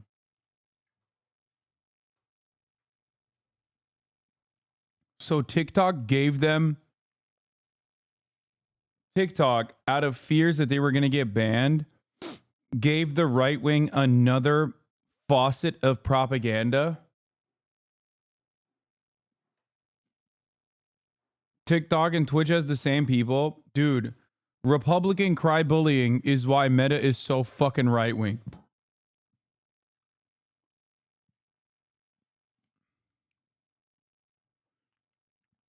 Republican reactionary right wing cry bullying is why how TikTok courted conservatives before Trump's win. God, what a spectacular fuck up. What a spectacular fucking failure. Republican cancel culture? What do you mean? This is what the Republicans do all the fucking time. They did this with Meta way back in the day. I debated Charlie Kirk on this in 2016. Facebook is so left-wing. It's so liberal. People still repeat that shit. Non-stop. Trump expected to try and halt the TikTok ban, allies say. God, he is going to win forever, dude. Well, not that there is going to be another fucking election. But if there was, he would win it. Philly D got you in the thumbo again. Is the left starting to go partial or full QAnon? BLUEANON, if you will. That is what some are asking right now, because election-related conspiracies are starting to become popular among Democrats who are still reeling from Kamala Harris's loss. The thing is, just like we saw in 2020, there are a lot of different theories, but the most important thing to note is that before diving into this whole thing, the Cybersecurity and Infrastructure Security Agency have already said, we have no evidence of any malicious activity that had a material impact on the security or integrity of our election infrastructure. But as far as what some are flagging as suspicious, you have one thing being voter turnout this year compared to 2020, or with people saying that in 2020, Biden got 81 million votes to Trump's 74 million. But now this year, and keep in mind, votes are still coming in, it shows Trump at 75 million and Kamala at just 71. It's currently a drop of around 10 million Democratic votes. And so you have people saying, millions of votes, quote, don't disappear on their own. Or writing things like, if anyone could fund a massive election fraud scheme, it's Elon Musk. He also has motive. But the thing is, the 2024 vote tally that people are using only reflects the votes so far. Like, yes, we have enough to know whether Trump won the presidency, but ballots are still being counted. And in the end, you have the AP right now estimating that the number of votes cast will only actually be around 700,000 less than in 2020. With Steve Kornacki, for example, also breaking it down on NBC News' TikTok. There's still a lot to come here. So you're adding those two numbers together and you're saying it's a lot less than 20. Well, keep in mind, gigantic states like California, there's millions more votes to come in from California. Washington, too. There's more coming in from Illinois, all across the country.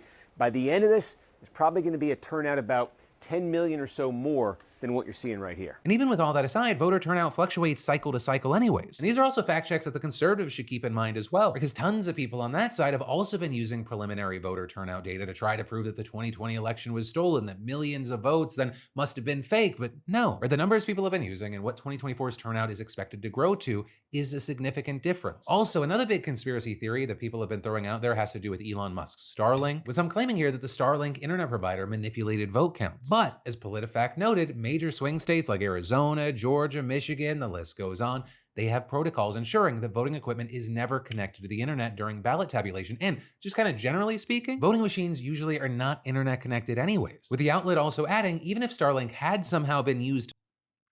What is this? Your debate with Charlie was popping up on TikTok and people were calling you a liar when you said you had a $60,000 salary. Absolutely no idea. The debate was from years ago when people pointed that out. Like 95% of people ignored it or doubled down saying you lie because of your $100 gazillion house.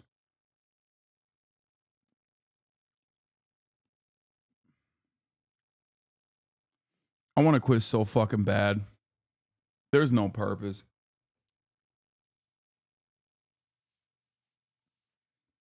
How do you describe to someone any political thing, any of the ways in which these systems actually harm them, if they don't understand the passage of time?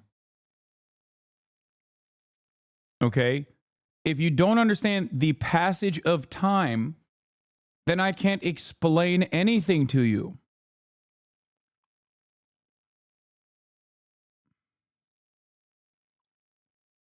to modify the vote count, there are systems designed to catch tabulation discrepancies. And PolitiFact finding little evidence that Starlink was widely used in elections in the first place. Also with this, it's worth noting that there are some differences in the misinformation we saw this election compared to last. In 2020 and even this year, Republicans were really setting the stage to call for fraud, though after their victory, their fraud concerns just somehow disappeared. Also, a big difference is with 2024, it's largely just civilians online spreading theories and not politicians. Right? Like when you had Trump, people in his administration and elected members of his party claiming it was rigged. But so far, I haven't seen Kamala Harris out there holding a press conference at a landscaping company demanding a recount, which is also why you have a ton of people on the left saying just stop before it gets too deep. People like activist Olivia Juliana saying the election wasn't stolen, we lost, you sound insane, stop it. And the likes of Hasan are also reacting to a bunch of the theories and saying, these people are doing the same exact that Republicans do, which is not understanding a process. And then because of your own personal inability of understanding how this like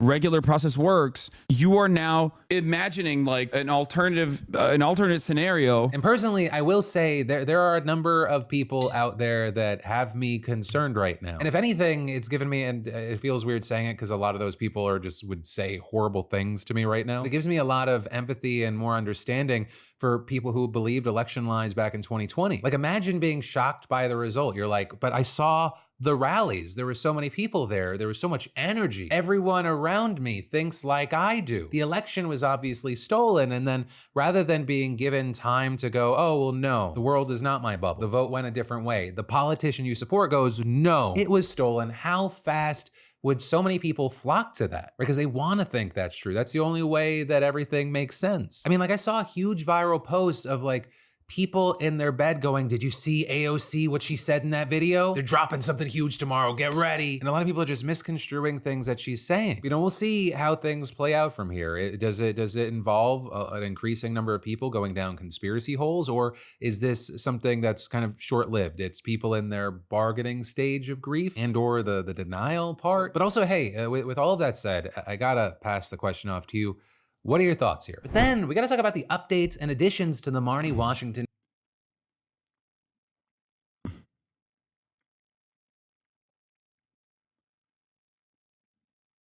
Oh. It's like incredibly, right? Even if you do it diplomatically. And we said, great. So again, this is all transparent. It's all public. There's no like backroom deal. And so we started posting my old college discussions there because I've been doing this for 12 years where we just have open dialogues. And we started to get 5 million views a day, 6 million views a day, and 10 million views a day. And so over the summer, I said, well, what if this election season, I do like 25 campus stops and we kind of create these open air discussions and they might go viral, especially on TikTok, that could influence a lot of people to view the election the way obviously I want them. That's literally just what Steven Crowder did.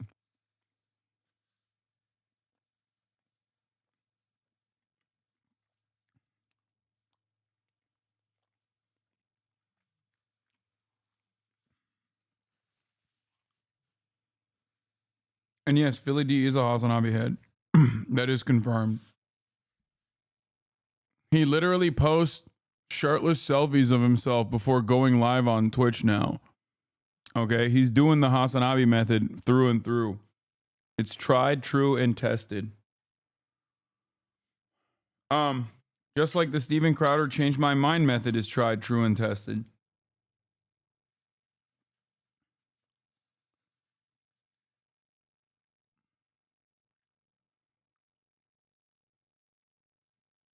To view it. And yeah, look, on TikTok alone, it was 1 billion views in 90 days. It's like 60 to 80 million views a day. And Bro, you are legit so hard to find on Twitch now. Yes, dude. Yes. Okay. I know. I am. Because Twitch has actively caved and capitulated the fucking dildos. And it seems like I'm no longer a part of the algorithmic boost that you get for having fucking 38,000 viewers, which makes this all the more impressive regardless. It's ironic, of course, because if you log in, the first person you see doing political commentary on the platform is fucking Asmongold.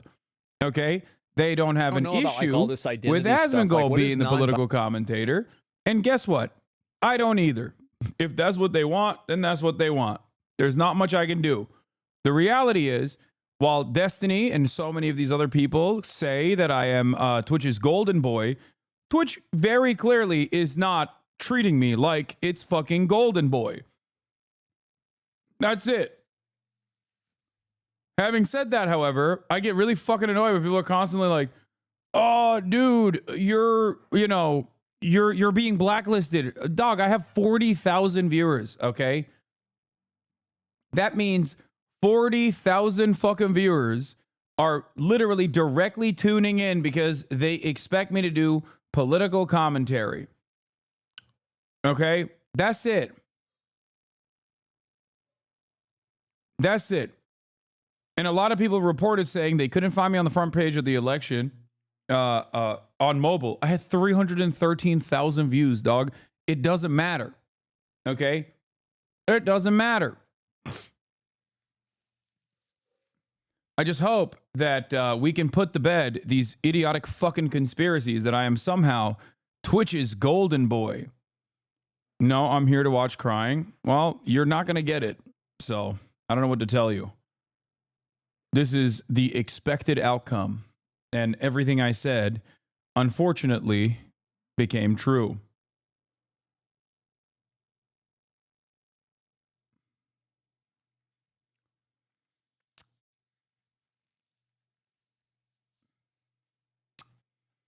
It was funny when using your 300K live stream, I had to log in to find it was like stabbing themselves in the leg. Yeah, it didn't matter. Okay? It did not fucking matter.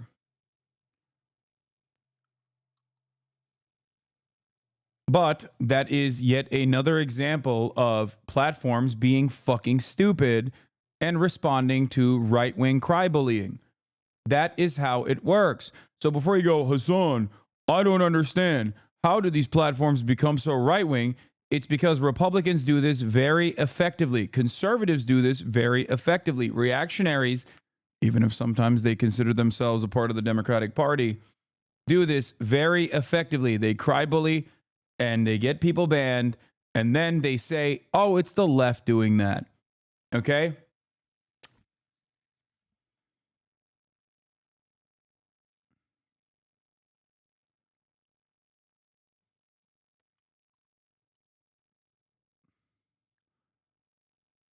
Conservatives will never stop until every single fucking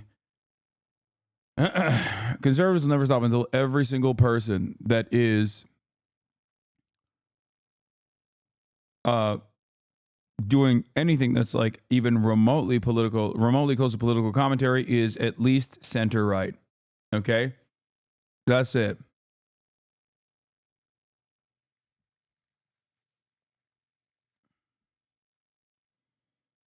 That sounds like a number, but all of a sudden, here's what was amazing.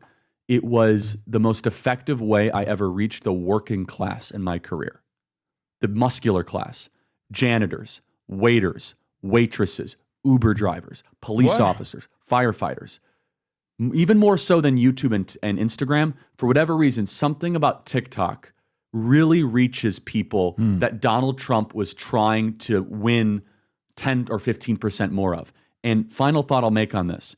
It's the most diverse audience that I'm talking about Black, Hispanic, Asian, young. And I'll just tell one story. I was in Vegas about to speak, and there were a bunch of, waiters and waitresses coming up asking for pictures, all Hispanic, all Asian American, Pacific Islander, that saw me on TikTok, and they're like, thank you, you connected dots, I think. And it is a form of entertainment what we do on TikTok because it's ideas that are kind of colliding. And so praise God, if you would have told me a year ago that we'd have like one of the largest TikToks out there in conservative media and all politics, I would have said no way.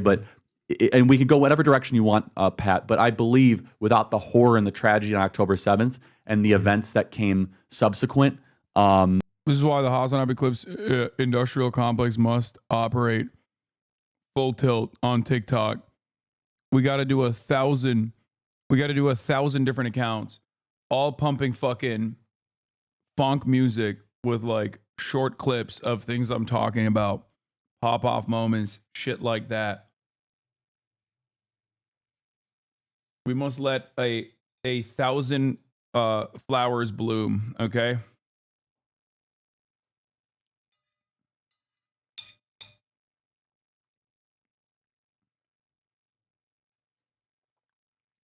I don't mean thirst trap videos.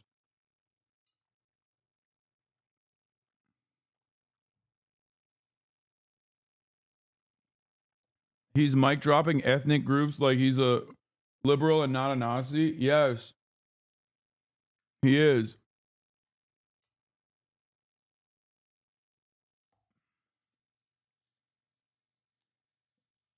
Look, it's good. The sexy fan edits are one thing, and that's fine.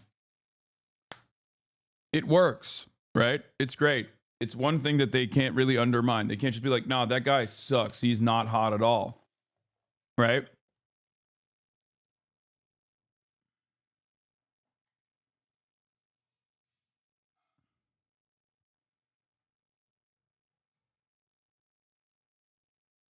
Anyway, but we need more pop-off moments from the stream.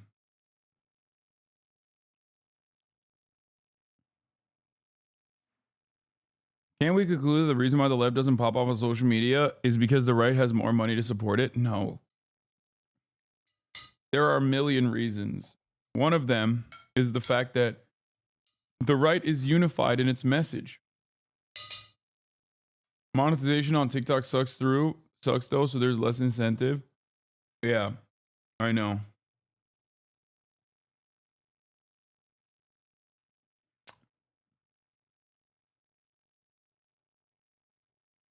There's a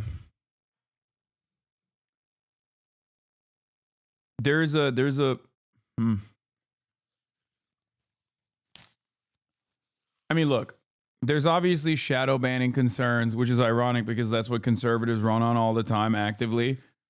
But the reality of the matter is it's the left that gets consistently banned and shadow banned for supporting Palestinians, supporting America's like adversaries in general, supporting the humanity of people, no matter where they're from, and understanding their material conditions, their material realities.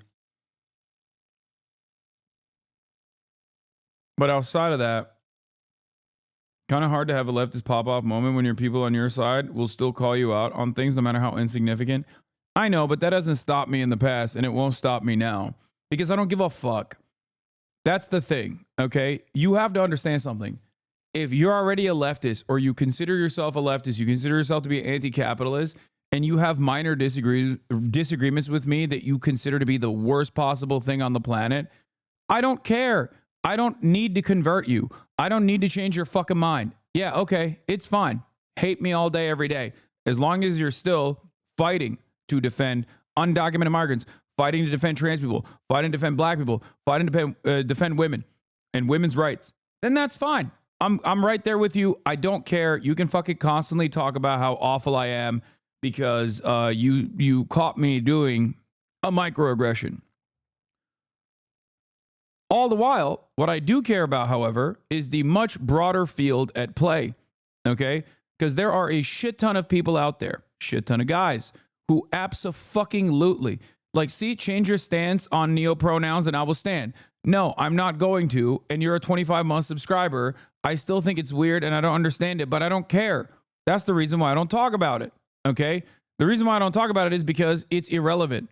Do you understand what I'm saying? It's irrelevant in the sense that, like, this is not something that ever needs to be discussed, okay?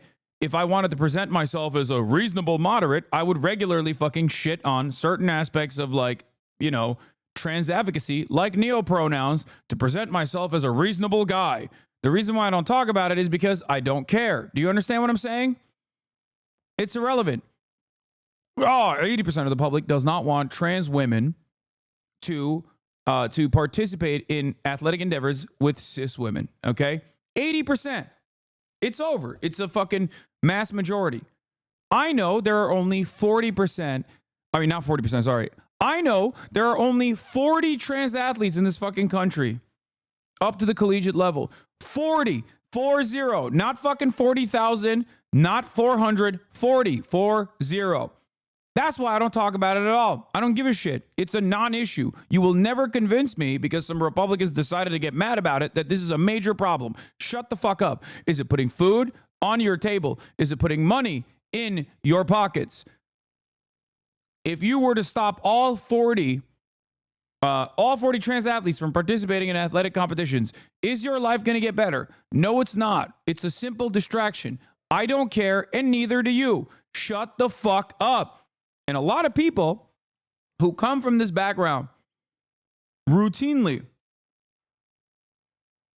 a lot of people that come from these different backgrounds routinely will be like, please talk about this issue. Please talk about this niche issue. Please, please, please, please. Or I don't like the way you're talking about this niche issue that is making everyone look at you with an inherently hostile attitude.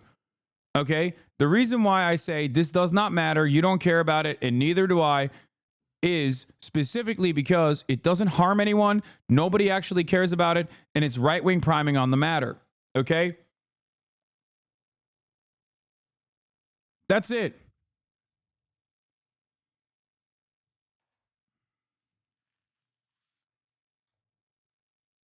If I were to spend every fucking damn day defending trans people, the 40 trans student athletes, and their right to fucking participate in athletic competitions, that would be an unnecessarily idiotic thing to do, because I'd be primed by right-wingers to talk about this thing, when the real way to talk about it is to say, this does not actually bother you at all. This is not a significant problem. There's only 40 trans people that do this. And even if there was 100 trans people that were participating in athletic competitions, it still would not fucking matter. Stopping them from participating in athletic competitions does not actually change anything in your life. You're just angry and you're primed to get fucking mad at this shit. Okay? That's it. Why the fuck would I be a goddamn dupe and fight on territory that my ideological opponents have created? Why would I do that? Why wouldn't I fight on solid ground? It's dumb as fuck. Anyway. I don't know if we would have had the success on TikTok that we did. There's a story that came out, Rob, if you can. Oh, there it is. So it's a Wall Street Journal story a few days ago. I don't know, like, as a trans woman, I just want healthcare, college, housing, and not to get shot by a chud on my way home from church. Yeah, exactly. You don't understand. If I play sports as a trans woman, I'm actively making everyone in America broke and destitute. Exactly. It's so fucking stupid. It's so stupid. Even if you forcibly detransition less than 1% of the population, which would be an act of unimaginable cruelty for no reason. It would be costly. It would be cruel. It would be punishment for no fucking reason other than to soothe the interests of some of the most rabid sociopaths in American society. Even if you were to do that, would the fucking egg prices go down? Would the McDonald's value menu come back? Would you be able to buy a fucking hamburger for $1 again? No? Then shut the fuck up. That's it. You don't care about any of this shit. Republicans and Democrats alike cause you to hyper-focus on this stuff because they want to make you feel like they represent different interests when they are owned by the same corporate masters. That's it. That's it. And all these dumbass Republican Trump supporters are like, hell yeah, MAGA's back, baby. We're going to put men on the map. It's like, you're a fucking idiot.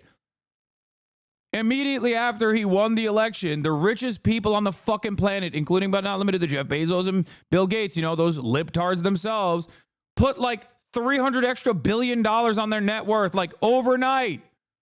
Yeah, one day you're going to get your comeuppance, dude. I promise. Oh, I'm going to get mine one day. No, you're not. You have a 1994 Honda Civic. That's the only asset that you have to your fucking name that was handed down to you by your older brother. And unlike him, you've never even gotten pussy in that fucking car. And you never will.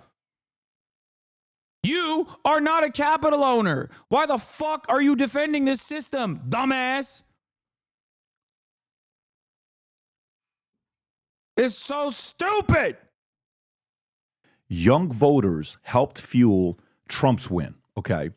So, and this was kind of interesting because one day I get a call from Vanity Fair and they're asking me about, what do you think about the fact that Barron Trump is getting all these podcast bros for his father to get on? And what do you think about that strategy and all this? I said, you're talking as if it's a bad idea on what he's doing. I'll read this to you. Young voters helped Trump fuel Trump's win.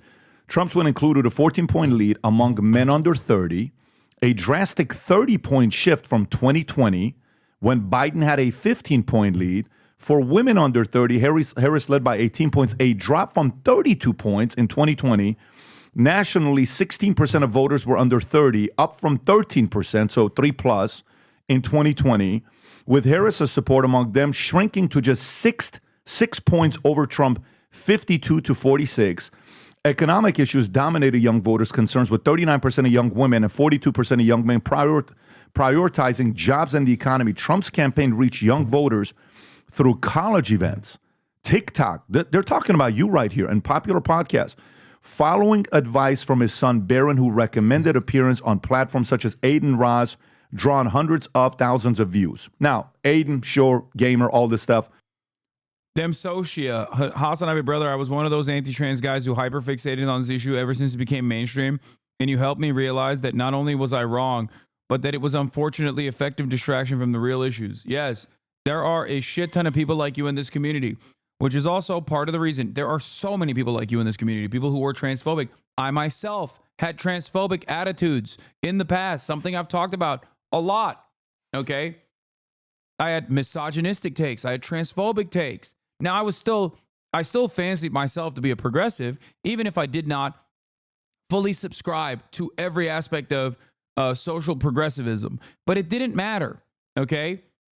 I took the time out and I learned and I changed my fucking attitude, okay? And that lived experience, unironically, is part of the reason why I think I can be a more effective communicator on these issues and talk people off the ledge of becoming this like hyperfixated monster who fucking loses their own sense of self as a consequence of that, okay?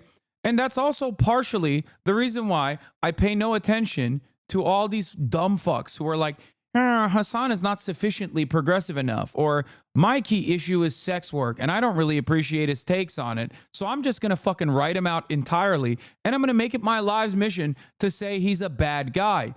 Who cares? Shut the fuck up. You're a goddamn loser and nobody gives a shit about what you have to say. You can get a one fucking minor blip on TikTok for the day, but then it's over, okay? That's it. It's over. And as long as, the reality is, as long as you are still advocating for women's rights, for trans rights, advocating to uplift people of color in this country, advocating to help the entirety of the American working class, the global working class, across the board, unconditionally, then I don't care if you fucking yell and get upset about what my perspective is. Okay?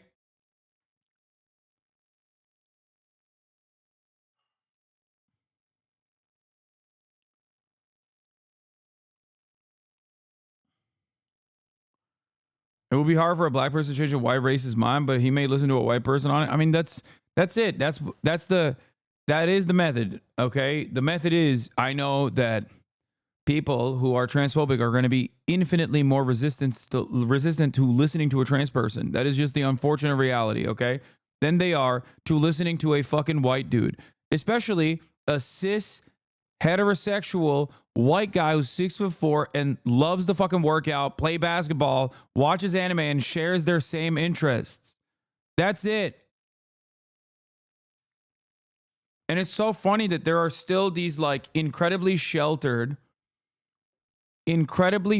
sheltered, like reactionary social justice attitude representers, all that should have been shelved all the way back in 2016, that are just still chirping. They're like, his aesthetics are too broy for me. It's like, yeah, dumbass, that's why I'm successful. Shut the fuck up. You don't know what the fuck you're talking about, okay? I'm sorry. It might not be for you. There's a million different bread tubers out there who I love and respect that you can go get this kind of commentary from with a softer tone, okay? If you don't like it here, you shut the fuck up, you know? Stop chirping.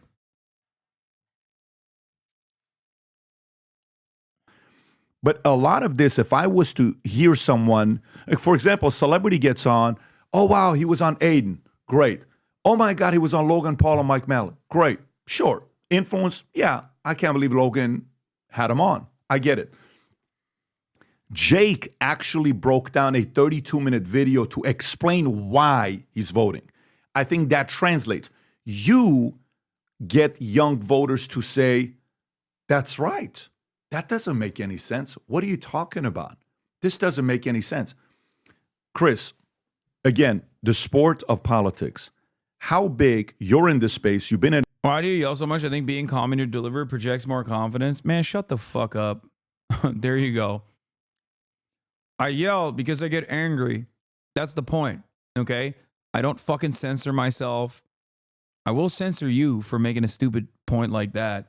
I'm angry. Why the fuck would you not be angry? How the fuck can you be civil about the situation? Okay? Like, how? How are you not angry? I'm angry all the fucking time. It's so dumb.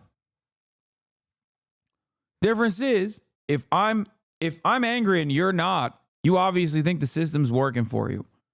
Okay? And that's why you simply don't understand. That's why you go, why is that guy so fucking angry? I don't get it. Because none of this actually impacts you or any of your immediate loved ones in a tangible way that you can analyze. So you're just like, it doesn't really matter to me. I don't really get it. I just wanted the Democrats to win because we wanted to preserve the institutions of democracy.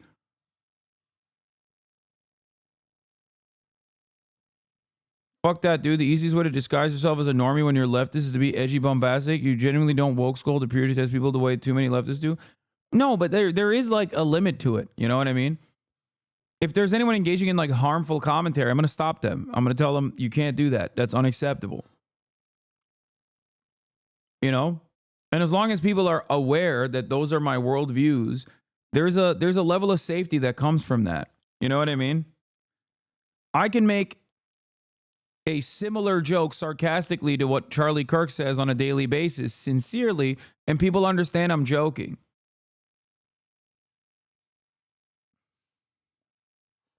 And your entire life, your father's a two-term governor, your brother's a governor, so it's not like you.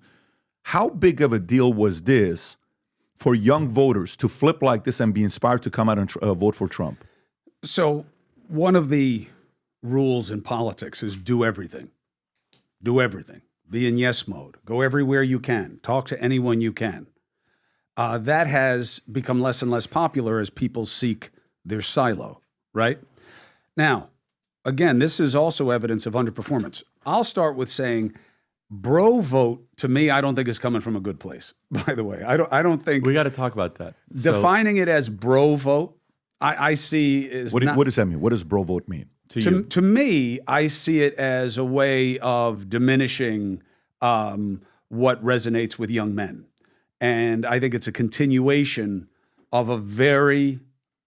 I would still like you to come cover more Canadian news even once a month. I know it's not the same numbers of the U.S., but the shift towards the right here is just as serious, and I can think no better person to spotlight our issues.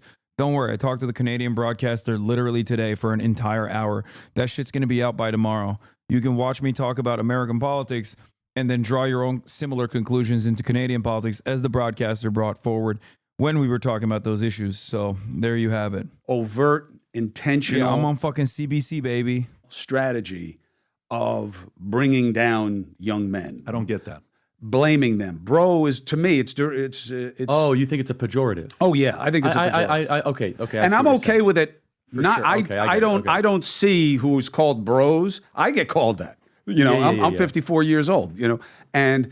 I see. So you think when people label that, they're trying to use it as a... Oh, yeah. Because, because it's never one of them. I got it. So when you're saying, when they say these bro podcasts he's going on, like almost like, why would you waste your time getting on this podcast? I got it. And it's a disrespect. It's an extension of how people in the media, not to speak for a whole group, obviously. I think you're right. Yeah. But you never hear anything good about Joe Rogan except his reach. Now, do I see Rogan as any kind of functional equivalent to either of you guys? No, because... You're thought leaders. I may not agree with your thoughts. I may not, I may not want to echo your thoughts, but you're thought leaders. Joe has an amazing platform that you got to give him credit for having, where he has guys like you on it. That's the appeal. His audience is not independents. His audience breaks right, and that's fine. That's fine. But to be a pejorative and say these bros, like somehow it's bad to have young men wanting to vote for you, I think is a mistake. Trump did what you're supposed to do. He went everywhere. So should have Harris. Was Rogan going to be the same situation for her as for him? No. But that's the way it is. You know, when Donald Trump at some point decides to come on News Nation and sit down, it's not going to be like he's sitting down with Newsmax or Fox News. But you take it. The audience gets where you are. He'll love it, though. That's the thing. He likes to be challenged if it's done from a good place in good faith. Was he invited? Oh, yeah. No, as long as as long as it's not all cheap, the time. If it's not cheap shots, though, he likes it. I agree. Although he likes, I think he likes to deliver a cheap shot. By the way, fair enough. But I think you'd do a good job if you came from a perspective of you want to make sure the American people have clarity on what he believes. Right. My point is, look, I think he needs to sit down. Here's my feeling about it. Okay, let's move on. The Democrats have to process. The Republicans had to process in the midterms. Process. Figure it out. Figure out what you want. Don't get overwhelmed with blaming things as some kind of battle of agendas, which is what the left is doing. But that's their problem. We have to be focused forward. Trump should be talking about.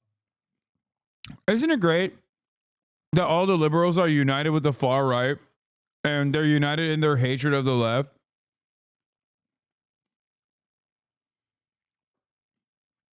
Guys, you know who the real problem is? The far left.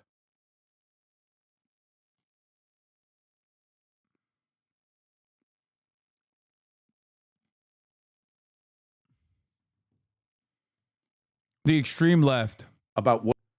Which holds like zero motion in the Democratic Party. What he's going to do all the time. Can I stay on this topic? I want to stay on this topic. And sure. I want to get your expertise on this topic.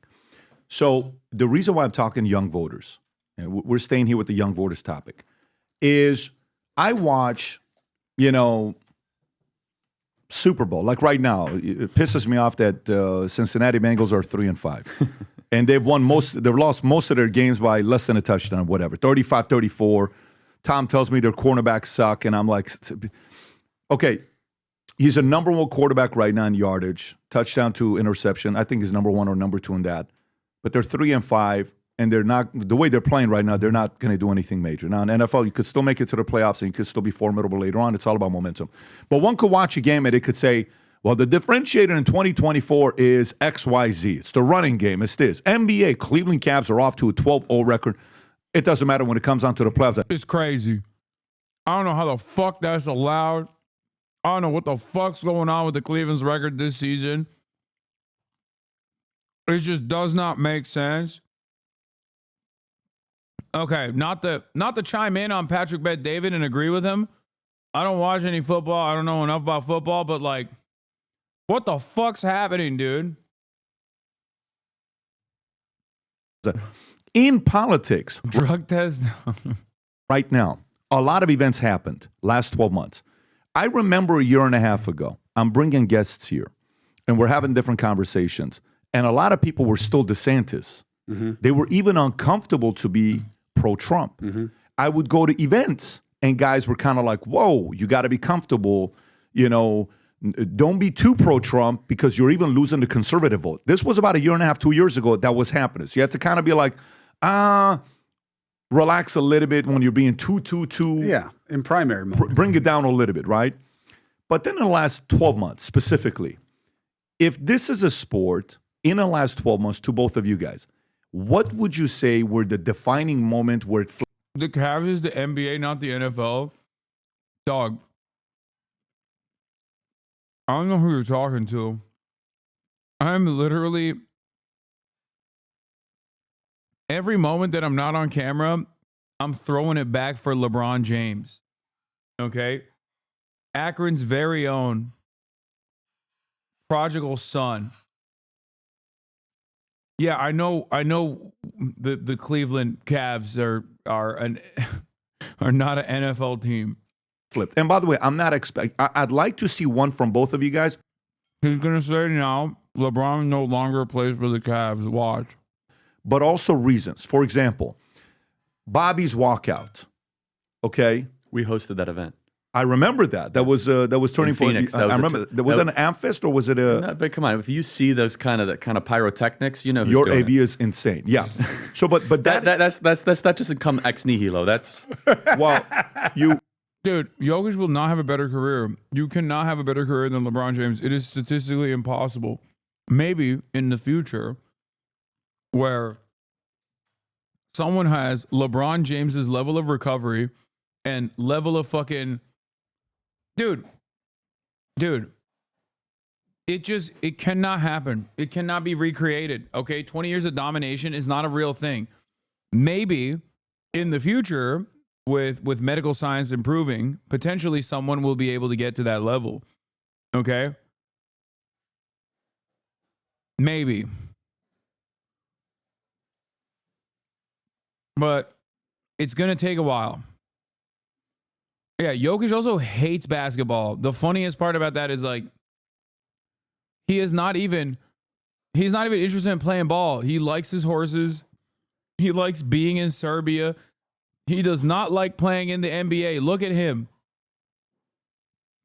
And I say this as someone who loves seeing a dude,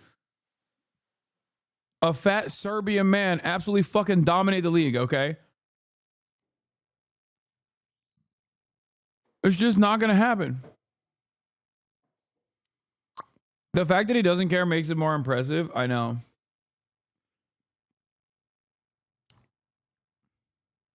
Jokic treats the NBA like a 9-to-5. Yes. He does. And it is extra impressive that he gets to dominate so hard despite treating the NBA like a 9-to-5 job. Okay? Having said that, however, LeBron James is a dominant force who invented the game of basketball and then reinvented it over the course of 2 fucking decades, season after season. Okay? Rings or not, does not fucking matter. This man has never had a non-dominant season. Like, it's just crazy. No one has been as good, as consistently as LeBron James. No one will ever be as good, as consistently as LeBron James until medical technology improves. That's it.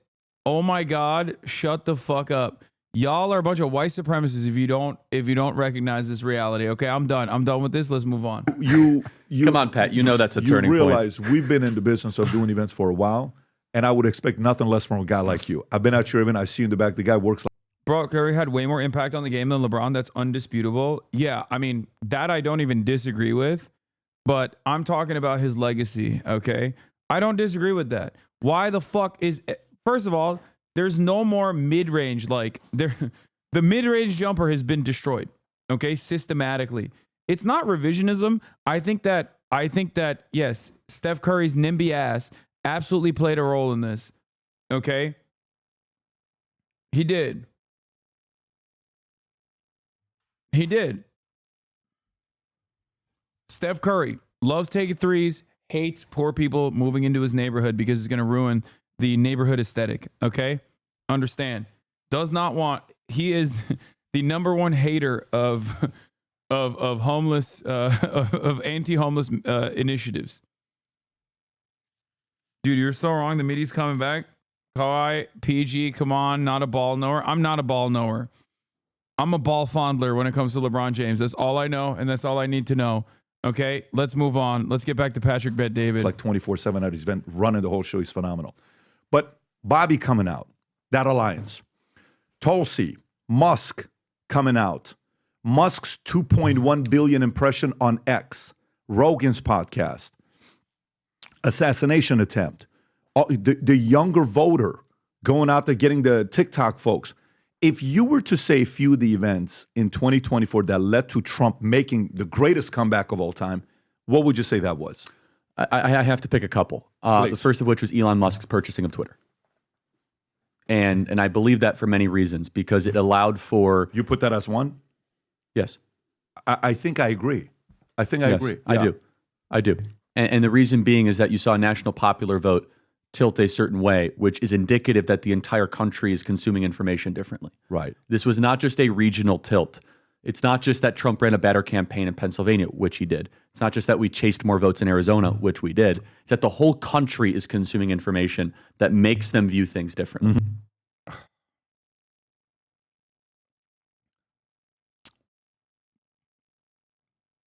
I do not agree.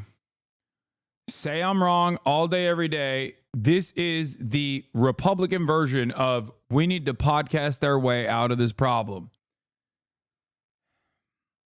It doesn't matter. Okay? You are getting duped by the Republican method of what you see from every fucking liberal outlet writing articles about, think pieces about how, where is the left's Joe Rogan? I'm here, and I'm fucking telling you right now, that's dumb. That is dumb. You cannot podcast your way out of this issue. They did podcast their way out of this? No, they didn't. No, they did not. The only reason why the podcast circuit worked in Trump's favor was because he can come across as personable, and that was where all of the remaining voters that he could capture were at. But most importantly, Biden was tremendously unpopular.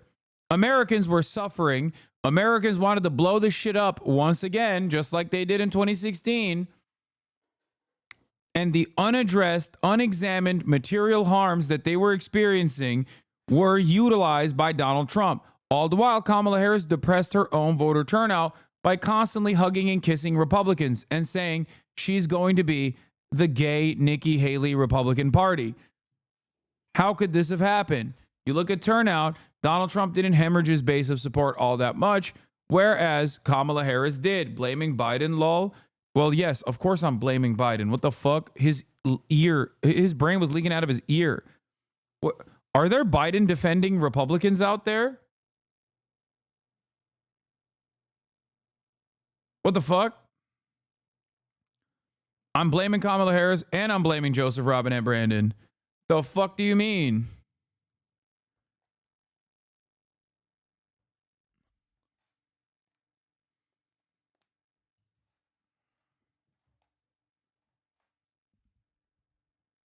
Wait, so you're blaming Biden's body?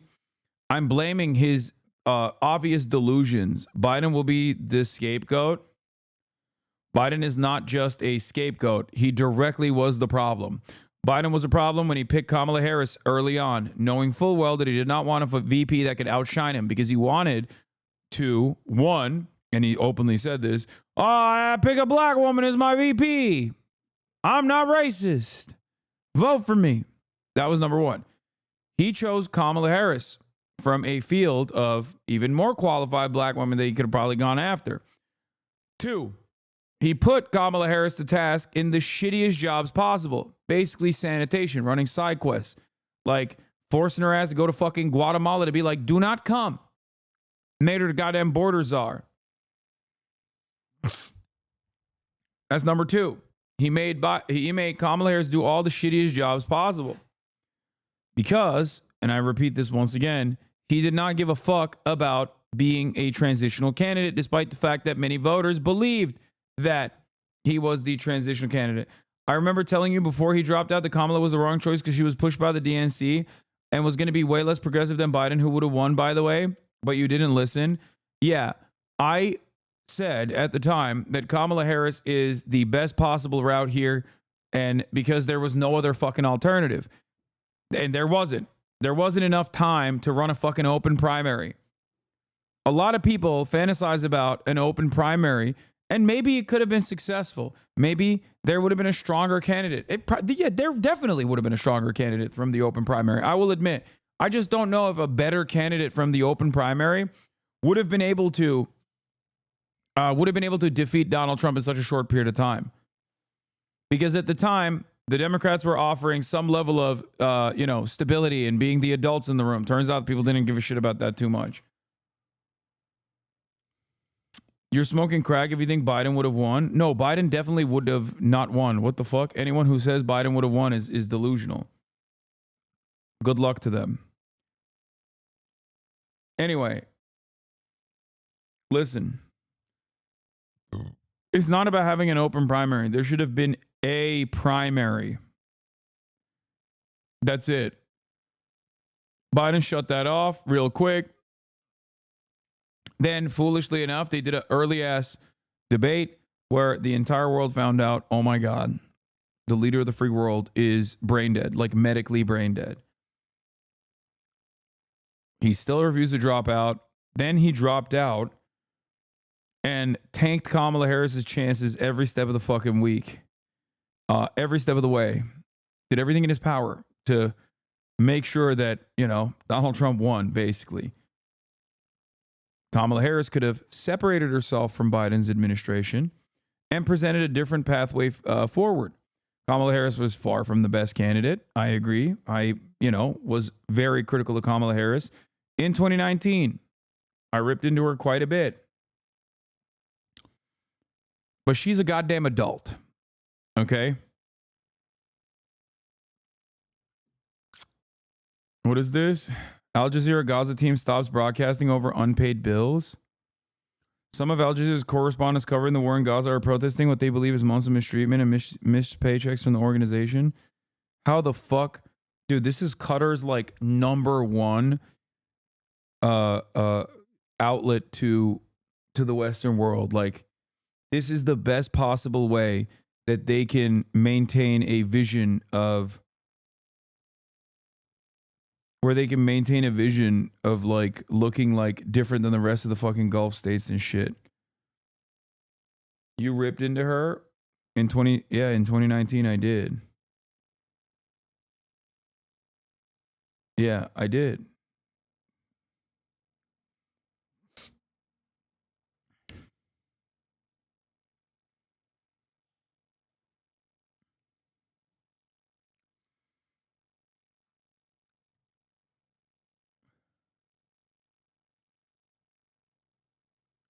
Rip that pussy. See, this is what I mean when I say there's a lot of unrestrained, unrestricted misogyny in this community sometimes, and I ban them adequately. Okay? There you go.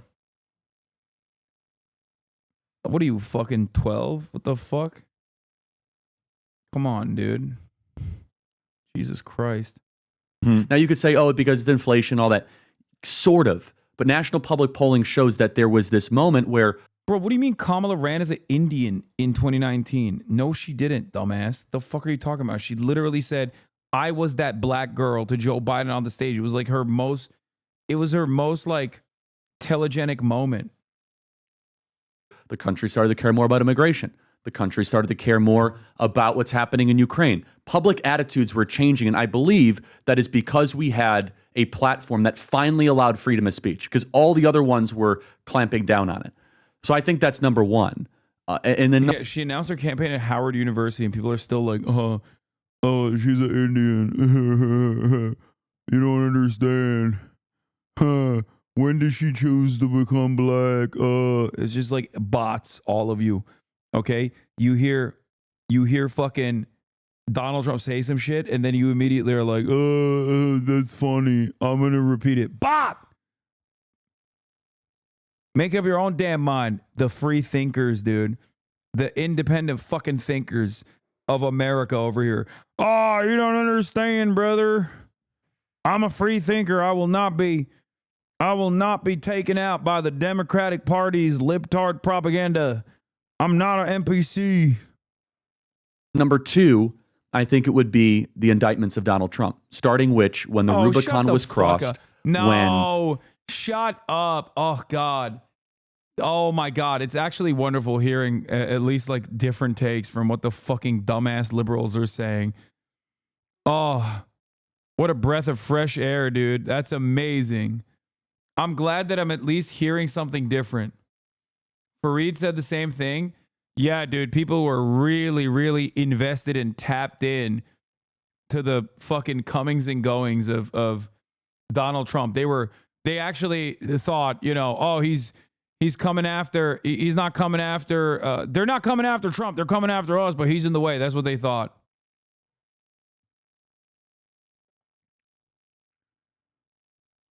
Trump named Pete Hegseth as the Secretary of Defense. He has been on a host on Fox News. Let's go. Let's go. Trump says he's poaching Fox News host Pete Hegseth to serve in my cabinet as the Secretary of Defense.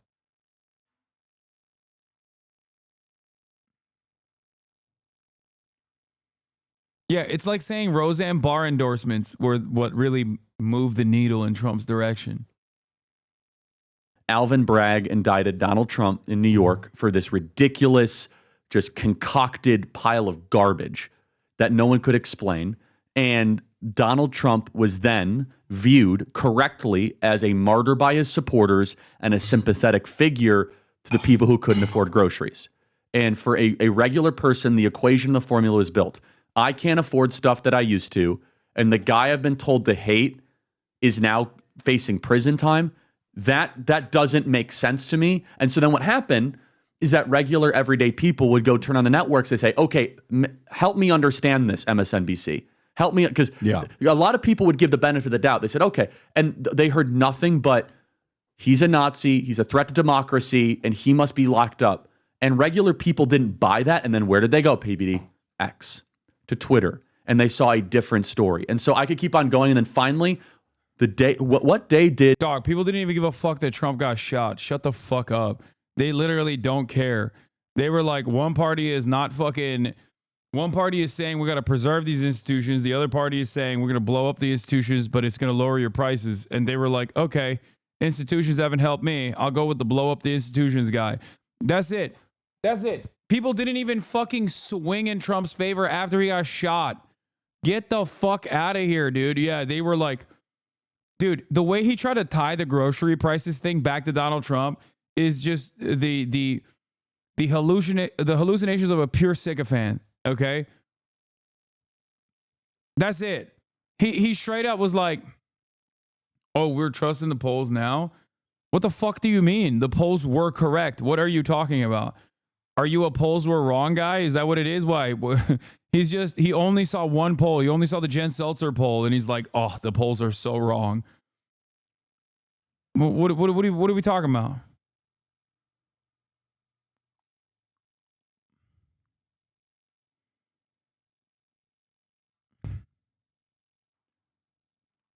Getting shot def helped them? No, it didn't, dude. Wait, what?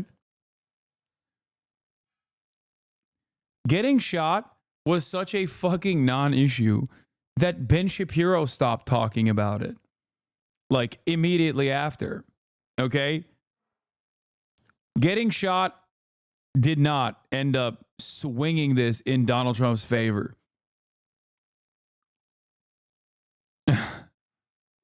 People do not like Donald Trump. Also, nothing really moves the needle that much in today's discourse anyway. Like, that's the other reality. It's just our news cycle is so primed, is so fast, that multiple world-changing events happen over and over again. And it barely made a blip. Hasan is still shilling for the polls. Not saying it's the largest factor, but felt huge. Can disagree, okay.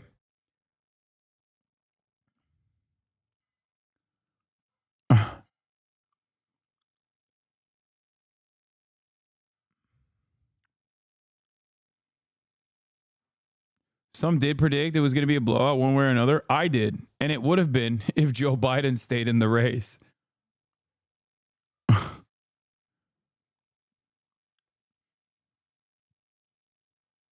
But that still would have been more so on Joe Biden than Donald Trump getting shot.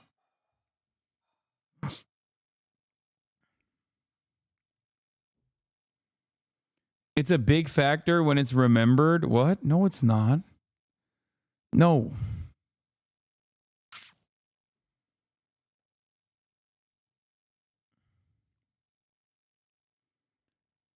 Kamala only lost because she didn't go on The View enough. Yeah, definitely. To be fair, his approval ratings were the highest ever in the months after, and I think the attempts helped with that.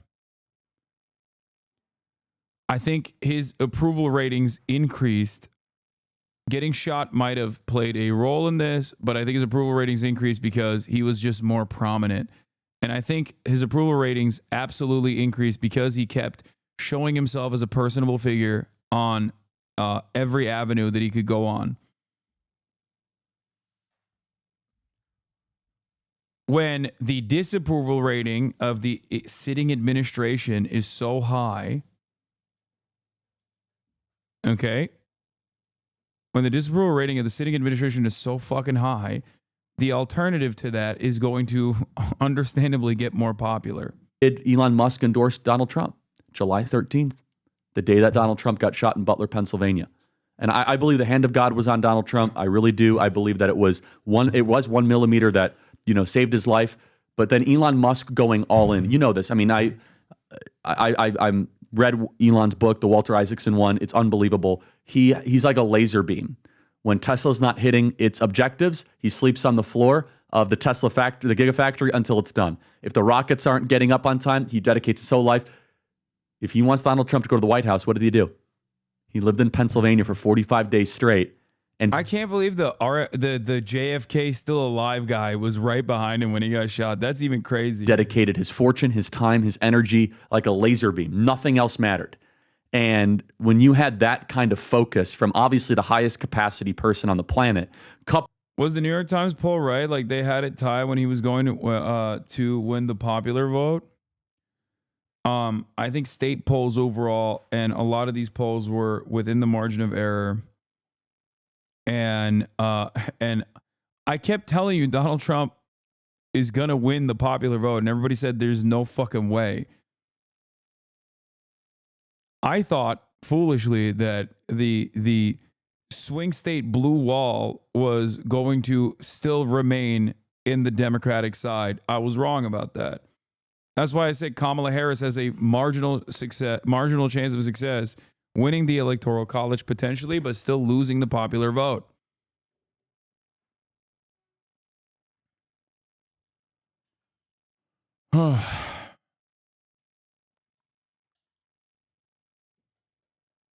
Also, the popular vote will be closer once Cali finishes count.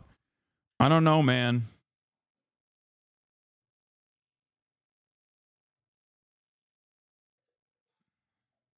Coupled with Donald Trump, you're talking about a force multiplier, the likes of which that literally, in my opinion, saved civilization. Chris, what would you say? I like the phrase force multiplier. That's absolutely what social media is. I agree with your analysis about people using social media as much as any media now. I saw a tweet that basically addresses what you're saying right here perfectly. The Democrats' strategy this entire process since the Trump era has been there's no rules. A dog can't play basketball over and over again as the dog keeps dunking on them. And that's basically this. Fox News can lose $787 million for lying and get away with it. Trump can get away with sexual assault and election fraud. The January 6ers are going to get pardoned. The civil guardrails are completely gone. Yeah, that's it. There's nothing. And people don't care. People do not fucking care. You understand me? They do not care. Why should they care? Why should they fucking care when they've given up on these institutions defending them entirely? Yeah, this is it. This last decade has been the Democrats clinging on to the rule book going, but a dog can't play basketball while a dog fucking dunks on us over and over.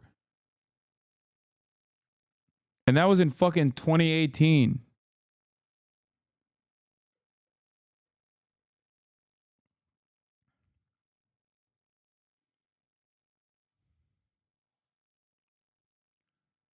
Now, there's a problem with that because social media is not as reliable on a lot of levels.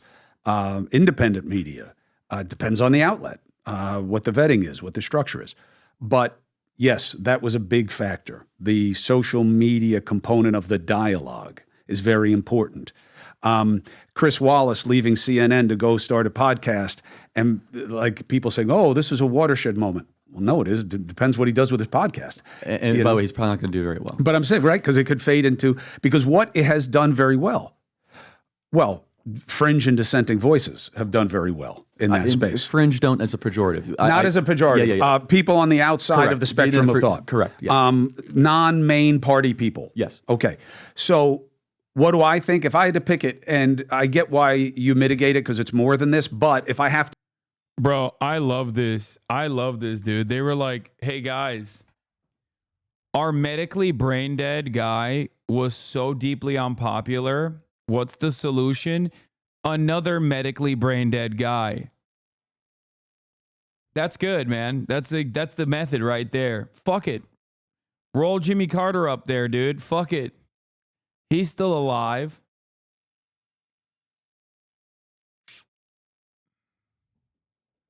To pick a pivot point, it was the inflation narrative. Because what happened was the left got caught in a space of trying to convince you that you weren't paying more for things and that wasn't. He's right. This is right. I can't believe I'm saying this. Chris Cuomo's on the money on this. Really a problem. And that's a very tricky space. I would have a famous conservative come on every week named Bill O'Reilly. And his analysis would begin and end with the gas pump in the grocery store. And I'd say, yeah, but what about this? He'd say, gas is higher than it was. Groceries are higher. Rent, mortgage, higher. There's your nut. That's your nut. And we haven't even included healthcare costs yet, which also went up. So when all of those things are worse now, and they're telling you that the guy where they were better is the problem, it doesn't compute. That's what I thought was a big pivot point. And of course, there are 100 other things that went into it. Jordan Peterson's right. There's never a single factor explanation for a complex situation. That to me, but we can pinpoint causes set in motion for sure. They couldn't get away from that reality. Thanksgiving's around the corner. Christmas. Whoa, this is a great take. I just threw 2 pennies at a homeless guy, making him objectively better off than he was before, and he got mad at me. He said he'd rather have nothing. When the data shows a 2-penny increase, I'm a moderate liberal, and I can't figure out why the data isn't resonating with him. Oh my God, what a banger. What a fucking banger. Holy shit. Oh, that's so perfect. That's so fucking perfect. Oh. Wow.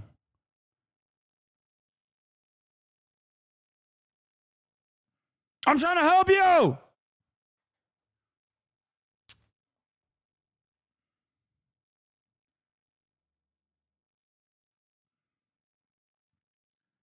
It's perhaps because the homeless guy is an irredeemable, racist, white supremacist, sexist. That's probably what it is. And he deserves, he deserves to be homeless. Actually, we should deport him. We should deport him. He's ungrateful. That's what liberals sound like, okay?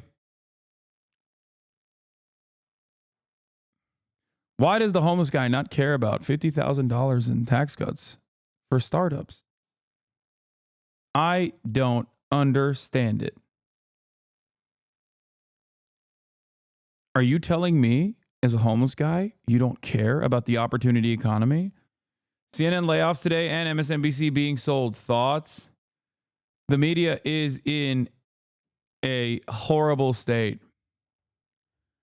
And that is partially because they are so out of touch with normal people, and they just routinely present a false narrative over and over and over again. Okay? I mean, there is no better indication of how out of touch the fucking media is than the last week of content. The last week of content has been on every outlet, CNN, MSNBC, every single one. Okay? President-elect Donald J. Trump promised to appoint Hasan Piker as basketball czar. Okay, chill. Why'd you have to put my fucking shitty-ass performance? Your next defense secretary. As I told you, my 2019 resolution is to say things on air that I say off air. I don't think I've washed my hands for 10 years. Really, I don't really wash my hands ever. Help me! No, I inoculate myself It's just not. Germs are not a real thing. I can't see them, therefore they're not.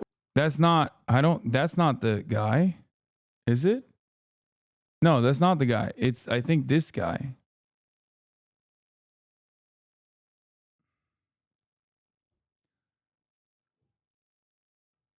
By the way, it's so funny that people are like being like, "Oh my God."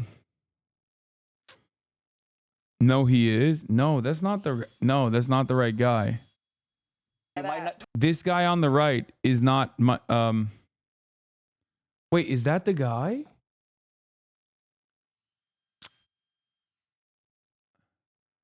Wait. Oh my, wait, that's the guy with the crazy tattoo?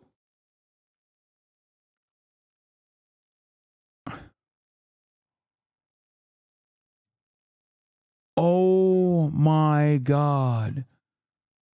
Oh my God. This guy literally had a flannel on, putting a microphone to every fucking diner's face like last week. He's now the defense secretary?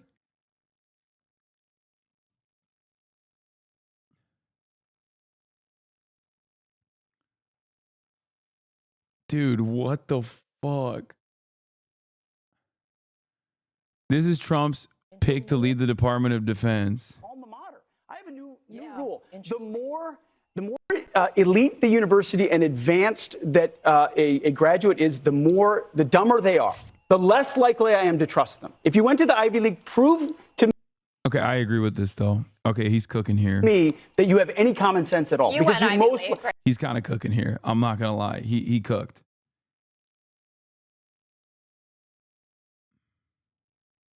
Yes, and I sent one of my degrees back I'm for just- a alma mater.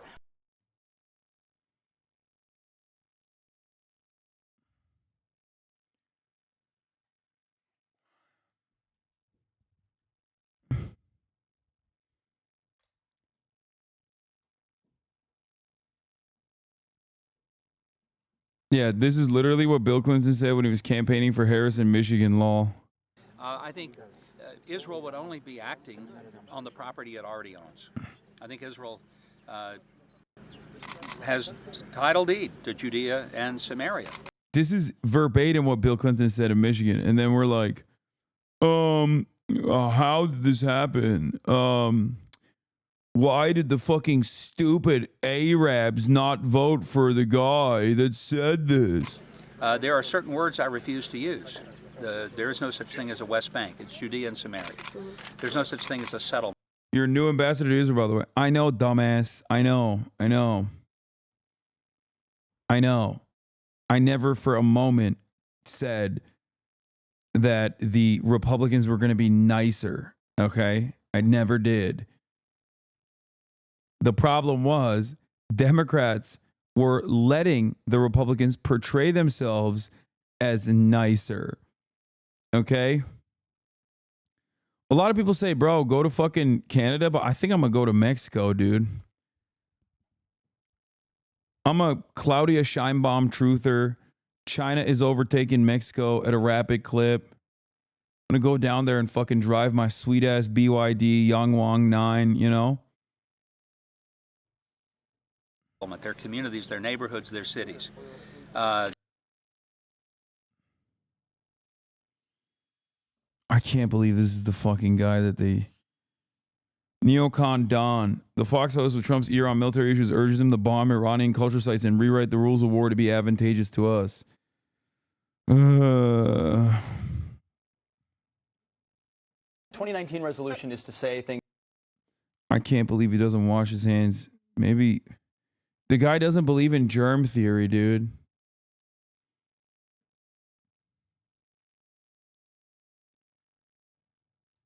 Deemed an extremist because of a tattoo by my National Guard unit in Washington, D.C. And my orders were revoked to guard the Biden inauguration. Jerusalem cross tattoo, which is just a Christian symbol. Is that the This is the one. Is that the tattoo? Yep, right here. This one is what got me disinvited. I'd never had orders revoked before. I mean, listen, it's a standard deal. You remember after January 6th, everyone was in Washington, D.C. Like Nancy Pelosi had the parking garages full of National Guardsmen. My commander called me a day before tepidly and was like, Major, you can just stand down. We don't need you. We're good. I'm like, what do you mean everybody's there? He's like, no, he couldn't tell me. When I was writing the book, I reached out to somebody in the unit who could confirm with 99.9% certainty because he was in the meetings and on the emails. Nope, someone inside the DC Guard trolled your social media, found a tattoo, used it as an excuse to call you a white nationalist, an extremist, and you were specifically by name orders revoked to guard the inauguration because you were considered a potential threat. How was that? It's a cross. I was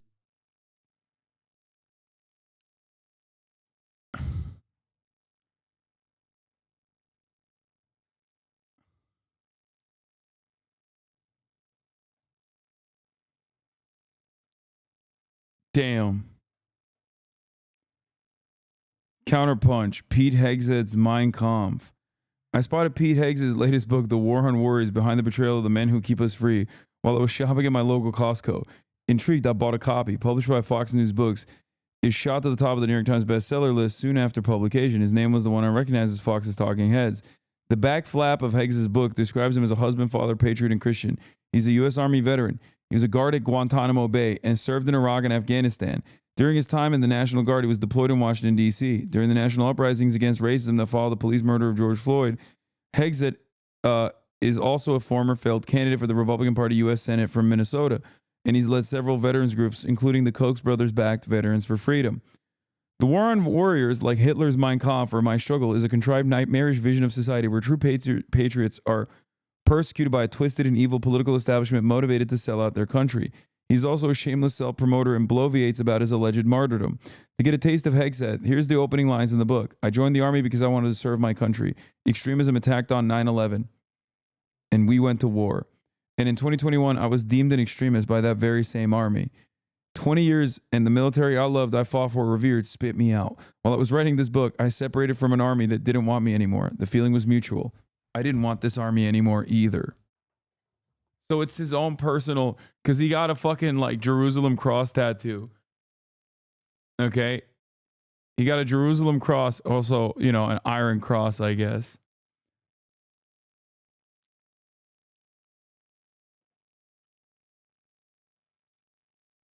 Oh, he has a Deus Vault tattoo as well. Oh, he's just straight up. Oh, dude. Deus Vault are the last two words of my book. Out today. Find out why. Yeah. We know why, brother. Because you're a fucking Nazi. Oh, my God. That's so sick. America is in the shitter, dog. Holy fuck.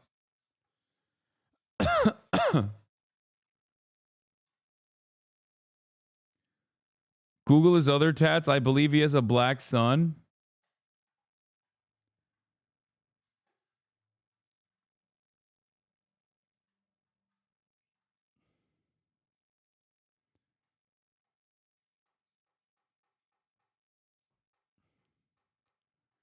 This guy is a straight Christo-fascist. Which department is he in charge of?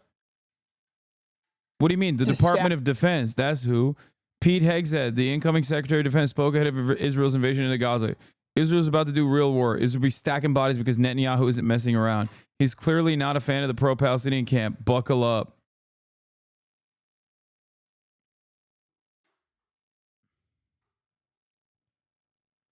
Well, hey guys, I just want to say congratulations to Kamala Harris. She wanted a more lethal military, and it seems like we're going to get it.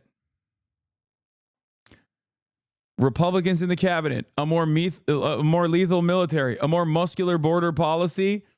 Wow. With the exception of Liz Cheney in the cabinet, I feel like she's getting everything she wanted out of this race. Maybe that's why it's such a joyous time for her.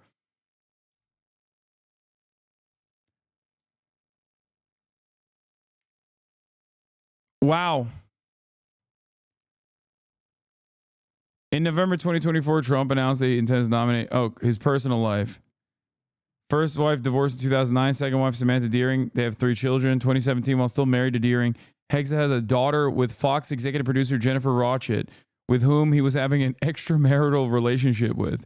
He and Deering divorced in 2017. Hegseth and Rochett, who has 3 young children from her first marriage, married in August 2019. Controversies.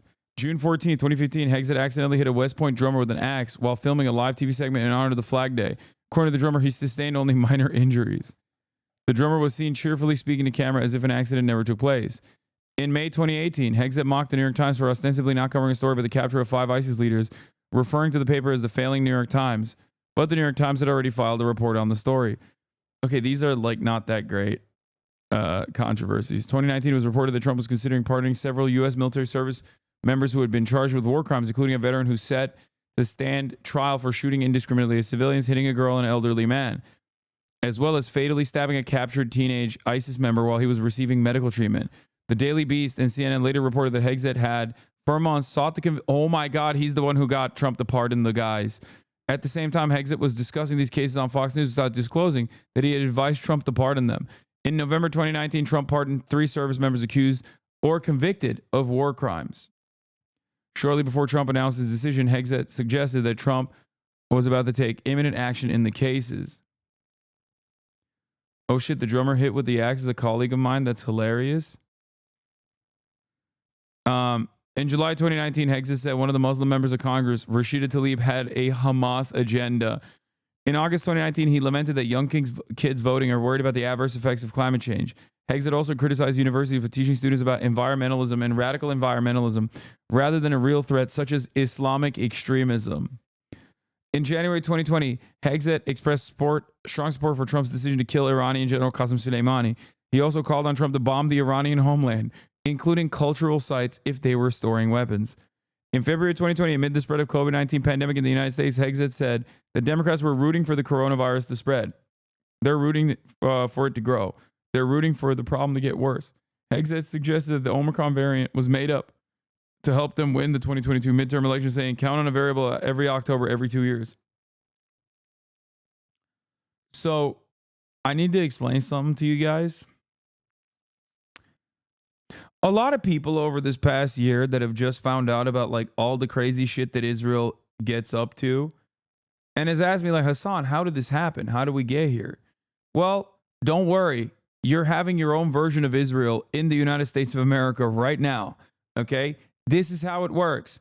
Liberals cave and capitulate the right-wing framing. The only thing that hasn't happened is like, I don't know, one guy who was maybe more marginally moderate than the rest getting assassinated by a group of fucking freaks who then take over the goddamn government in its entirety. Okay? Like, this is how it works. Oh, speaking of Israel, U.S. House voted 256-145 to pass H.R. 9495, short of the 2/3 required. Would empower Treasury Secretary to revoke nonprofit status of orgs based on judgment they're terrorist supporting.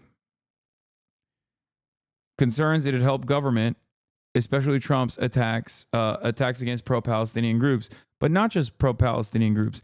52 Democrats voted in favor. 52 Democrats.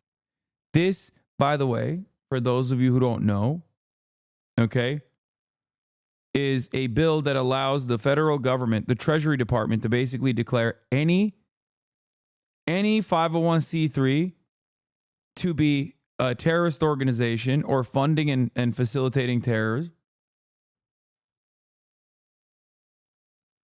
Okay? And they don't even have to show any proof for it whatsoever. They can literally just go, oh, nice 501c3 you got there. I'm saying it funds terror. Boom. It's now no longer a 501c3. You will no longer be able to have a nonprofit status. Every climate change group, every climate change initiative, every climate change nonprofit, boom, terrorism. Now, what's really crazy about this is that the Democrats know that Donald Trump is president. The Democrats know that Donald Trump is president.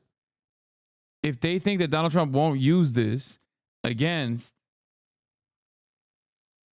if they think that Donald fucking Trump won't use this against like any and every, you know, ostensibly progressive liberal group, they're delusional. So the very fact that 52 Democrats voted in favor of this is insane to me.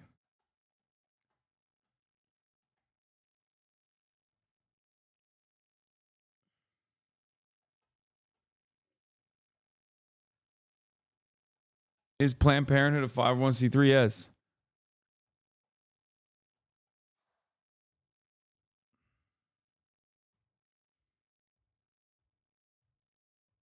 Donald Trump is now announcing that he is appointing Elon Musk and Vivek Ramaswamy to the Department of Government Efficiency, DOGE. Oh my God.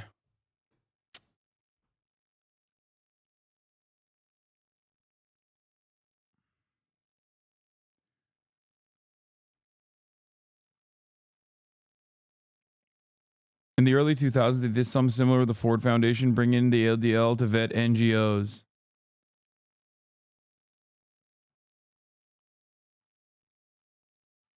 Like Planned Parenthood is an example that comes to mind, okay? Pete Hegseth on Fox and Friends defends white nationalists in Charlottesville. Oh, this guy is so bad. Like, he's optically bad too.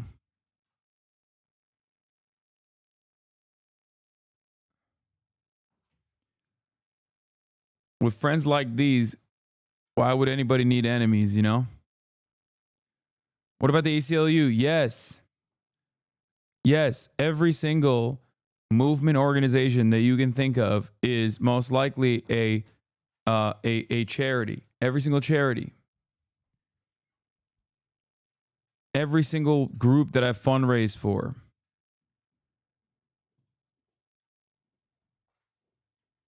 Can Elon still take government subsidies even though he's part of the government? What do you think?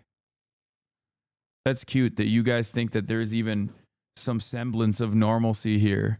Oh man, what a conflict of interest, right? Yeah. Conflict of interest, right?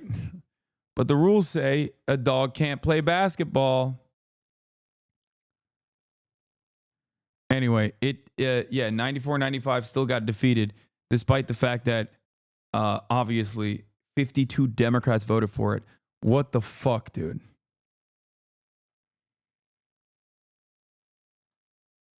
It's just shocking to me.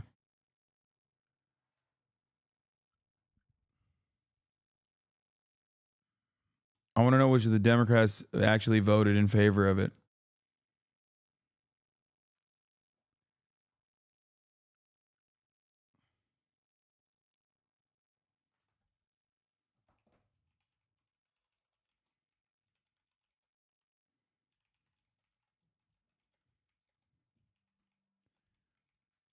Stripping the nonprofit status of any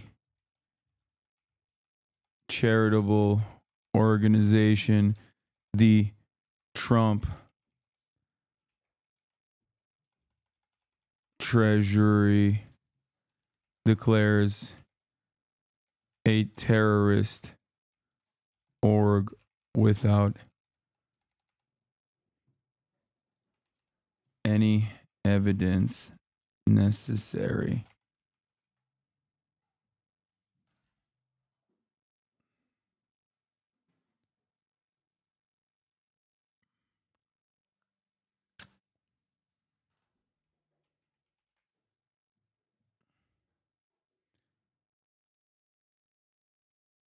Hold on, I'm going to put the name of the Democrats.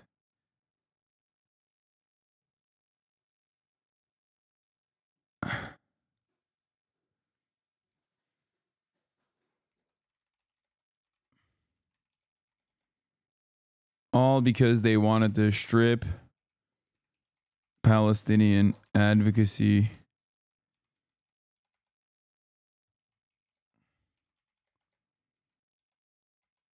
of their non-profit status.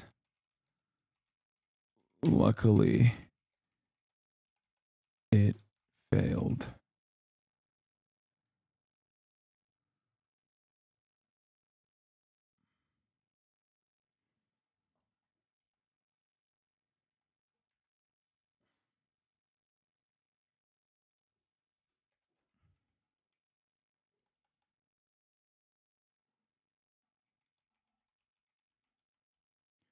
52 pro-Israel dumbass Dems.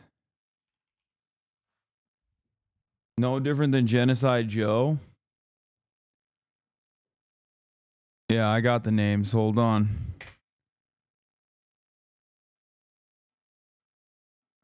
"52 pro-Israel dumbass Dems voted in favor of stripping the nonprofit status of any charitable organization that the Trump Treasury declares a terrorist org without any evidence necessary. Luckily, it failed."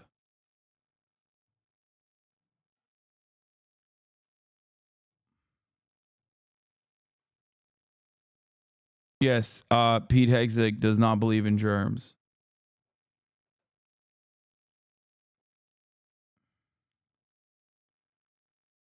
It didn't pass.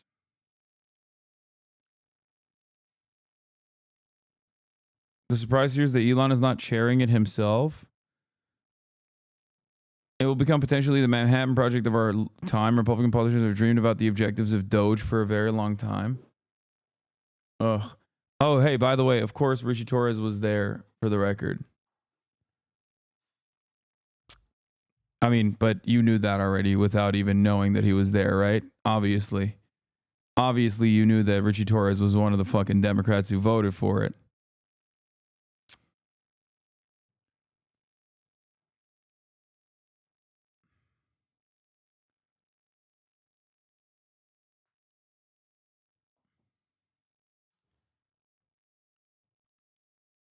You know, and my fucking piece of shit, Adam Shit.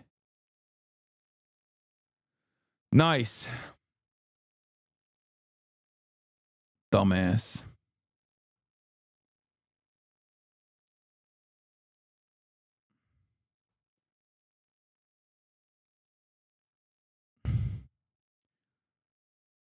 Dude, this country is so fucked. I don't know what else to say anymore, dude.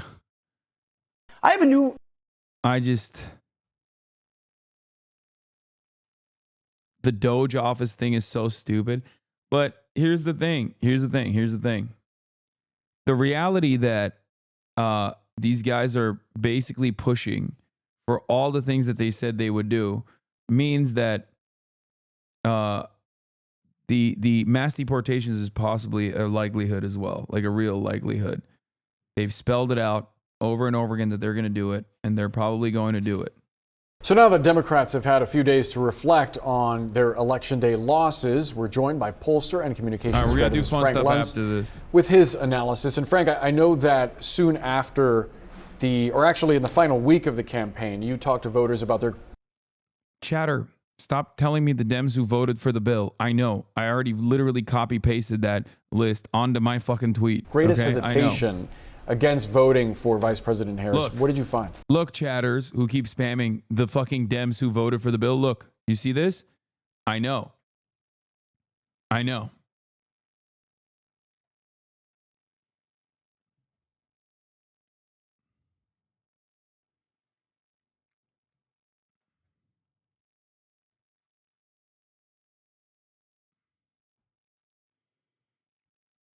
Two things. Number one is they weren't sure about what exactly she would do in the first hour, the first day, the first month. She never articulated exactly what she would do and how she would do it.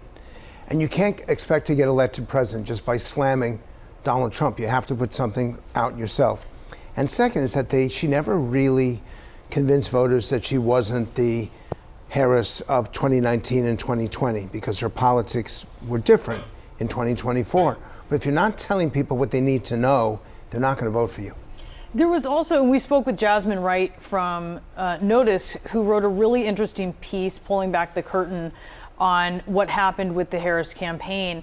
And one of the things that she reported was that the campaign may have misread certain issues that were animating the public. Like there was a top Harris campaign aide who said the issue of how Harris had responded in the past, and it was the target of a Trump ad, to a transgender issue was something that was really finding an audience, and yet they thought it wasn't. What did you find? Because they weren't listening to the American people. Someone needs to go back to the polling to understand what they were thinking Can you name anything that we learned about Donald Trump in the last 100 days? Anything that was different? We know what he is, good and bad. We know who he is, good and bad, and there's nothing there. But we did not know the same thing about her, so I did not understand. And in fact, you can pinpoint her rise. It peaked at exactly when she turned on Trump. Up to the point when she was talking about herself, the joy of her events, the convention where everyone's dancing and happy, and she's talking about the future, awesome. And then she goes dark against Trump, and that's the end of the climb, and in fact, she goes back further and further and further. And one other point, men. I know the gender gap, everyone focuses on the female vote, but the truth is she did so badly among middle-aged, middle-income, moderate men. They found the Democratic Party having moved so far to the left, and these were among people who voted for Biden and voted for Clinton. And they felt this is not the same Democratic Party.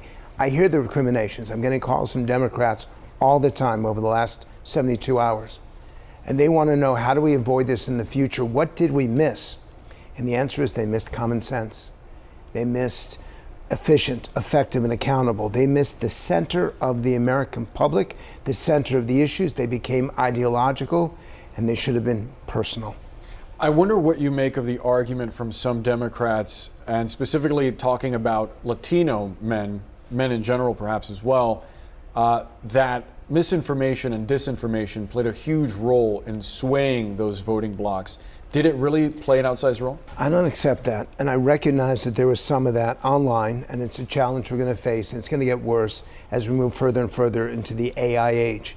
But in the end, the Latino voters, despite what had happened in Madison Square Garden, despite that horrific joke about Puerto Rico, Trump still did better than any Republican ever.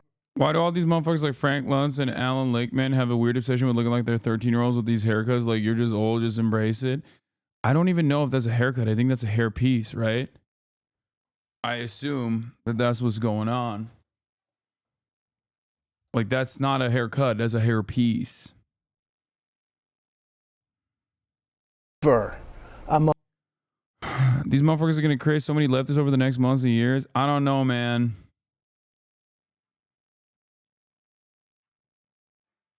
You missed the trans part? I don't care. On the Latino vote. To me, that's the most significant story of the campaign. The left tried to demonize him and tried to focus on his language, and in the end... Yo, what's up? Let's get to Brianna Chicken Fry and Zach Bryan's relationship and breakup. The short and sweet of it is, I assume this is Brianna Chicken Fry. That's her name. She's a Barstool content creator. Okay? So is Josh Richards, who's been on the show before, alongside Bryce, what's his name? Bryce Hall, who is now, Bryce Hall is now a right-wing content creator for Donald Trump. To the right of them is Dave Portnoy, also known as Dave Porkboy. He is the owner and founder of Barstool. Why am I talking about this? Because we all like to take a little break sometimes, okay? We all like to take a little break from the insanity of the awful nature of American politics. Okay?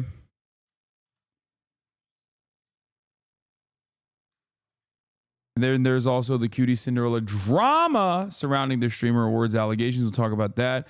Kai Cenat drama. Oh, wait. Before I even talk about that, hold on. I forgot. Tim Pool covering this Wired story where they shit on me, apparently. They say it was these podcasts and streams that Trump spent a disproportionate amount of time in the final weeks of his campaign for a good reason. That list above. And then we'll do the dramas. Okay? And then we'll watch this Canadian video. Okay? Boys and girls, welcome. Oops. Tucker Carlson includes the four biggest podcasters on Spotify. Trump sat with all of them, often for hours, reaching millions of conservative or apolitical people, cementing his status as one of them, a Sigma guy, a guy with clout, and the apex model of masculinity that prioritizes fame as a virtue unto itself. Certainly not the message that was delivered, because nobody looks at it that way. But what I love about this is they mention his podcast appearance, and then they have this. They say what Trump and his team understood is that the disclosure, to whatever extent that means anything anymore, no longer happens in op-ed columns or The Daily Show. Kamala Harris seemingly did not. She did appear on Call Her Daddy, a stratospherically popular podcast with an audience primarily comprising young women. And her campaign enlisted a number of influencers as surrogates. But she skipped Rogan, Lex Fridman, and other mainstream adjacent marathon podcasts. And even if she hadn't, the world of conservative influencers dwarfs their liberal counterparts in both follower size and impact. In the same way Democrats never found their own Rush Limbaugh, they don't have a Steven Crowder or a Ben Shapiro or even, so help us, a Tim Pool. There are Democrats with followings online, but the cumulative gap in people paying attention to what they say is several orders of magnitude wide. Reflect, please. Reflect on this. Yeah, my neighborhood in Chicago flipped for Donald Trump. Yeah. I want to say this. It's MAGA and Seamus too. Yeah, that's right. When I was a little kid, I lived there. Garfield Ridge boys right here. And this is blue Chicago. In 2016 was blue. It started to turn red in 2020. And now Garfield Ridge and Clearing are red. Yeah. Not the entirety, but in the westernmost portion, there's a gigantic red square of my entire neighborhood. Everyone's like Trump. It's because of you and the manosphere that you lead, obviously. Yeah, so help us. I love that they're talking about how there's like no Tim Pool or whatever, and they totally ignore the communists. Totally. The Twitch communists. I'm not even going to say his name. Everyone knows the Twitch communist that I'm talking about, the himbo. Right, yes, but I want to say this because a point was made. Mehdi Hasan.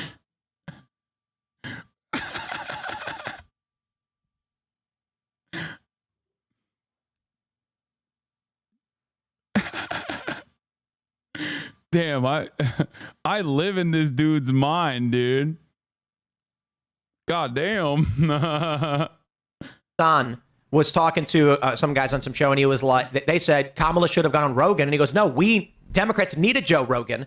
And the response was, they had one. His name was Joe Rogan. That's right. That's right. That's right. Well, I also just want to point this out. This term manosphere is hilarious because it just turns being a man into a political opinion. What do these podcasts actually have in common with one another? What they're saying is we have failed to secure the male vote. So what we're going to do is tie together a coalition of things in podcasts that men happen to. You have more than twice as viewers, Law. I know, but hey, it's all good, baby. Enjoy, and then say this is a dangerous political movement that was working against us. I need to stress this real quick because they're saying we don't have a Tim Pool. You did have a Tim Pool. His name was Tim Pool.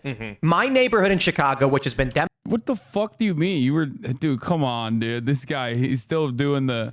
I guess at least he's admitting that he's no longer... He's left the left now. Democrat my whole life, which had the mayor come down, a Democrat mayor that everyone cheered for, is now voting for Trump. It's not that you don't have one. It's that Democrats want to live in a world where the only... Remember when Tim Pool did a... did a whole ass video about how I was going to kill myself because I'd fallen off when I was in Australia.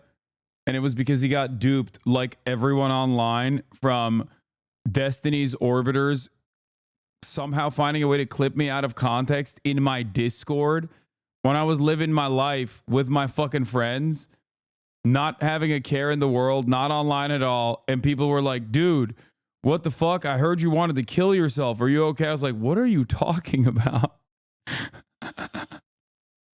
These motherfuckers clip me out of context on Discord, dude. Only thing that makes you a Democrat is choosing to be a... Yeah, I fell off so hard, dude. Democrat. They're like, we don't have a Garfield Ridge. They're thinking, what they're saying is, we need a podcaster who, no matter what happens, no matter what the policies, they will always just say they're a Democrat. The liberals have ostracized everything masculine and code. Wait, wasn't I mentioned in this article?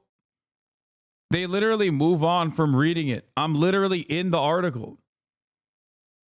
Am I not? I think I'm straight up in this Wired magazine article. Which is kind of funny that they're like, oh, this guy, they never even mentioned him in the article. No, they do. I'm pretty sure. That's funny. Anyway. Aren't they kind of right that the establishment left has ignored the material needs of young men for too long? Not the other stuff, though. Yeah, they have. And... they've ignored the needs of everyone, not just young men.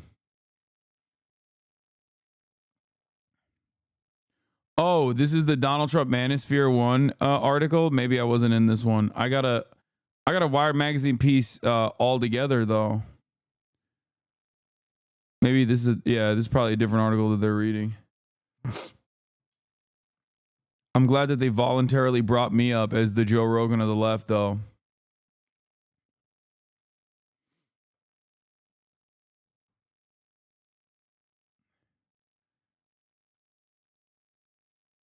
But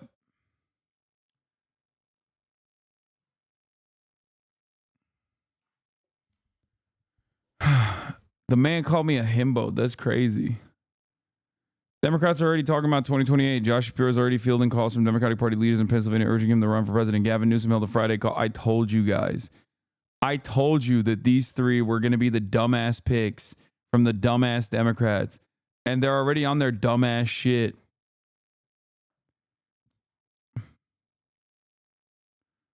What is this? Admin getting fired? Did Twitch actually post this? Is this a real tweet that Twitch actually posted? Because that is fucking insane.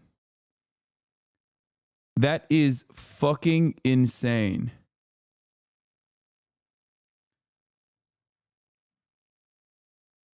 It's sort of a Kai quote. No rap, no go to the league, stream like Kai Cenat. If I recall correctly, it was directly referencing something he said on stream, but yeah, it didn't play out of context.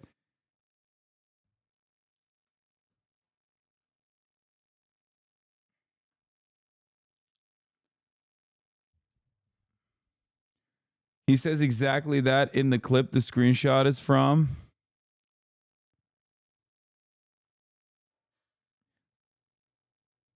They should not have done that. Me looking for the community quote note to say this is cap, but there ain't none. It was quoting what he said in this clip. Knew we was gonna break it fast, but 11 days and for everything to be already going how it's going, it's a blessing, bro. It's a blessing. Like literally, talking to every streamer out there. Yes, we have a new way that nobody gotta play basketball, nobody gotta rap, nobody gotta do shit. Everybody getting PCs, everybody could stream. Like, check, everybody from the Bronx, I'm talking to everybody from New York, y'all know how it is in New York. Streaming is. They should have just not said that and instead posted this clip. This is why you hire black people, honestly? No, 100%. How the fuck did nobody, not a single black soul touch this tweet before it was sent? That's a crazy tweet out of context. I mean, I don't know what to say. Wait, so they replaced the first post, the clip of him literally saying it, and people are still dunking on the new post? Just watch the clip. First of all, this is, you have to remember, this is being presented by a guy who was literally paid by Stake, personally, Stake.com, which is the crypto casino that funds Kick. So, of course, Twitch slander is the name of the game. Having said that, however, this is obviously a massive fucking mistake.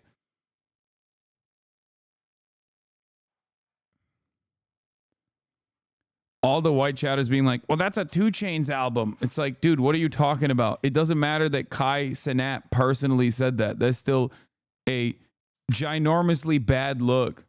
They posted it on LSF and it's somehow your fault already? Wait, what? No, I gotta see how this is my fault. Hold on. The mind of a fucking Redditor. So goddamn warped. Twitch delete their newest tweet.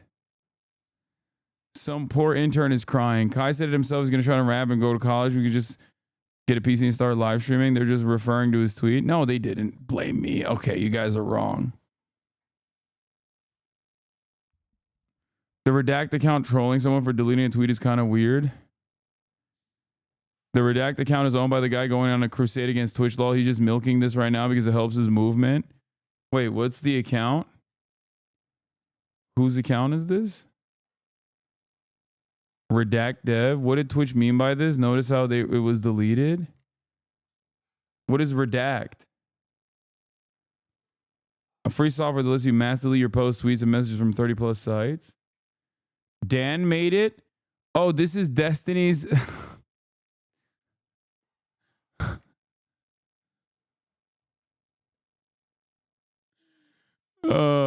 That's funny, man. Okay. Yeah. I guess they stopped with like the Twitch's anti-Semitic stuff, and now they're saying Twitch is anti-white. That's the new method. They're saying Twitch is anti-conservative, anti-white, and anti-Semitic. They're trying to bring Republicans into the fray because they couldn't get enough motion with Richie Torres. So now they're going to try to get like Republicans on board.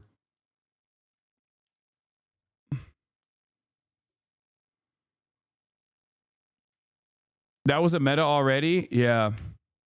Well, now that it's now that it's a Donald Trump's America, maybe they will actually succeed in getting Republicans on board.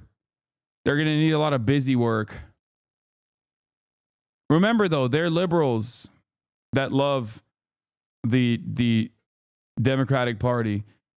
Don't you mean anti-black? No, they're hitting it from every avenue. They're saying it's anti-black. They're saying Twitch is anti-black. They're saying it's anti-conservative. They're saying it all. Whichever sticks.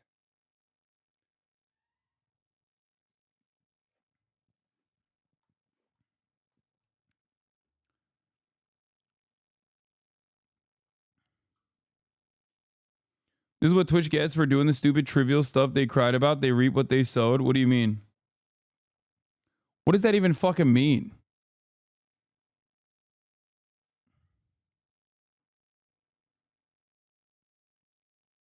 What the fuck are they supposed to do? They're just getting fucking mercilessly.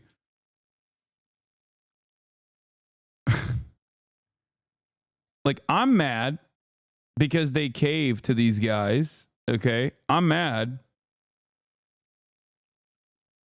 Like they caved to Hummusgate and shit. But you also have to understand, like,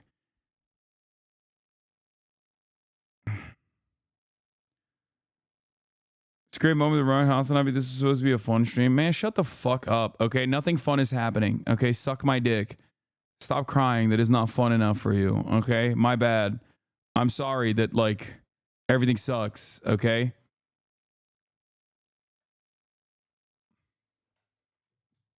Kaya, spit it out.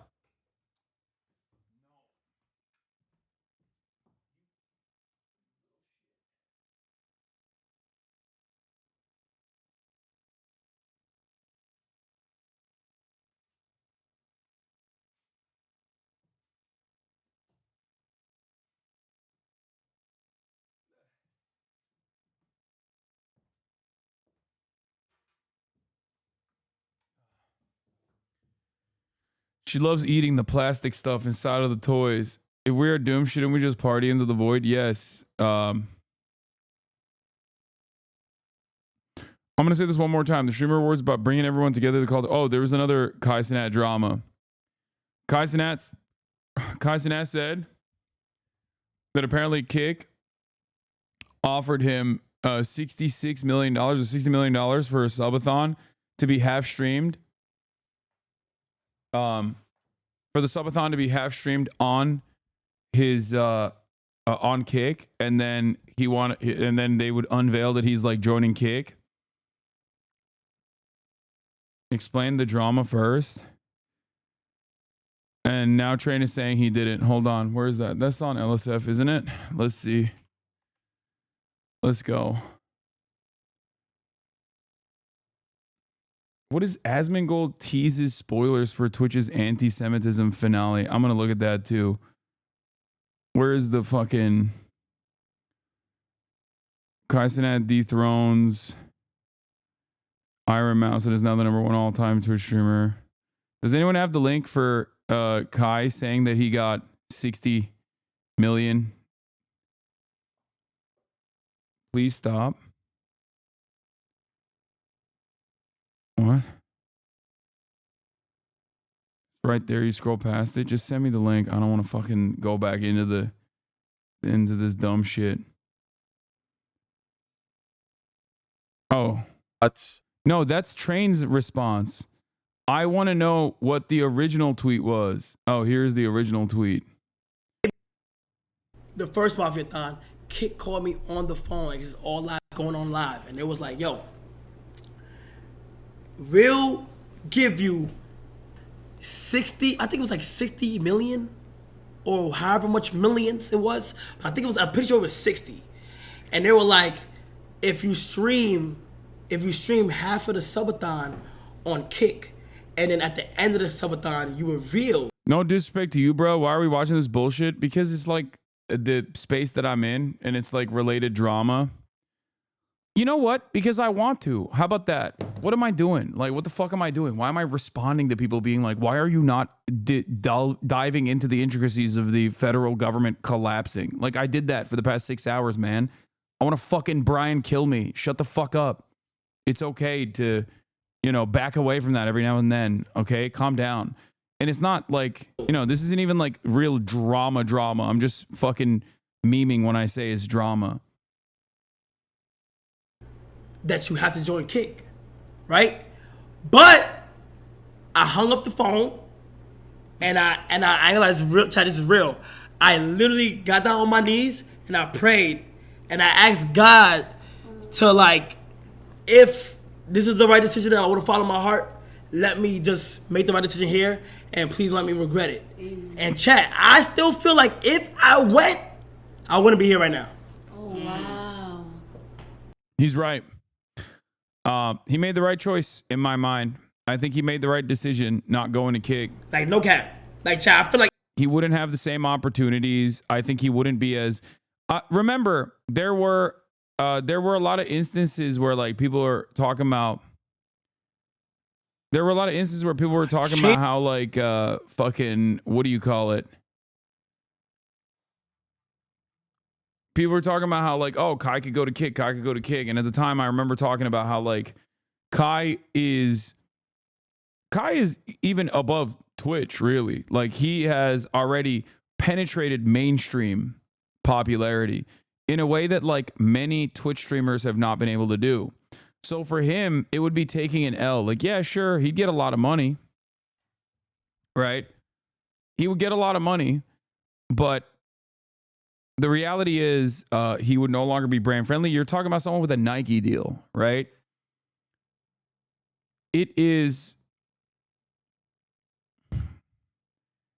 like, for someone like Kai, he needs to be on like somewhat of a normal platform to be able to generate this kind of like positive media coverage. Like, you can't do that. You can't do that on a platform next to like a dude having a mental breakdown every other week. 11 people tasked with like accruing child sexual abuse material and circulating it through their fucking Discords. Aiden Ross, who is the guy that connects all of that, and crypto casino gamblers who are degenerates, right? It's just not going to happen.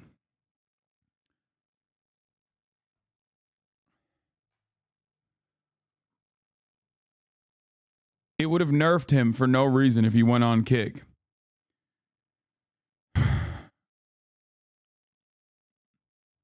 These are the categories on Kick. So revolutionary. Oh, and pedo hunters. So, yeah, instead of going on the fucking playground of degenerates where Nicholas Fuentes makes an appearance every other fucking week, he stayed on Twitch and continued carving mainstream prominence. Are you saying that pedo hunters are not good? It is the filthiest type of content. If you were to make the dumbest argument and be like, oh, I guess you like pedophiles, you're the biggest idiot on the planet, okay? It's just degenerate shit. Straightforwardly, the most degenerate shit possible. And evidenced by the fact that they have no interest in actually stopping pedophilia, considering that, there's a shit ton of people who, once again, spend every waking moment on the platform, which was a meta on Kick for the longest time, collecting child sexual abuse material by going on these like chatterbait style websites and talking to underage people and getting them to undress without telling them that they're filming the process, only to circulate the footage through paywall Discord servers. It is the most insane level of like illegal activity I have ever seen, serialized and turned into content. So suck my fucking dick. Why don't the pedophile hunters actually hunt those pedophiles for once, you know?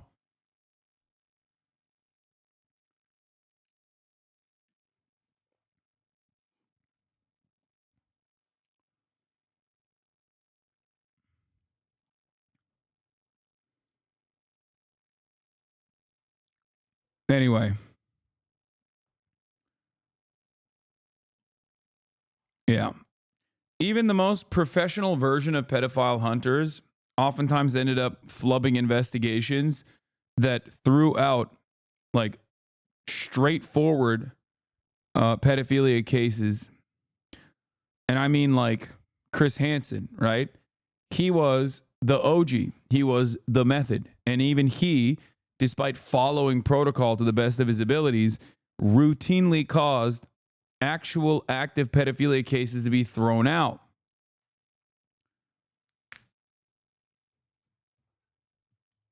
Look at all the prominent pedophiles that have been caught, like EDP and shit. Fuck's he doing, you know? He's still operating.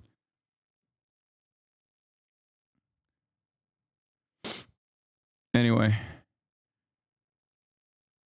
That's not the point, regardless.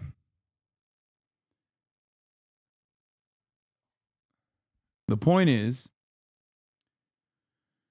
the point is that Kick has a bad rap, and much of it is deserved because of their lack of moderation, lack of interest in moderation. And if someone wanted to be a guy with a Nike deal, like that would make it much harder if they were a Kick streamer. Trainwreck reveals that Hasan lied about Kick offering him $60 million for the first Mafia-thon, $22 million was for a year. Here was, I guess, Trainwreck's response to Hasan. Let's look at that first, and then we'll look at Kai's response to Trainwreck's as well. I saw a clip. I think Scuba Ryan posted it, talking about some deal that Kai got.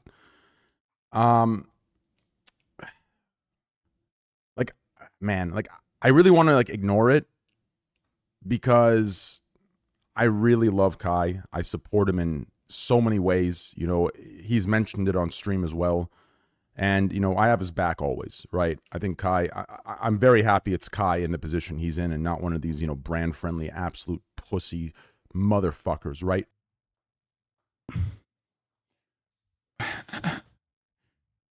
Can't be talking about me, I suspect, when he's brand-friendly. But I saw that it said like 60 mil for the subathon. Wait, I recognize this name. It's Silent Kev. Am I crazy? Never mind. They've never chatted in this channel. Just for the record, okay, I know the deal. And just for the sake of, you know, everyone, I kind of just have to specify it. The deal, right? Yeah, by the way, Kai is literally brand friendly. Like, what? Kai has a McDonald's sponsorship. He's at a celebrity every fucking day of the week. The fuck do you mean he's not brand friendly? He is objectively more brand friendly than someone like myself. In Train's eyes, though, of course, I'm the brand friendly one. And you know, the guy who's in fucking T-Mobile ads is not. He has his own goddamn burger, man. What are you talking about? It's not a bad thing to be brand friendly. He is literally a brand. It wasn't 60 mil for a subathon. It was 22 mil for a year, right? It was 22 mil for a year. And then the first 3 months would be non-exclusive. And then after that, the next 3 months would be exclusive. And the 22 was for a year, right? And obviously that was declined and a little bit more was asked for. But it was nowhere near 60 mil for just a... He means Ludwig. There's a lot of Ludwig hate recently for some reason. Critical support for Lud. A subathon. I really hate like, getting into that kind of stuff. I hate it. But like when, you know, when people start throwing those numbers around, it like really fucks Kick over. It really fucks us over, right? Because then you have other creators looking at that saying, well, if that's that, then I deserve this, right? So, like, unfortunately, I really hate getting into that kind of shit, but unfortunately, that had to be clarified.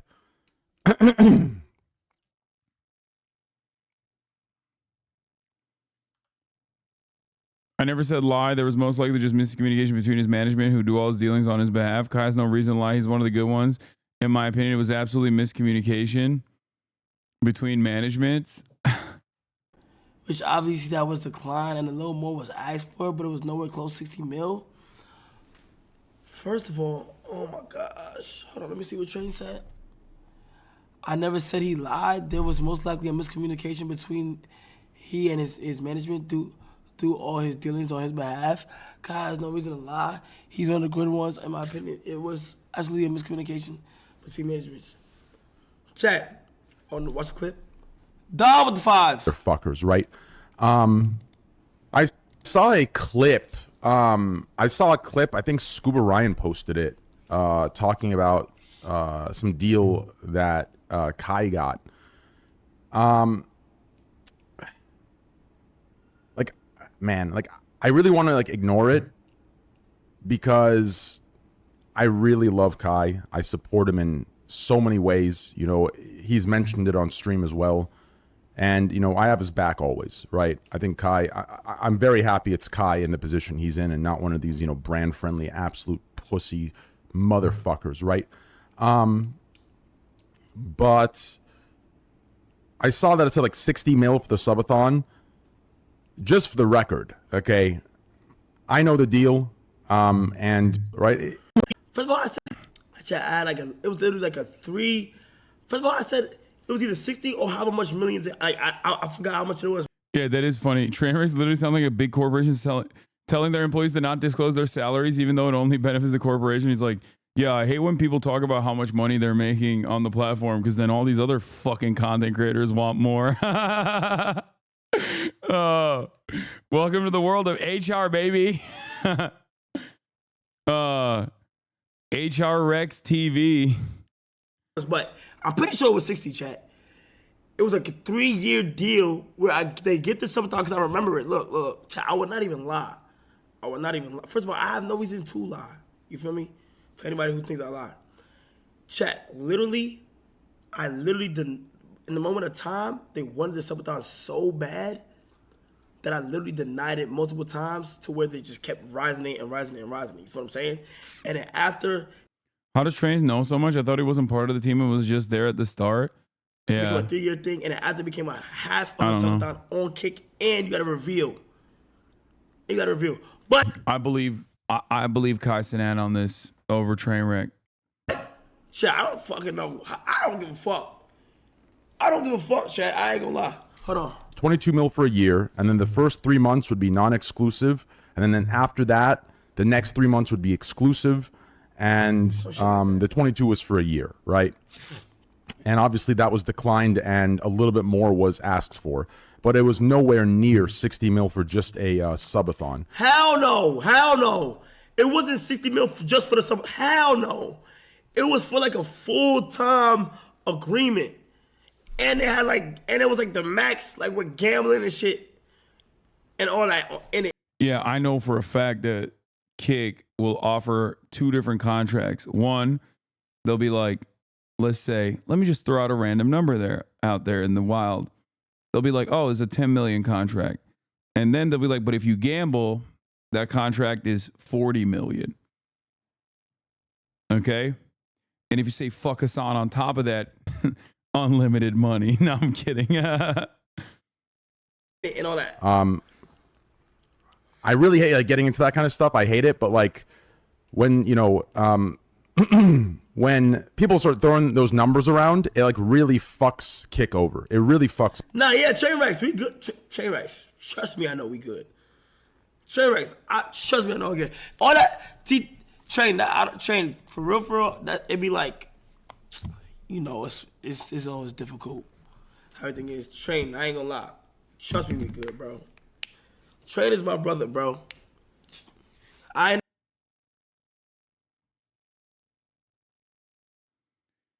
Also, Kai gambling on stream would immediately pigeonhole a lot of future prospects for him. Maybe, probably. I don't fucking know anymore. I think every up is down, bad is good, good is bad. You know.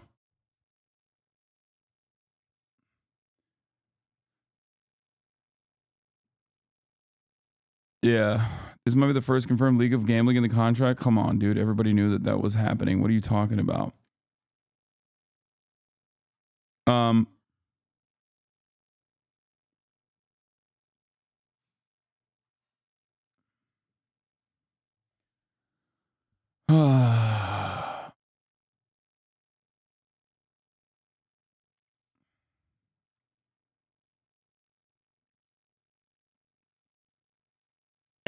It really fucked Felix over, I think. I mean, I think he's fine. I think that he isolated himself further from everyone and just like ran directly into the throes of like the Aiden Ross people. But when you get $100 million, like, yeah, I mean, he got the bag, so who cares? You know what I mean? That's it. What would happen if they don't ban for a month? I'm going to. Empty threat. We're going to get to that. So I went and I said that if this guy doesn't get banned for 2 weeks, I'm going to bring Dan Saltman, who is the guy who has been talking about all of the anti-Semitism. And by the way, I don't want to spoil a whole lot, but he and I have had extensive conversations about this. Damn, dude. Uh-oh. Uh-oh. Oh, no. Maybe not extensive, but we've talked for a bit about this. All of the information that's going to come out has not come out. And in fact, some of the most damaging information has not come out yet. I'm not going to talk about any spoilers or anything like that, but that's what's going on. And so anyway, yeah, Twitch has has had a massive problem. Twitch has an anti-white, anti-conservative slant and also an anti-Semitism problem. I think these guys are playing with fire. One, they're playing with fire because like this straightforwardly is being conducted by people who don't give a fuck about any of these things. And they're just running this Gamergate style campaign directly against Twitch. And this platform has, not only does Twitch employ hundreds of people, but outside of hundreds of people being employed, you might not like them, but you're also quite literally fucking over thousands, if not tens of thousands of content creators that have a direct lifeline here, you know? Because of one man and his rabid sociopathic cult's crusade, it blows my mind. Like, it's so crazy.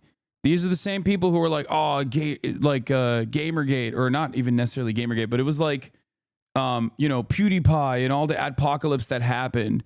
They were very mad at the media for launching this crusade against YouTube in the PewDiePie era. And now they're trying to do the adpocalypse, ironically enough, to themselves. And it doesn't make any sense. They're talking as if it's a drama rather than actually possibly taking Twitch to the courts. Well, yeah, because it is just drama for the most part. But so he's saying Dan didn't show all the evidence he has because he's holding back for an Asman collab. I call bullshit on that, Chief. I'm sure there's more extra stuff. The problem is it's over, dude. You're cooked. They found the emails between you and the CEO. Yeah, I'm done. It's over for me. It's Jover. The problem is for every like one real thing, like for example, Twitch, for some reason unbeknownst to me, unbanning fucking Sneeko or Fresh and Fit and then subsequently banning them quickly. There's like a million different things that they're slamming onto it in an effort to draw the attention of whoever the fuck they can. Like, you know, Twitch purposely was IP banning. Twitch was purposely IP banning. What do you call it? Twitch is purposely IP banning like people from Israel, you know, because they're secretly anti-Semitic or some shit like that. And it's insane. It's insane. And no serious person is ever going to fucking, you know, get invested in this, which is why the only thing that you'll be able to get out of this is like maybe a New York Post article, right?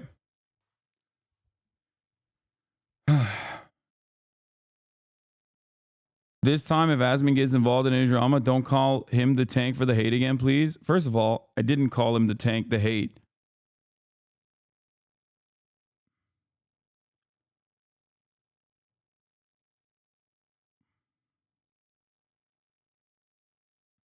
Dan will 1000% bring you and the community into whatever stream they do, by the way. I cannot believe Twitch is allowing it. Yeah, this is just like purposeful brigading for the most part. I don't know how like anybody doesn't consider this to be a scourge on the platform. And I also don't know. A congressman was interested. Yeah, dude, it's Richie Torres. And it was 5 days before the fucking general election. Like, get the fuck out of here.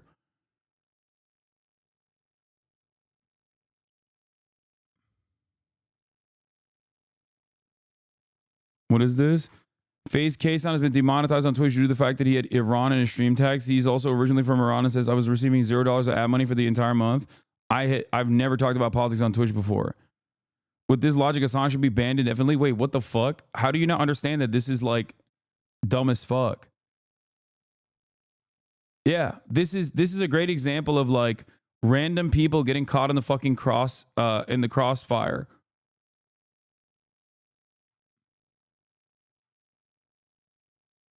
Bro, why does everyone hate you, Lamafau? Everyone does not hate me, my friend. But in the areas that we're in, I think a lot of people think that people have my same opinion. Like, because you're in this community, you assume, and because this is a pretty big fucking community, you falsely assume that other people have the same perspective that we do in here. Okay? That's not the case. The unfortunate reality is that, especially online, a lot of fucking right-wing content pops the fuck off, especially for a lot of younger people. It's easy to consume. It feels like it upsets and offends, you know, your teachers and your principals. Asmongold is trying to turn Twitch into Twitter. In his eyes, he's not fucking the bag for everyone. He thinks he's doing them a favor. Yeah, it's crazy. They will see a bad thing happen, and instead of wanting it fixed, they just want it done to you. I know.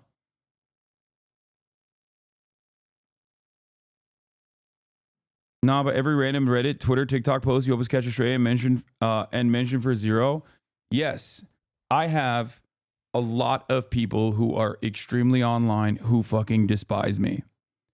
That's it. But in the real world, they virtually do not exist. Problem is, the internet world is becoming increasingly more important than the real world.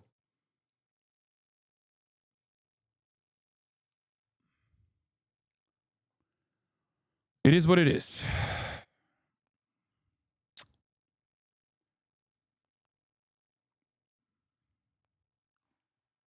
Literally, most of the other streamers love you. It's a very loud minority of psycho streamers and a lot of nerds in their basement that hate you. Exactly. That's why a lot of people, that's why it doesn't actually work when people go, why are you collaborating with this guy? And then the streamers will be like, because I like him. You know what I mean?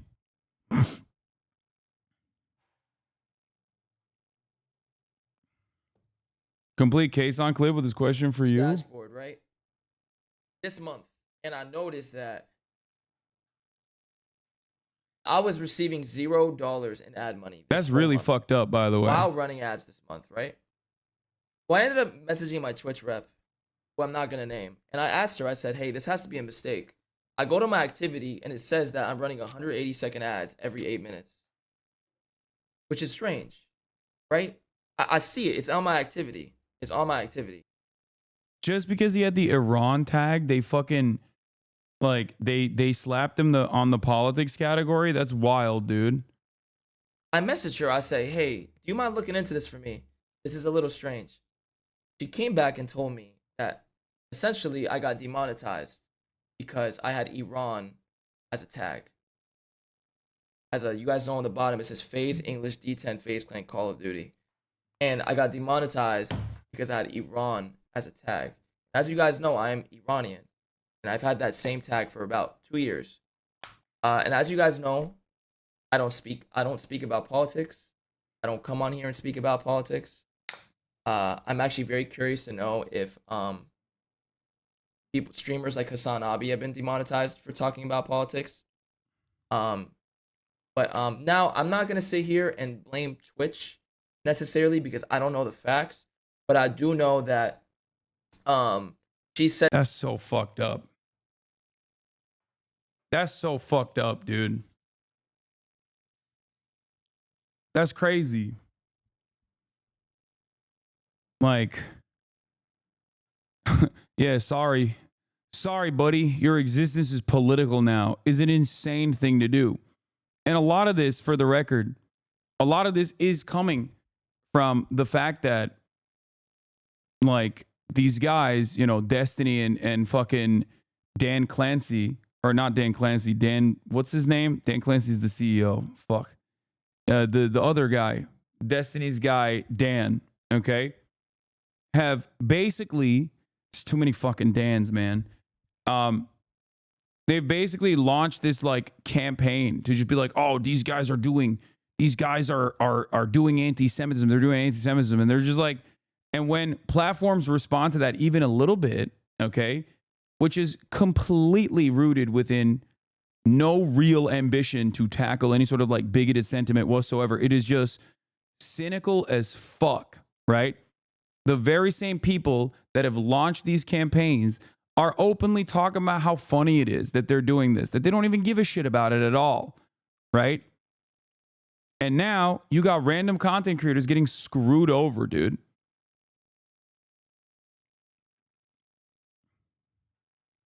It's crazy.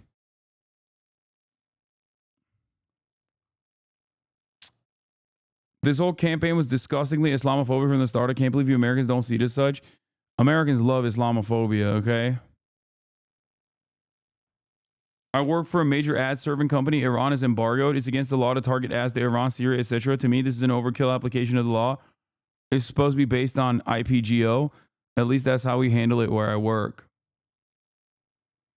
It's the end result of new policies. Their goal was to get you permabanned, and Twitch's compromise choice ends up fucking people over.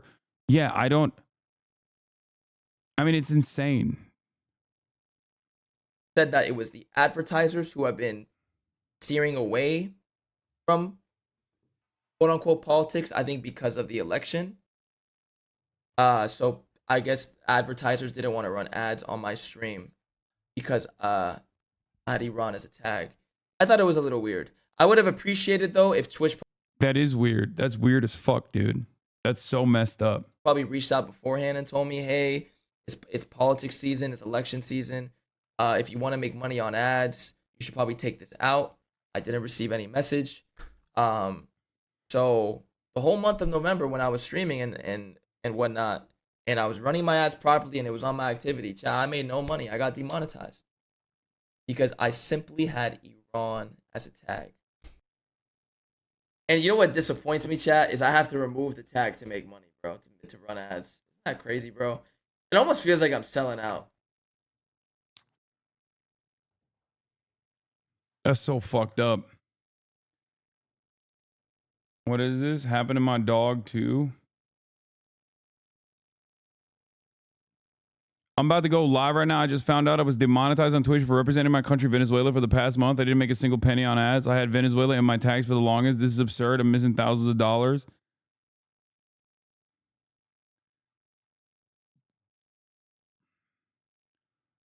So what are they doing? They're just like, they just added like every official America's enemy list onto the fucking same category. Like, what the fuck? What an incredibly stupid thing to do. Oh yeah, they're gonna do they're gonna start doing this to China too. Fuck it, add Haiti on there too.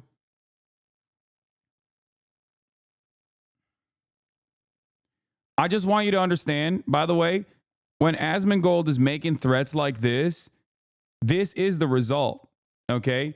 When you partner up with cynical fucking assholes who just simply want to see the fucking world burn, and they force platforms who are terrified of offending anyone, okay?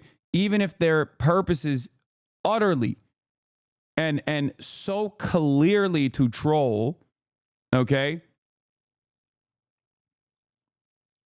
Platforms that turn around and capitulate and cave against that sort of thing are gonna hurt other content creators, you know? This is the list of OFAC countries that you can and can't target to. Yeah. OFAC administers a number of different sanctions programs. The sanctions can be either comprehensive or selective, using blocking of assets and trade restrictions to accomplish foreign policy and national security goals. Office of Foreign Assets sanctions control. So I guess if you have like, if you probably had like a Cuban flag or the Cuban tag, you probably would still get cooked in this situation.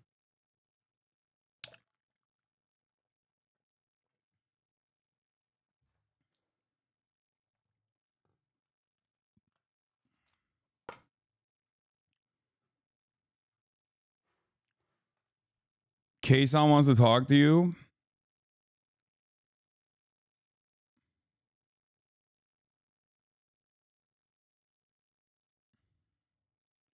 I don't know how to reach out to him. This is giving 2016 when people would troll by claiming something was racist or mass reporting over it, and companies would panic and take it down for no fucking reason. And then the media would run X's racist stories. Yeah.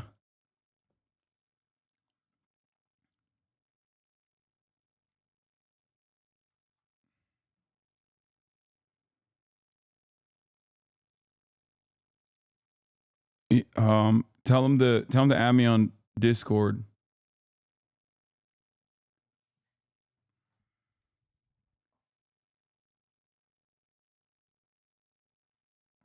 He said Insta. I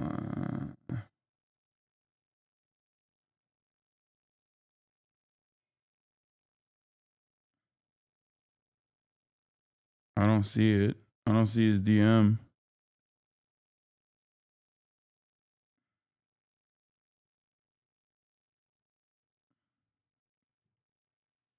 On Instagram.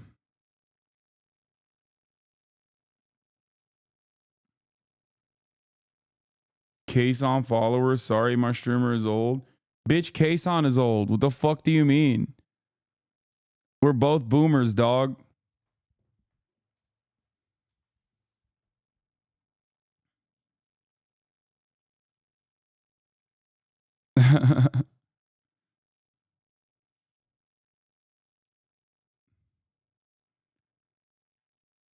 The HasanAbi community phases up, no question. Yeah, we do. We phase the fuck up around here.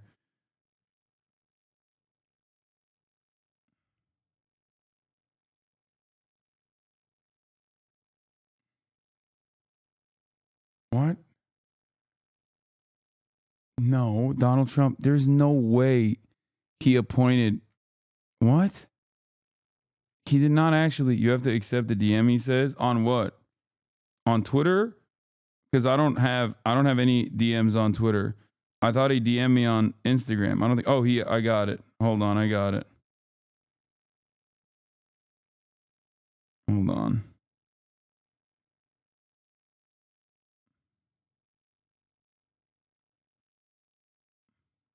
I got it. This is a joke, dude. There's no fucking way. Y'all are crazy. Even though having a Fox News guy be the fucking Department of Defense, leading the Department of Defense, is pretty crazy.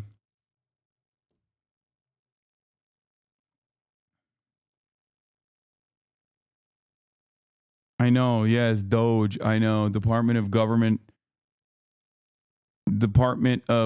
Efficiency. Okay, I know.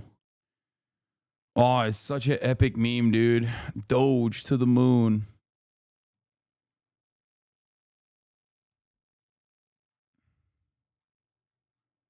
Le epic meme, dude. Le epic meme. Straight up.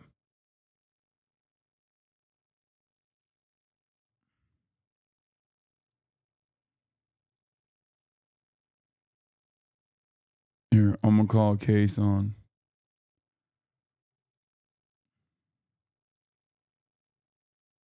All right. According to Bill Ackman, Yale is Hamas. Yeah, these guys are fucking nuts. Hold on. Yo, what's up? Can you hear me? Yeah, 1 second. Let me turn my cam on. 1 second. I'm a little slow. Case on, how old are you? I'm about to be 30, 29. Okay. All right. Thank God. All right. You're a fucking boomer too. All right. Good. Wait, how old are you? I'm 33. Oh yeah, no, you're way older than me. Bro, you're 30. It's over. It's I'm just saying. over. I'm not 30 yet. I'm not 30 yet. Hold on. It's over. Boom. It's over. Boom. Bro, what is this Nick Merckx camera angle, dude? Oh, there you are. Okay. Okay. Boom. How you doing, bro? You good? I'm doing all right. I mean, I'm doing as best as I can be doing, all things considered, you know? Yeah. It is what it is. So I heard you got demonetized because you had the Iran tag on your channel. I wanted to talk to you, bro, because obviously I know you've been streaming up for a long time, and you've obviously you're very opinionated when it comes to politics, of course. So as I don't know if you know much about me, but I'm Iranian, but I was born and raised in LA in the US, but my parents are from Iran, born and raised, and I visited there before. And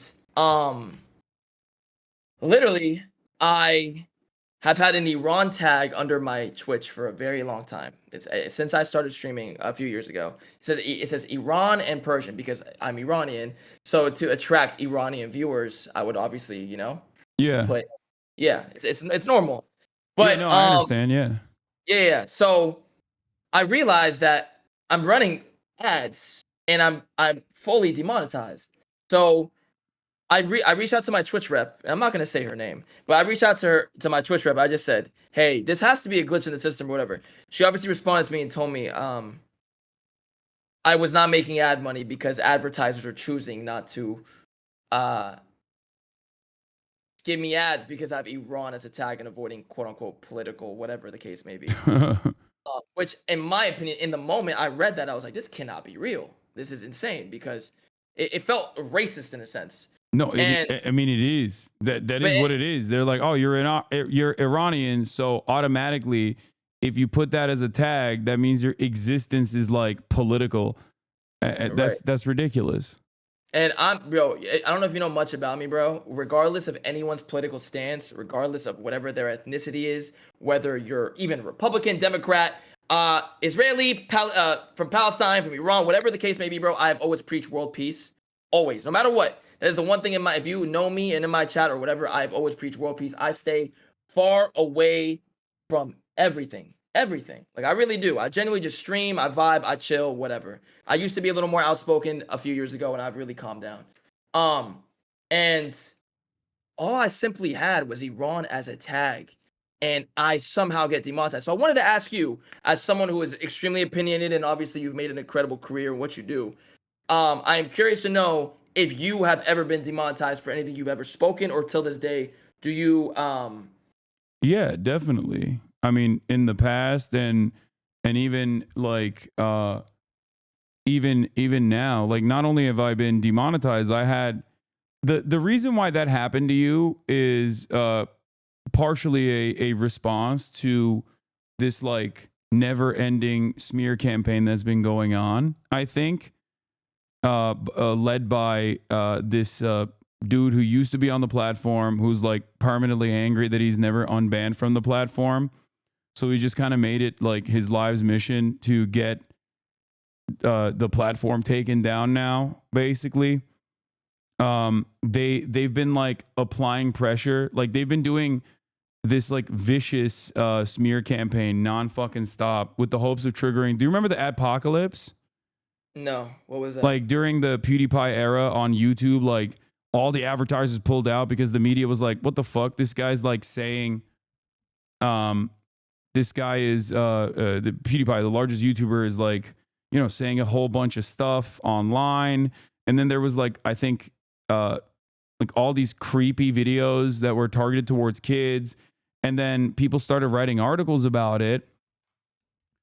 And you know, advertisers started getting worried and they pulled out, right? They pulled out and so many content creators like lost a shit ton of revenue. It was known as like the adpocalypse, basically. Okay. There was, and at the time people were very mad. I think Logan Paul with the Suicide Forest contributed to it too, if I'm not mistaken. It was a long ass time ago. I don't fully remember all the details, but basically, at the time, like everyone was really mad at mainstream media for, you know, covering YouTube as a competitor in this like really negative fashion, right? And it caused a lot of content creators, random content creators like yourself, catching strays for no reason and like losing out on revenue. Right. And now these guys are basically doing the same shit. Without warning, by the way, without no message, warning, nothing. Yeah, I think Twitch is just responding to like pressure that's coming from outside groups being like, oh, these guys are anti-Semitic. Twitch has an anti-Semitism problem. And, you know, Twitch has a problem with like political content. It is extremist. And they haven't gotten a lot of motion overall, but I think platforms are very careful whenever stuff like that happens, and they get very worried whenever stuff like that happens, and they turn around and take action immediately. They're like, oh shit, we got to nip this in the bud.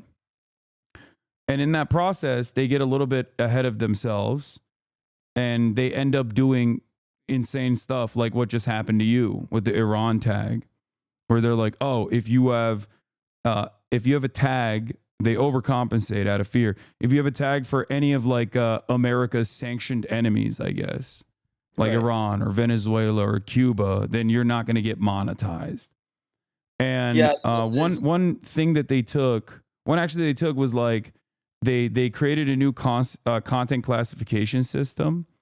Like right now, when I'm talking to you, I have a content label: politics and sensitive social issues. Discussions or debates about politics or sensitive social issues such as elections, civic integrity, military conflict, and civil rights in a polarizing manner. Now, I put that content classification label on voluntarily, and that's a new thing. And they did that in response to like all of this pressure, right? They did that in response to all this pressure. And, you know, I'm abiding by that standard. But I think that it automatically, and now there's a link that, or there's a warning that says like, this is intended for certain audiences. And I think in the process, they also took me off the front page as well. Like even on election night, when I had 300. I'm sorry, 300. Yeah, I had 314,000 live concurrent viewers on election night. I wasn't on the front page. Asmongold was, Jinxie was, and every other content creator that was covering the election was, but I wasn't. So unless you went directly to my website, twitch.tv/HasanAbi, or I guess if I was on your following list already, then I would show up. But there was no other way for a not logged account unless they typed in twitch.tv/HasanAbi to actually, I would not appear in front of them. Because you're politically opinionated. That was, I think, deliberate beyond being politically opinionated. I think they straight up shadow banned me because they were worried about all of this extra pressure that was surmounting on the platform.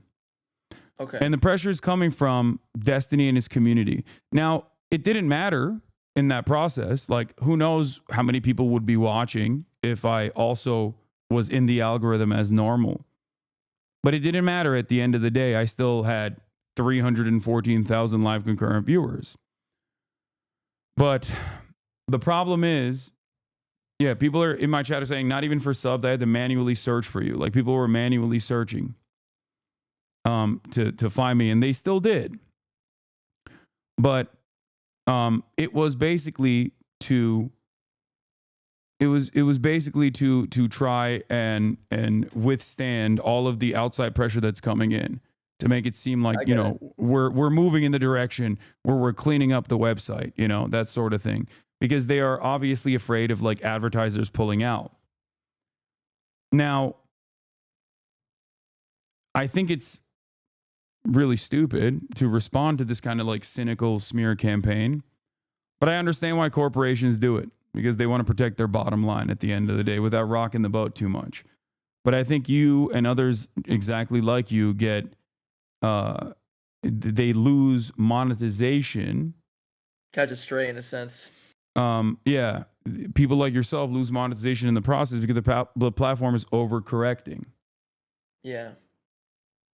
I mean, I can read you her message. It was. I reached out, sent the screenshot. I said, this can't be right. My activities show everything was running. Mm-hmm. I was just like, what's going on? Had to message her a good amount of times. Say, hey, I know she was streaming with specific tags that advertisers may find political, which could be impacting your ad revenue. We are noticing advertisers avoiding political tags right now. Are you streaming political content or using tags like Iran or Venezuela, for example? That's crazy. So yeah, the Venezuela thing is real too. Yeah, removing these type of tags and or not producing political content will likely fix this issue for you and increase ad monetization. And I responded saying I was in disbelief. I was just like, I don't think that's correct. That makes no sense, because in my head, I'm like, that's racist. So, whatever. We talk a few times. Yeah, we talk a few times. She comes back. She says, here's an update. We're 100% sure that this is related to the Iran tag, and I performed all the tests needed to figure it out. However, we highly recommend I run a test stream before your event. If you can't do that, could you please send me a list of tags, blah, blah, blah. So essentially doubled down to let me know that that is the case. And obviously, as an Iranian, it's very disappointing because I simply had to tag to, I'm Iranian, and to attract more viewers of my ethnicity. So I'm not gonna lie, it's crazy. And it is very disappointing for the fact that I had to take it off to make money, which in a sense, it's kind of feels like I'm selling out right now. I don't know what to do. And it's also like, here's the thing that sucks about, with Twitch is in no questions asked is like the mainstream platform. So it's like you speak up, you don't want to get banned. You don't want to get shadow banned, right? So it's like you're in this lose-lose situation of like, well, you guys aren't letting me attract Iranian viewers or represent Iran. At the same time, now that I'm speaking about it, I'm putting myself in essentially a horrible position of Twitch can silence me whenever they want. Which I don't know if they will, because Twitch is claiming it's the advertisers, of course. So I'm just in this very weird position. And again, as a man who never speaks about politics, ever. So I don't know what you think. I mean, you obviously told me you were speaking on it, but it's kind of shitty. No, I 100% agree with you. I think you should be able to fucking put the Iranian tag on there proudly and not suffer any sort of penalties for it whatsoever. I think it's straightforwardly racist. Same with Venezuela as well, or even Cuba if that's one of the official. Because like these are all, on the America's enemies list. It's like so insane. America's a diverse nation with a shit ton of Iranian, Venezuelan, Cuban people. Like that's what's supposed to make America fucking awesome. That you can be from a different country and say whatever the fuck you want, even things that you wouldn't be able to say back home, right? Like I'm Turkish. I would not be able to say 90% of the things that I say right now in the United States of America in Turkey without facing severe repercussions. And it's not only completely unacceptable, but it's straightforwardly un-American, Yeah. Yeah, no, I agree with you. I think it's fucking crazy. I don't know. I mean, I'm sure they'll fix it, and I'm sorry that it's like impacted your revenue for the month. And like I said, I apologize. It's just it's a direct consequence, like I said, of outside groups that are like falsely fucking attacking the platform nonstop. And I think that a lot of content creators that engage in this and play fast and loose with this shit in order to be punitive towards the platform because they're angry. Because like I was just talking about this with and then they brought up your case because Asmongold is like, oh, I'm gonna go and talk to one of the guys that's been leading this initiative. His name is Dan Saltman. He streams on Twitch too. He's like a streamer on Twitch. He's Destiny's podcast co-host. Like they've been attacking the platform viciously, trying to get like coverage and trying to get motion on the story that like Twitch is an anti-Semitic platform. They have like they're breeding. It's a hotbed for extremism, and they're breeding like extremist radical politics or whatever. And they're taking like clips out of context, and they're trying to blast it in the media, and it's not really working, and it hasn't really worked at all in their favor. But in the process, people are like losing revenue, right? And at least I can't tell what a person's motivations are beyond what I've seen them openly say. And I mean, they work with the ADL, the Anti-Defamation League, to try to get like a bunch of content creators banned for doing a tier list, which they did successfully ban them. They've been banned for a month. And yeah, now a lot of content creators, big and small, are suffering from the impact of like one community's cynical attempts to not only try to get me deplatformed. They like went to a fucking congressperson and he wrote a letter to Twitch. Like it's to that degree. It's pretty insane. So you know, it is Islamophobia as well, which is like totally seen as permissible. I don't know if you're Muslim or not, but it doesn't really matter. You're okay. So yeah, you're Iranian. And even if you weren't Muslim, it still wouldn't matter. But like, you know, everyone automatically is like, oh, you're Muslim. You must be anti-Semitic automatically. Like it is what it is. But that is like the reception for the most part. Like I doubt, and this shouldn't exist either. I'm not saying that this is appropriate, but I doubt that there is like demonetization if you have a tag Israel on your profile.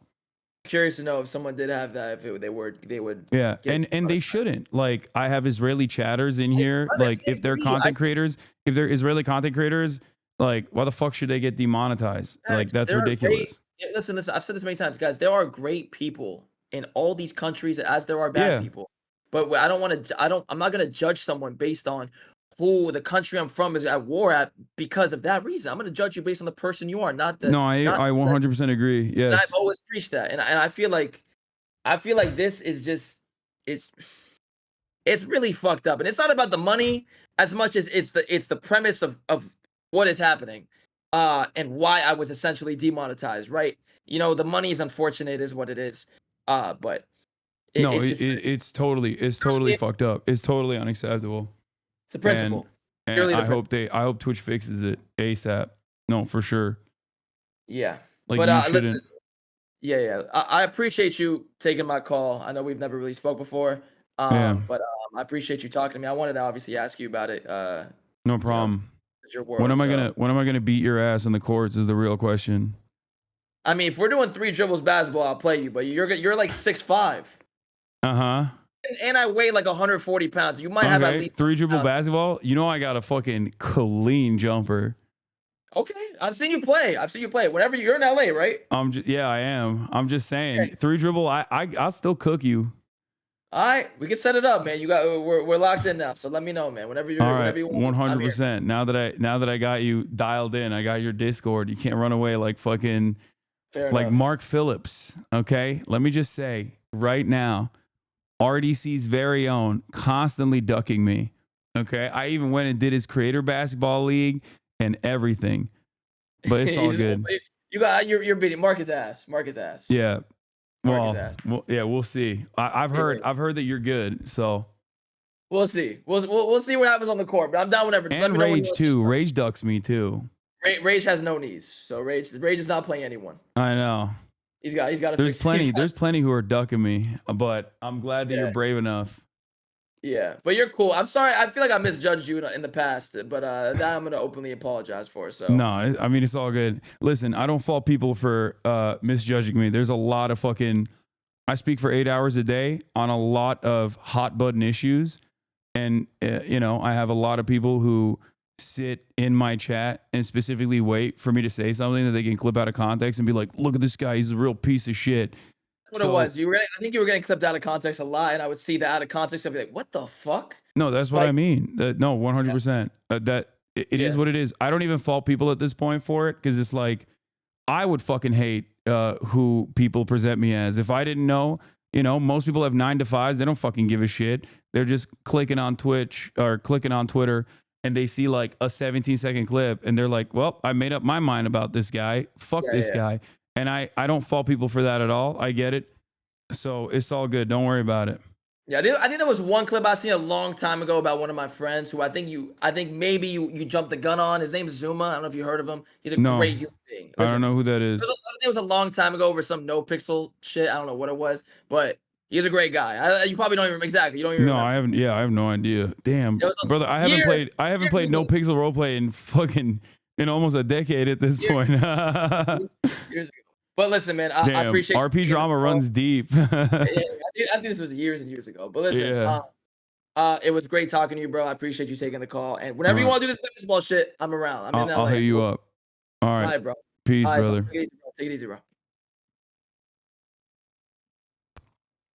All right, Murat, your food is here.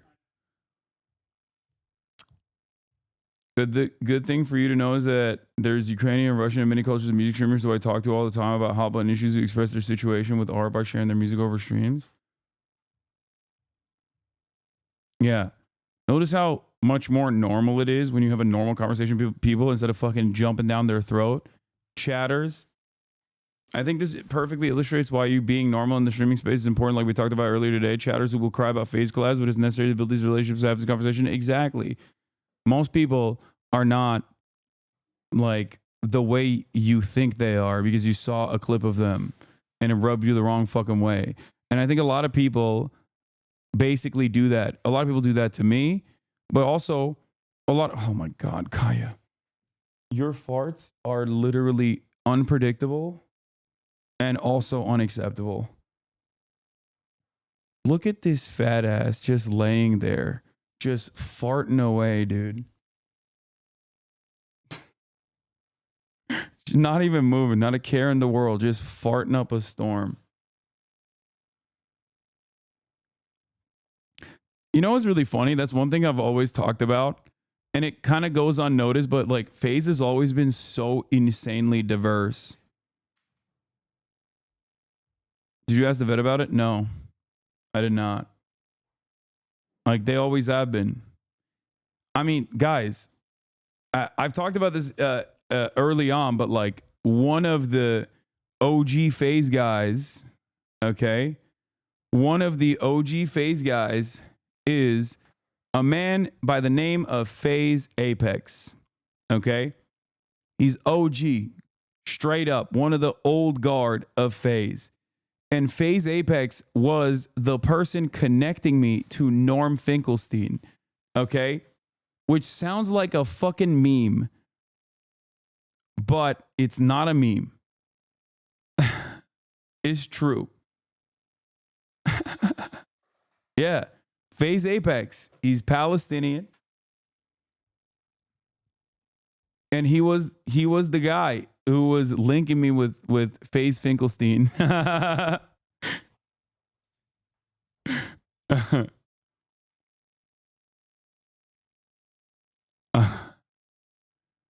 Wait, as an OG FaZe watcher, I need you to explain how. Wait, what do you mean?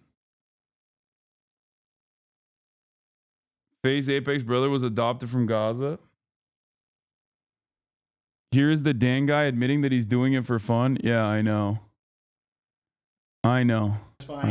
We already covered this. You know, it's sad because I've dedicated the last like 2 weeks of my life basically to Steve. It's so fun. It's so fun that so many people are like losing revenue. You know what I mean?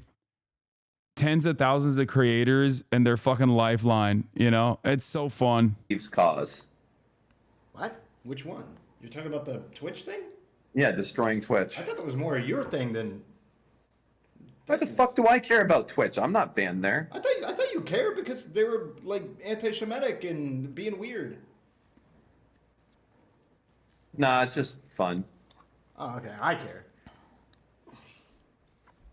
I thought you cared, bro. I mean, like, I care that I want to win. I care that it would be fucking awesome and funny if I won. It would be awesome and funny. It would be fucking hysterical. Yeah, his friend is literally helping him maintain a facade of plausible deniability. He's like, I care. Well, come on, you care, right? And he's like, nah, I don't give a fuck.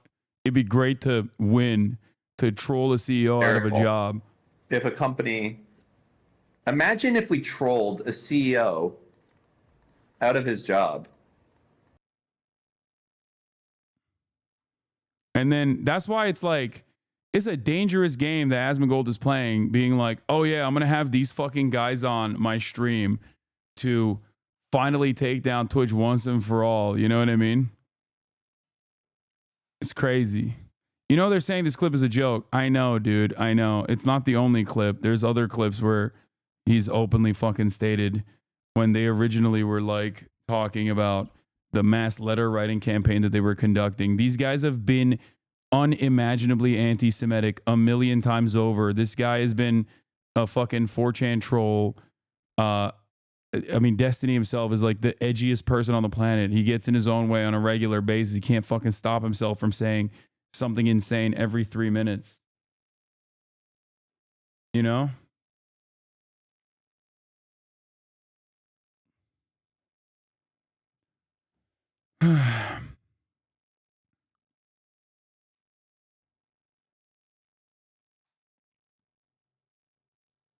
It's just crazy.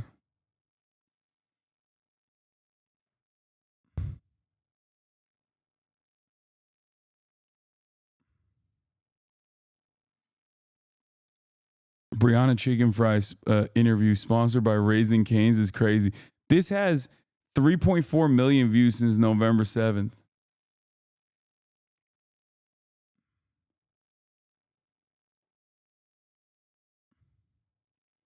I'm sorry, I don't care what you think of Brie Chicken or Barstool. Never listened to or ones of either before the tour. But I worked for Zach Bryan on his tour this year, and he was the worst. Huge fucking immature baby man. 0 out of 10. Terrible guy to work for. Yeah. So the short and sweet of it is, oh, I was going to talk about the fucking one last drama. Hold on. Not even drama. But I still keep dodging this fucking Brianna Chicken Fry shit.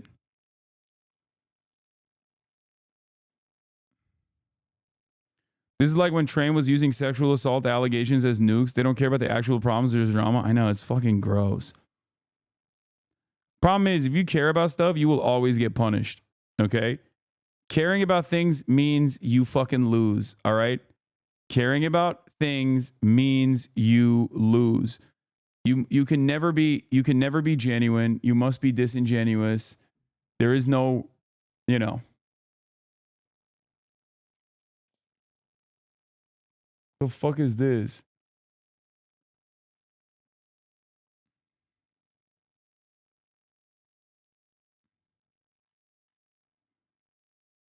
Dan even got libs of TikTok and against Twitch. Yes, who cares? It's because Dan never forgave you for not going on that Hawaii trip with him and Mr. Mooten back in 2019. Yeah.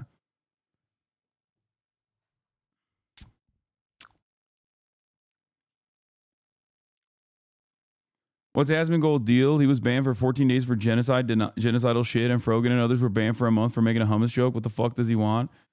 I mean, I don't know. I'm always going to be open-minded to someone and their path towards changing, and it doesn't seem like his apology was genuine. I don't know. I don't watch him. I'm live at the same time that he's live, so I never get to see.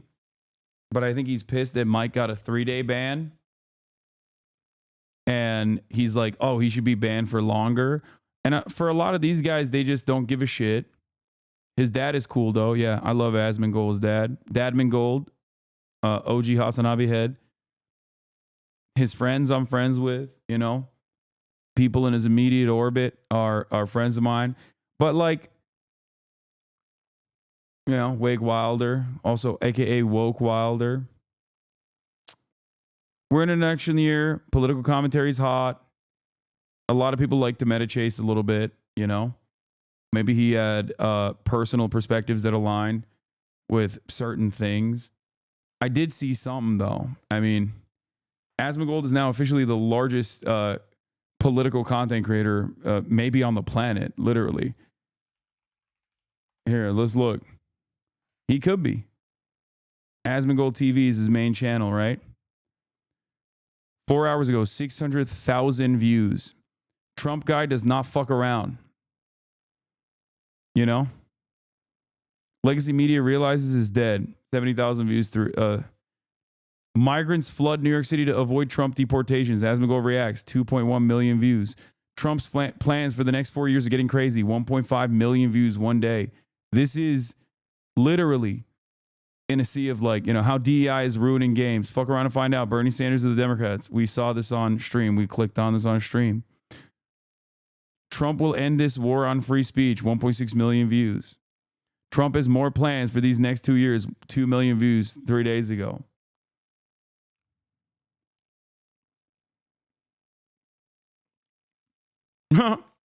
Left-wing YouTuber. Why are people unsubbing? Come back. I wonder why. 1.2 million views. 3 days ago. Trump is Hitler. She's losing it. 1.3 million views 3 days ago.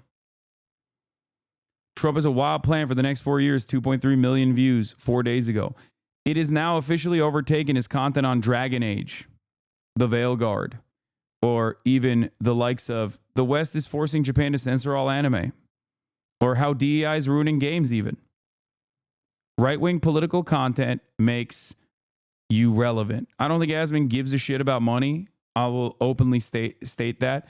I think he cares about, you know, being top of mind. He cares about being relevant. He cares about winning. It's like I definitely don't think he cares about money. You will never convince me that he gives a shit about money. The man only lives to stream. And I get that as someone who also lives to stream. You get this, people leave when gaming treatment is you? No, that's not true. He's just playing to his audience. His white boy basement dweller audience wants something to justify their sad existence, so blaming immigrants and women and people of color is exactly what I want to hear. I mean, yeah.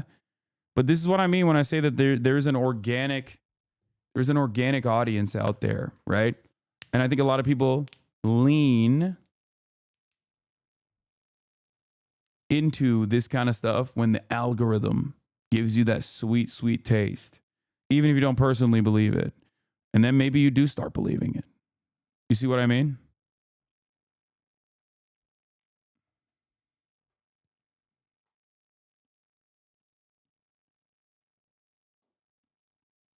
Asmongold now is officially a much larger content creator in the political arena than myself and Ben Shapiro and Steven Crowder and Tim Pool combined.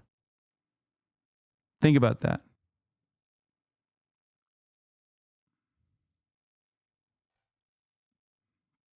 Now tell me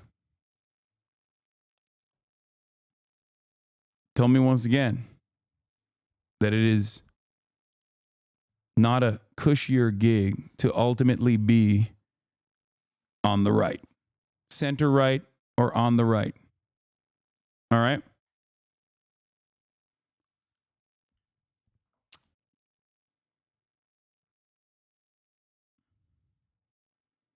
I mean, these numbers don't lie.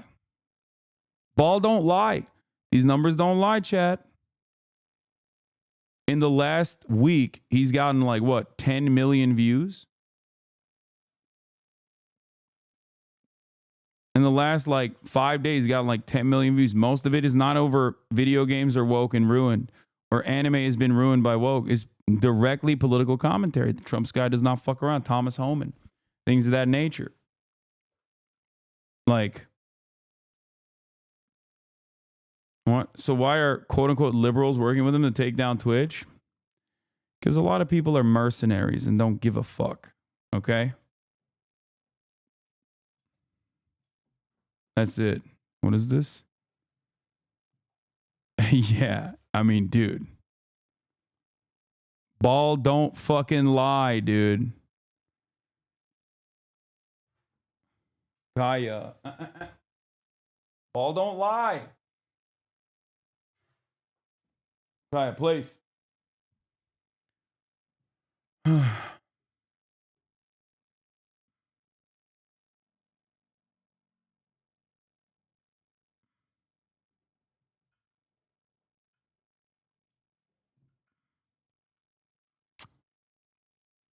This is organic. The inorganic aspect of this stems from maybe the algorithm boost that you get when you start doing right-wing shit, okay? When you start doing overtly right-wing content. But it's usually organic. Like, you have organically right-wing positions. You don't really examine them, right? But you get a big boost. You get a big bump when you go right-wing like this.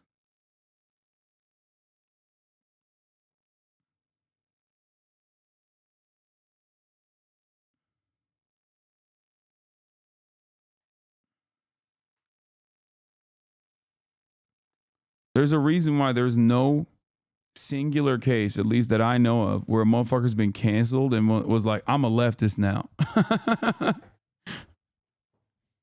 You know what I mean? Quote unquote canceled. There's no instance where someone's been like, you know, numbers are looking a little dry right now. I'm going to fucking start talking about socialism. iDubbbz? Are you fucking kidding me?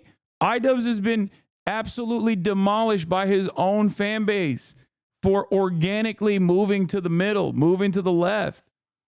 His own fan base despises him now. He got so much fucking hate. AKA Jimmy Dore. No, Jimmy Dore is a great example of someone who went right wing. That's the funniest part about this process is that, and I think it was Liv Agar who pointed this out with the Chapo stuff, right? And I'm another person who has regularly been hit with this shit, right? Where is it? So many people constantly would say, like, you know, I guess she deleted it. I don't know, but there was a tweet about this exact same thing, like this particular phenomenon. But so many people always are like, Hasan is going to go right wing. People on the left, liberals, are always like claiming that big prominent content creators like Chapo or myself, we're going to go right wing. We're going to go right wing. We're actually secretly right wing. There's a fascism pipeline or whatever. And we're still here. Meanwhile, the Democratic Party has firmly planted their toes in the fucking right.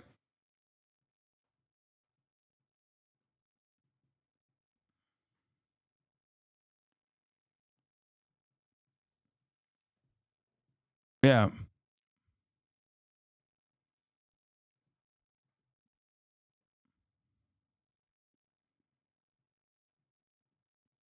I'd say you've even grown in the recent years and will continue to grow. I will, but that's not because the type of stuff I talk about. That's not because the type of stuff I talk about is like, you know, great for the algorithm. That's my point. When you're a leftist, and you grow in spite of all of the avenues. Everything is designed to fuck you over. And on top of that, you have a shit ton of people, even who are also on the left, who go, nah, he's fake. He's not sufficiently leftist. He's not sufficiently progressive. We're fucking annoying. There's no one that the left hates more than another leftist. All the while, the Republicans and everyone that's like apolitical but firmly planted on the right is running away with it.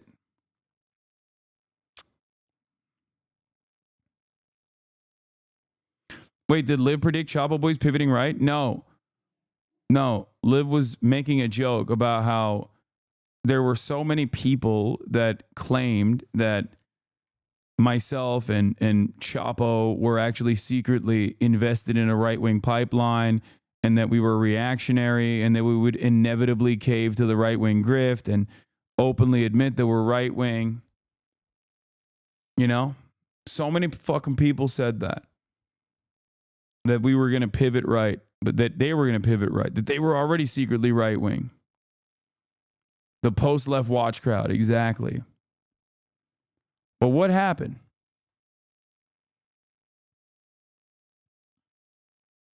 Do you think this type of content is too boring to normies? Whenever I show clips of yours to my coworkers, they yawn or get bored when I'm lamowing. People say our content is niche homework, not gonna lie. Yeah.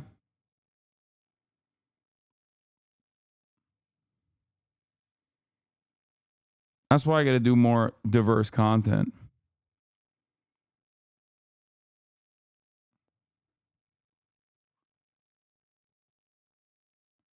I used to watch Jimmy Dore back in 2015, 2016. Can you explain to me how he went right wing? That's surprising to me.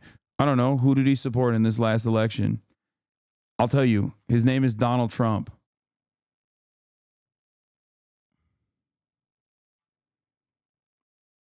That's why we got to do the fucking funk edits, okay? We got to do like the fast-paced funk edits. We need it. We need some of my best hits. We need some of my best hits. Some of my best takes with like some funk music pronto.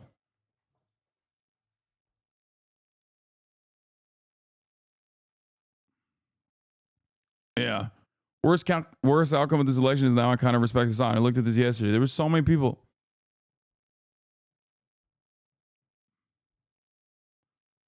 I've seen many right-wing 18 to 22-year-olds saying the left doesn't speak to me or address me, but just make me a villain because of my grandparents or whatever. I obviously don't agree, but what do you say to that?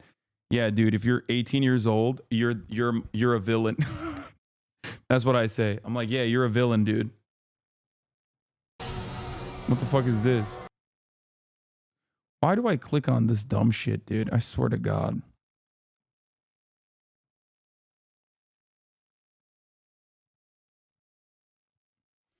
Who are these DEIs ruining everything guys gonna blame when Trump is president and liberal media stays the same? No, they're gonna run the same route. They're gonna run the same. They're gonna left bash. I'm just letting you guys know. Because when the Democrats and Republicans align, they're just gonna keep fucking yelling at the left. That's the only appropriate venue where everyone can unite, you know?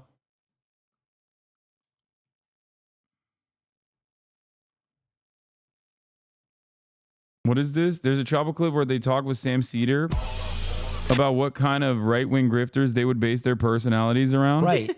And becoming a YouTuber. Because, like, this is what we were thinking.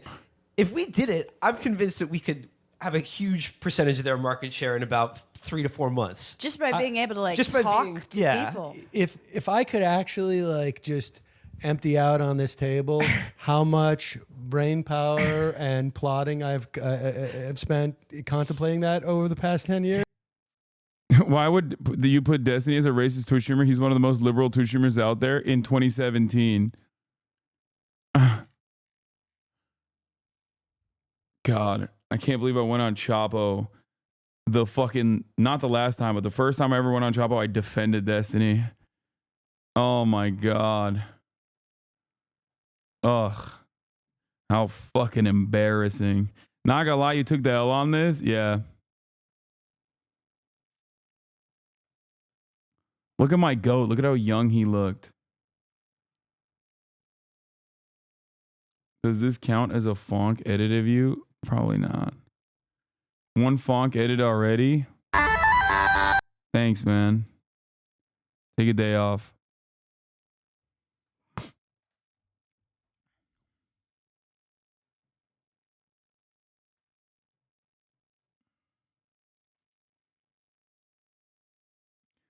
I'm a real sucker for someone who presents themselves as like earnest and is like change their perspective. You know what I mean? That is my biggest weakness. When I got a dude who's like, you know what?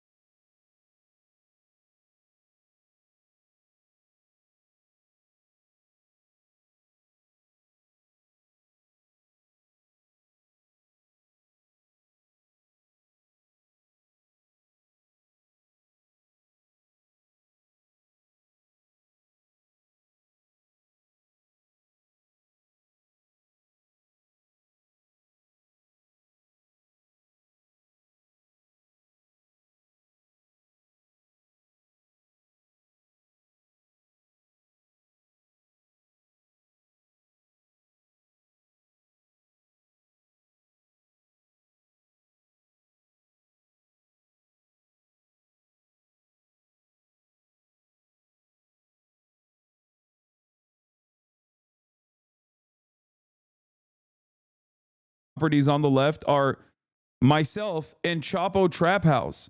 So what the fuck do you mean? It's very obvious that people still are like, no, we like to have fun. You can be a progressive person and you can be a leftist and still have fucking fun. There's obviously always going to be a lot of smarmy people who are just like, who will come up with the most insane take. Laughter is bourgeois decadence. Okay? Laughter is bourgeois decadence. That always is my favorite one.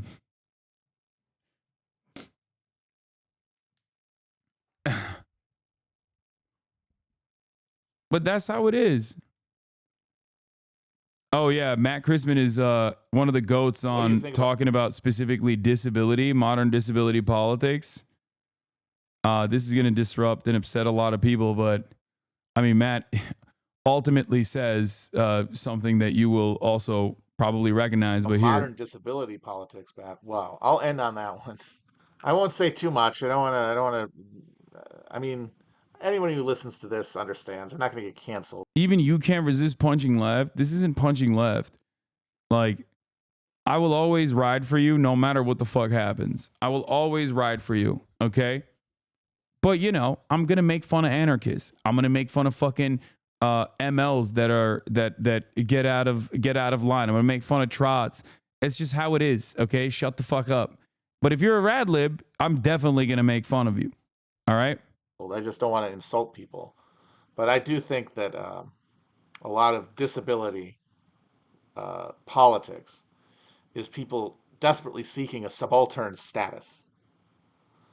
And I say that as somebody who is, I'm sorry, way more disabled than many of the people who I see make it the fulcrum of their political identity.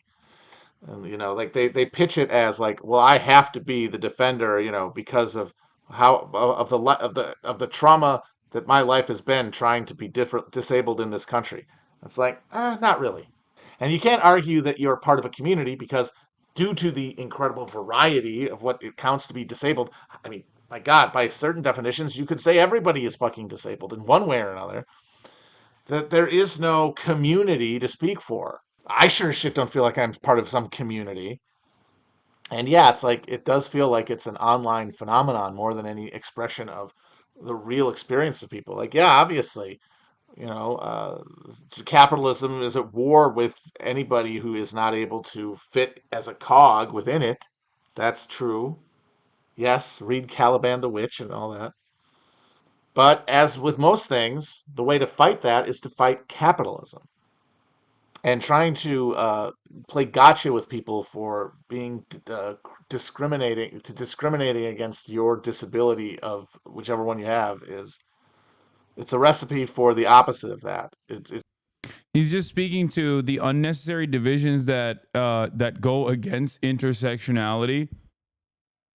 Like, I would say that I'm a more libbed up than a lot of the Chapo boys are on this issue.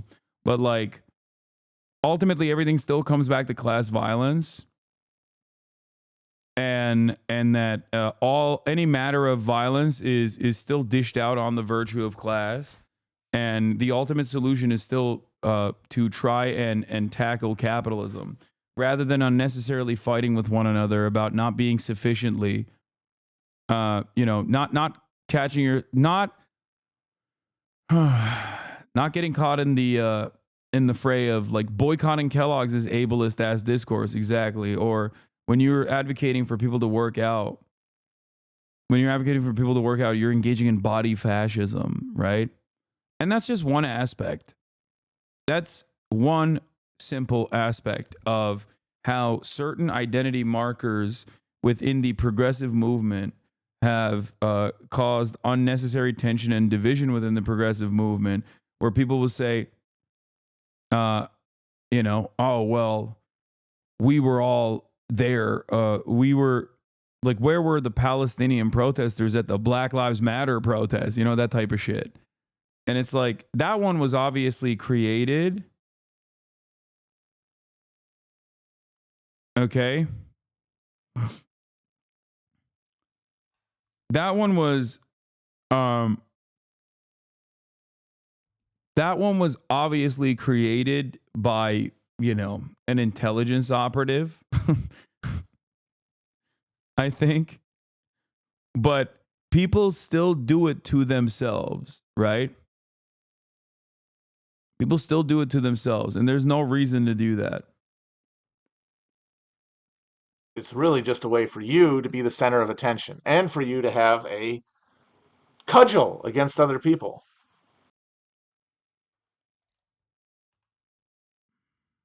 Point of me.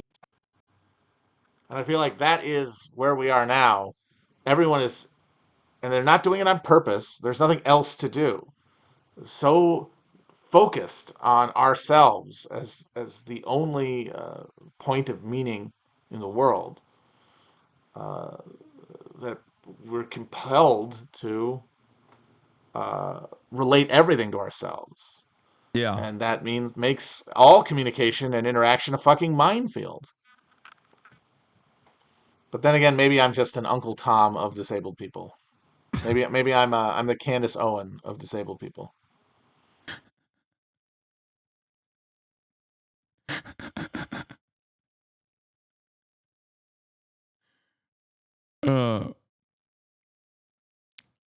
So yeah.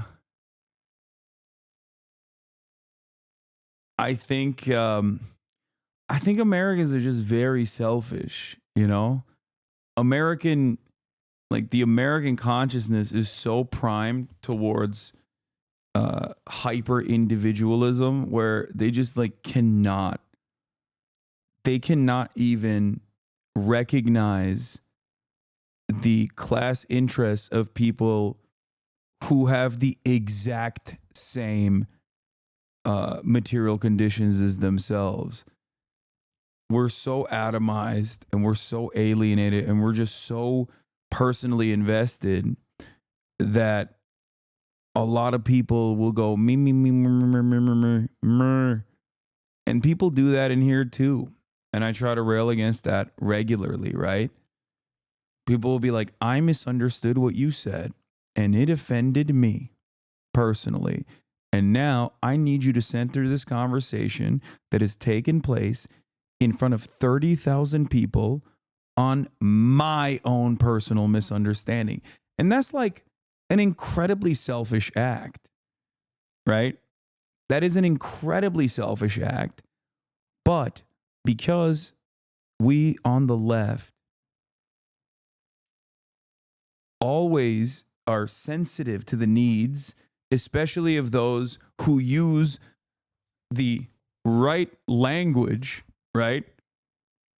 We notice that and we're like, let me squash that real quick. Let me address that real quick. Okay?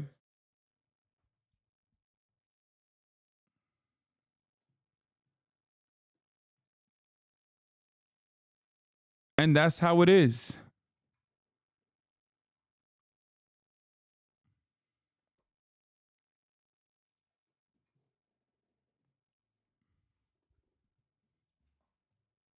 We routinely get duped.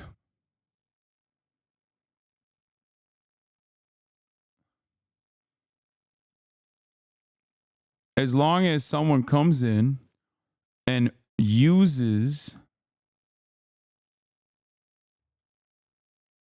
emancipatory language, they can successfully demand attention and center themselves in the conversation as though we have to talk about you.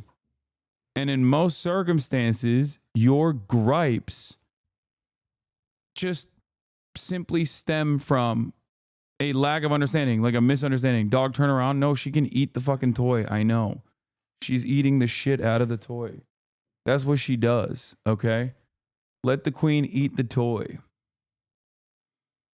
Which is what D is doing with his war on Twitch? No. What Destiny's doing is purely selfish. He's just a madman.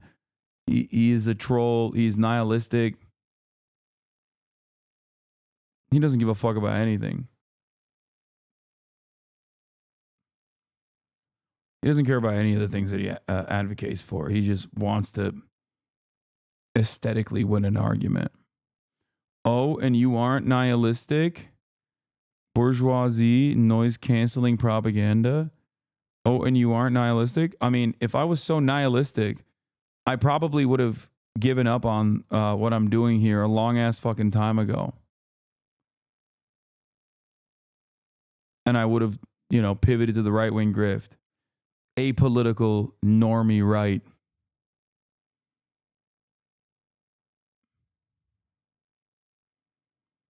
I'm nihilistic, but I don't push a gun to my mouth. What do you mean? I don't know what I'm doing right now, talking about this person.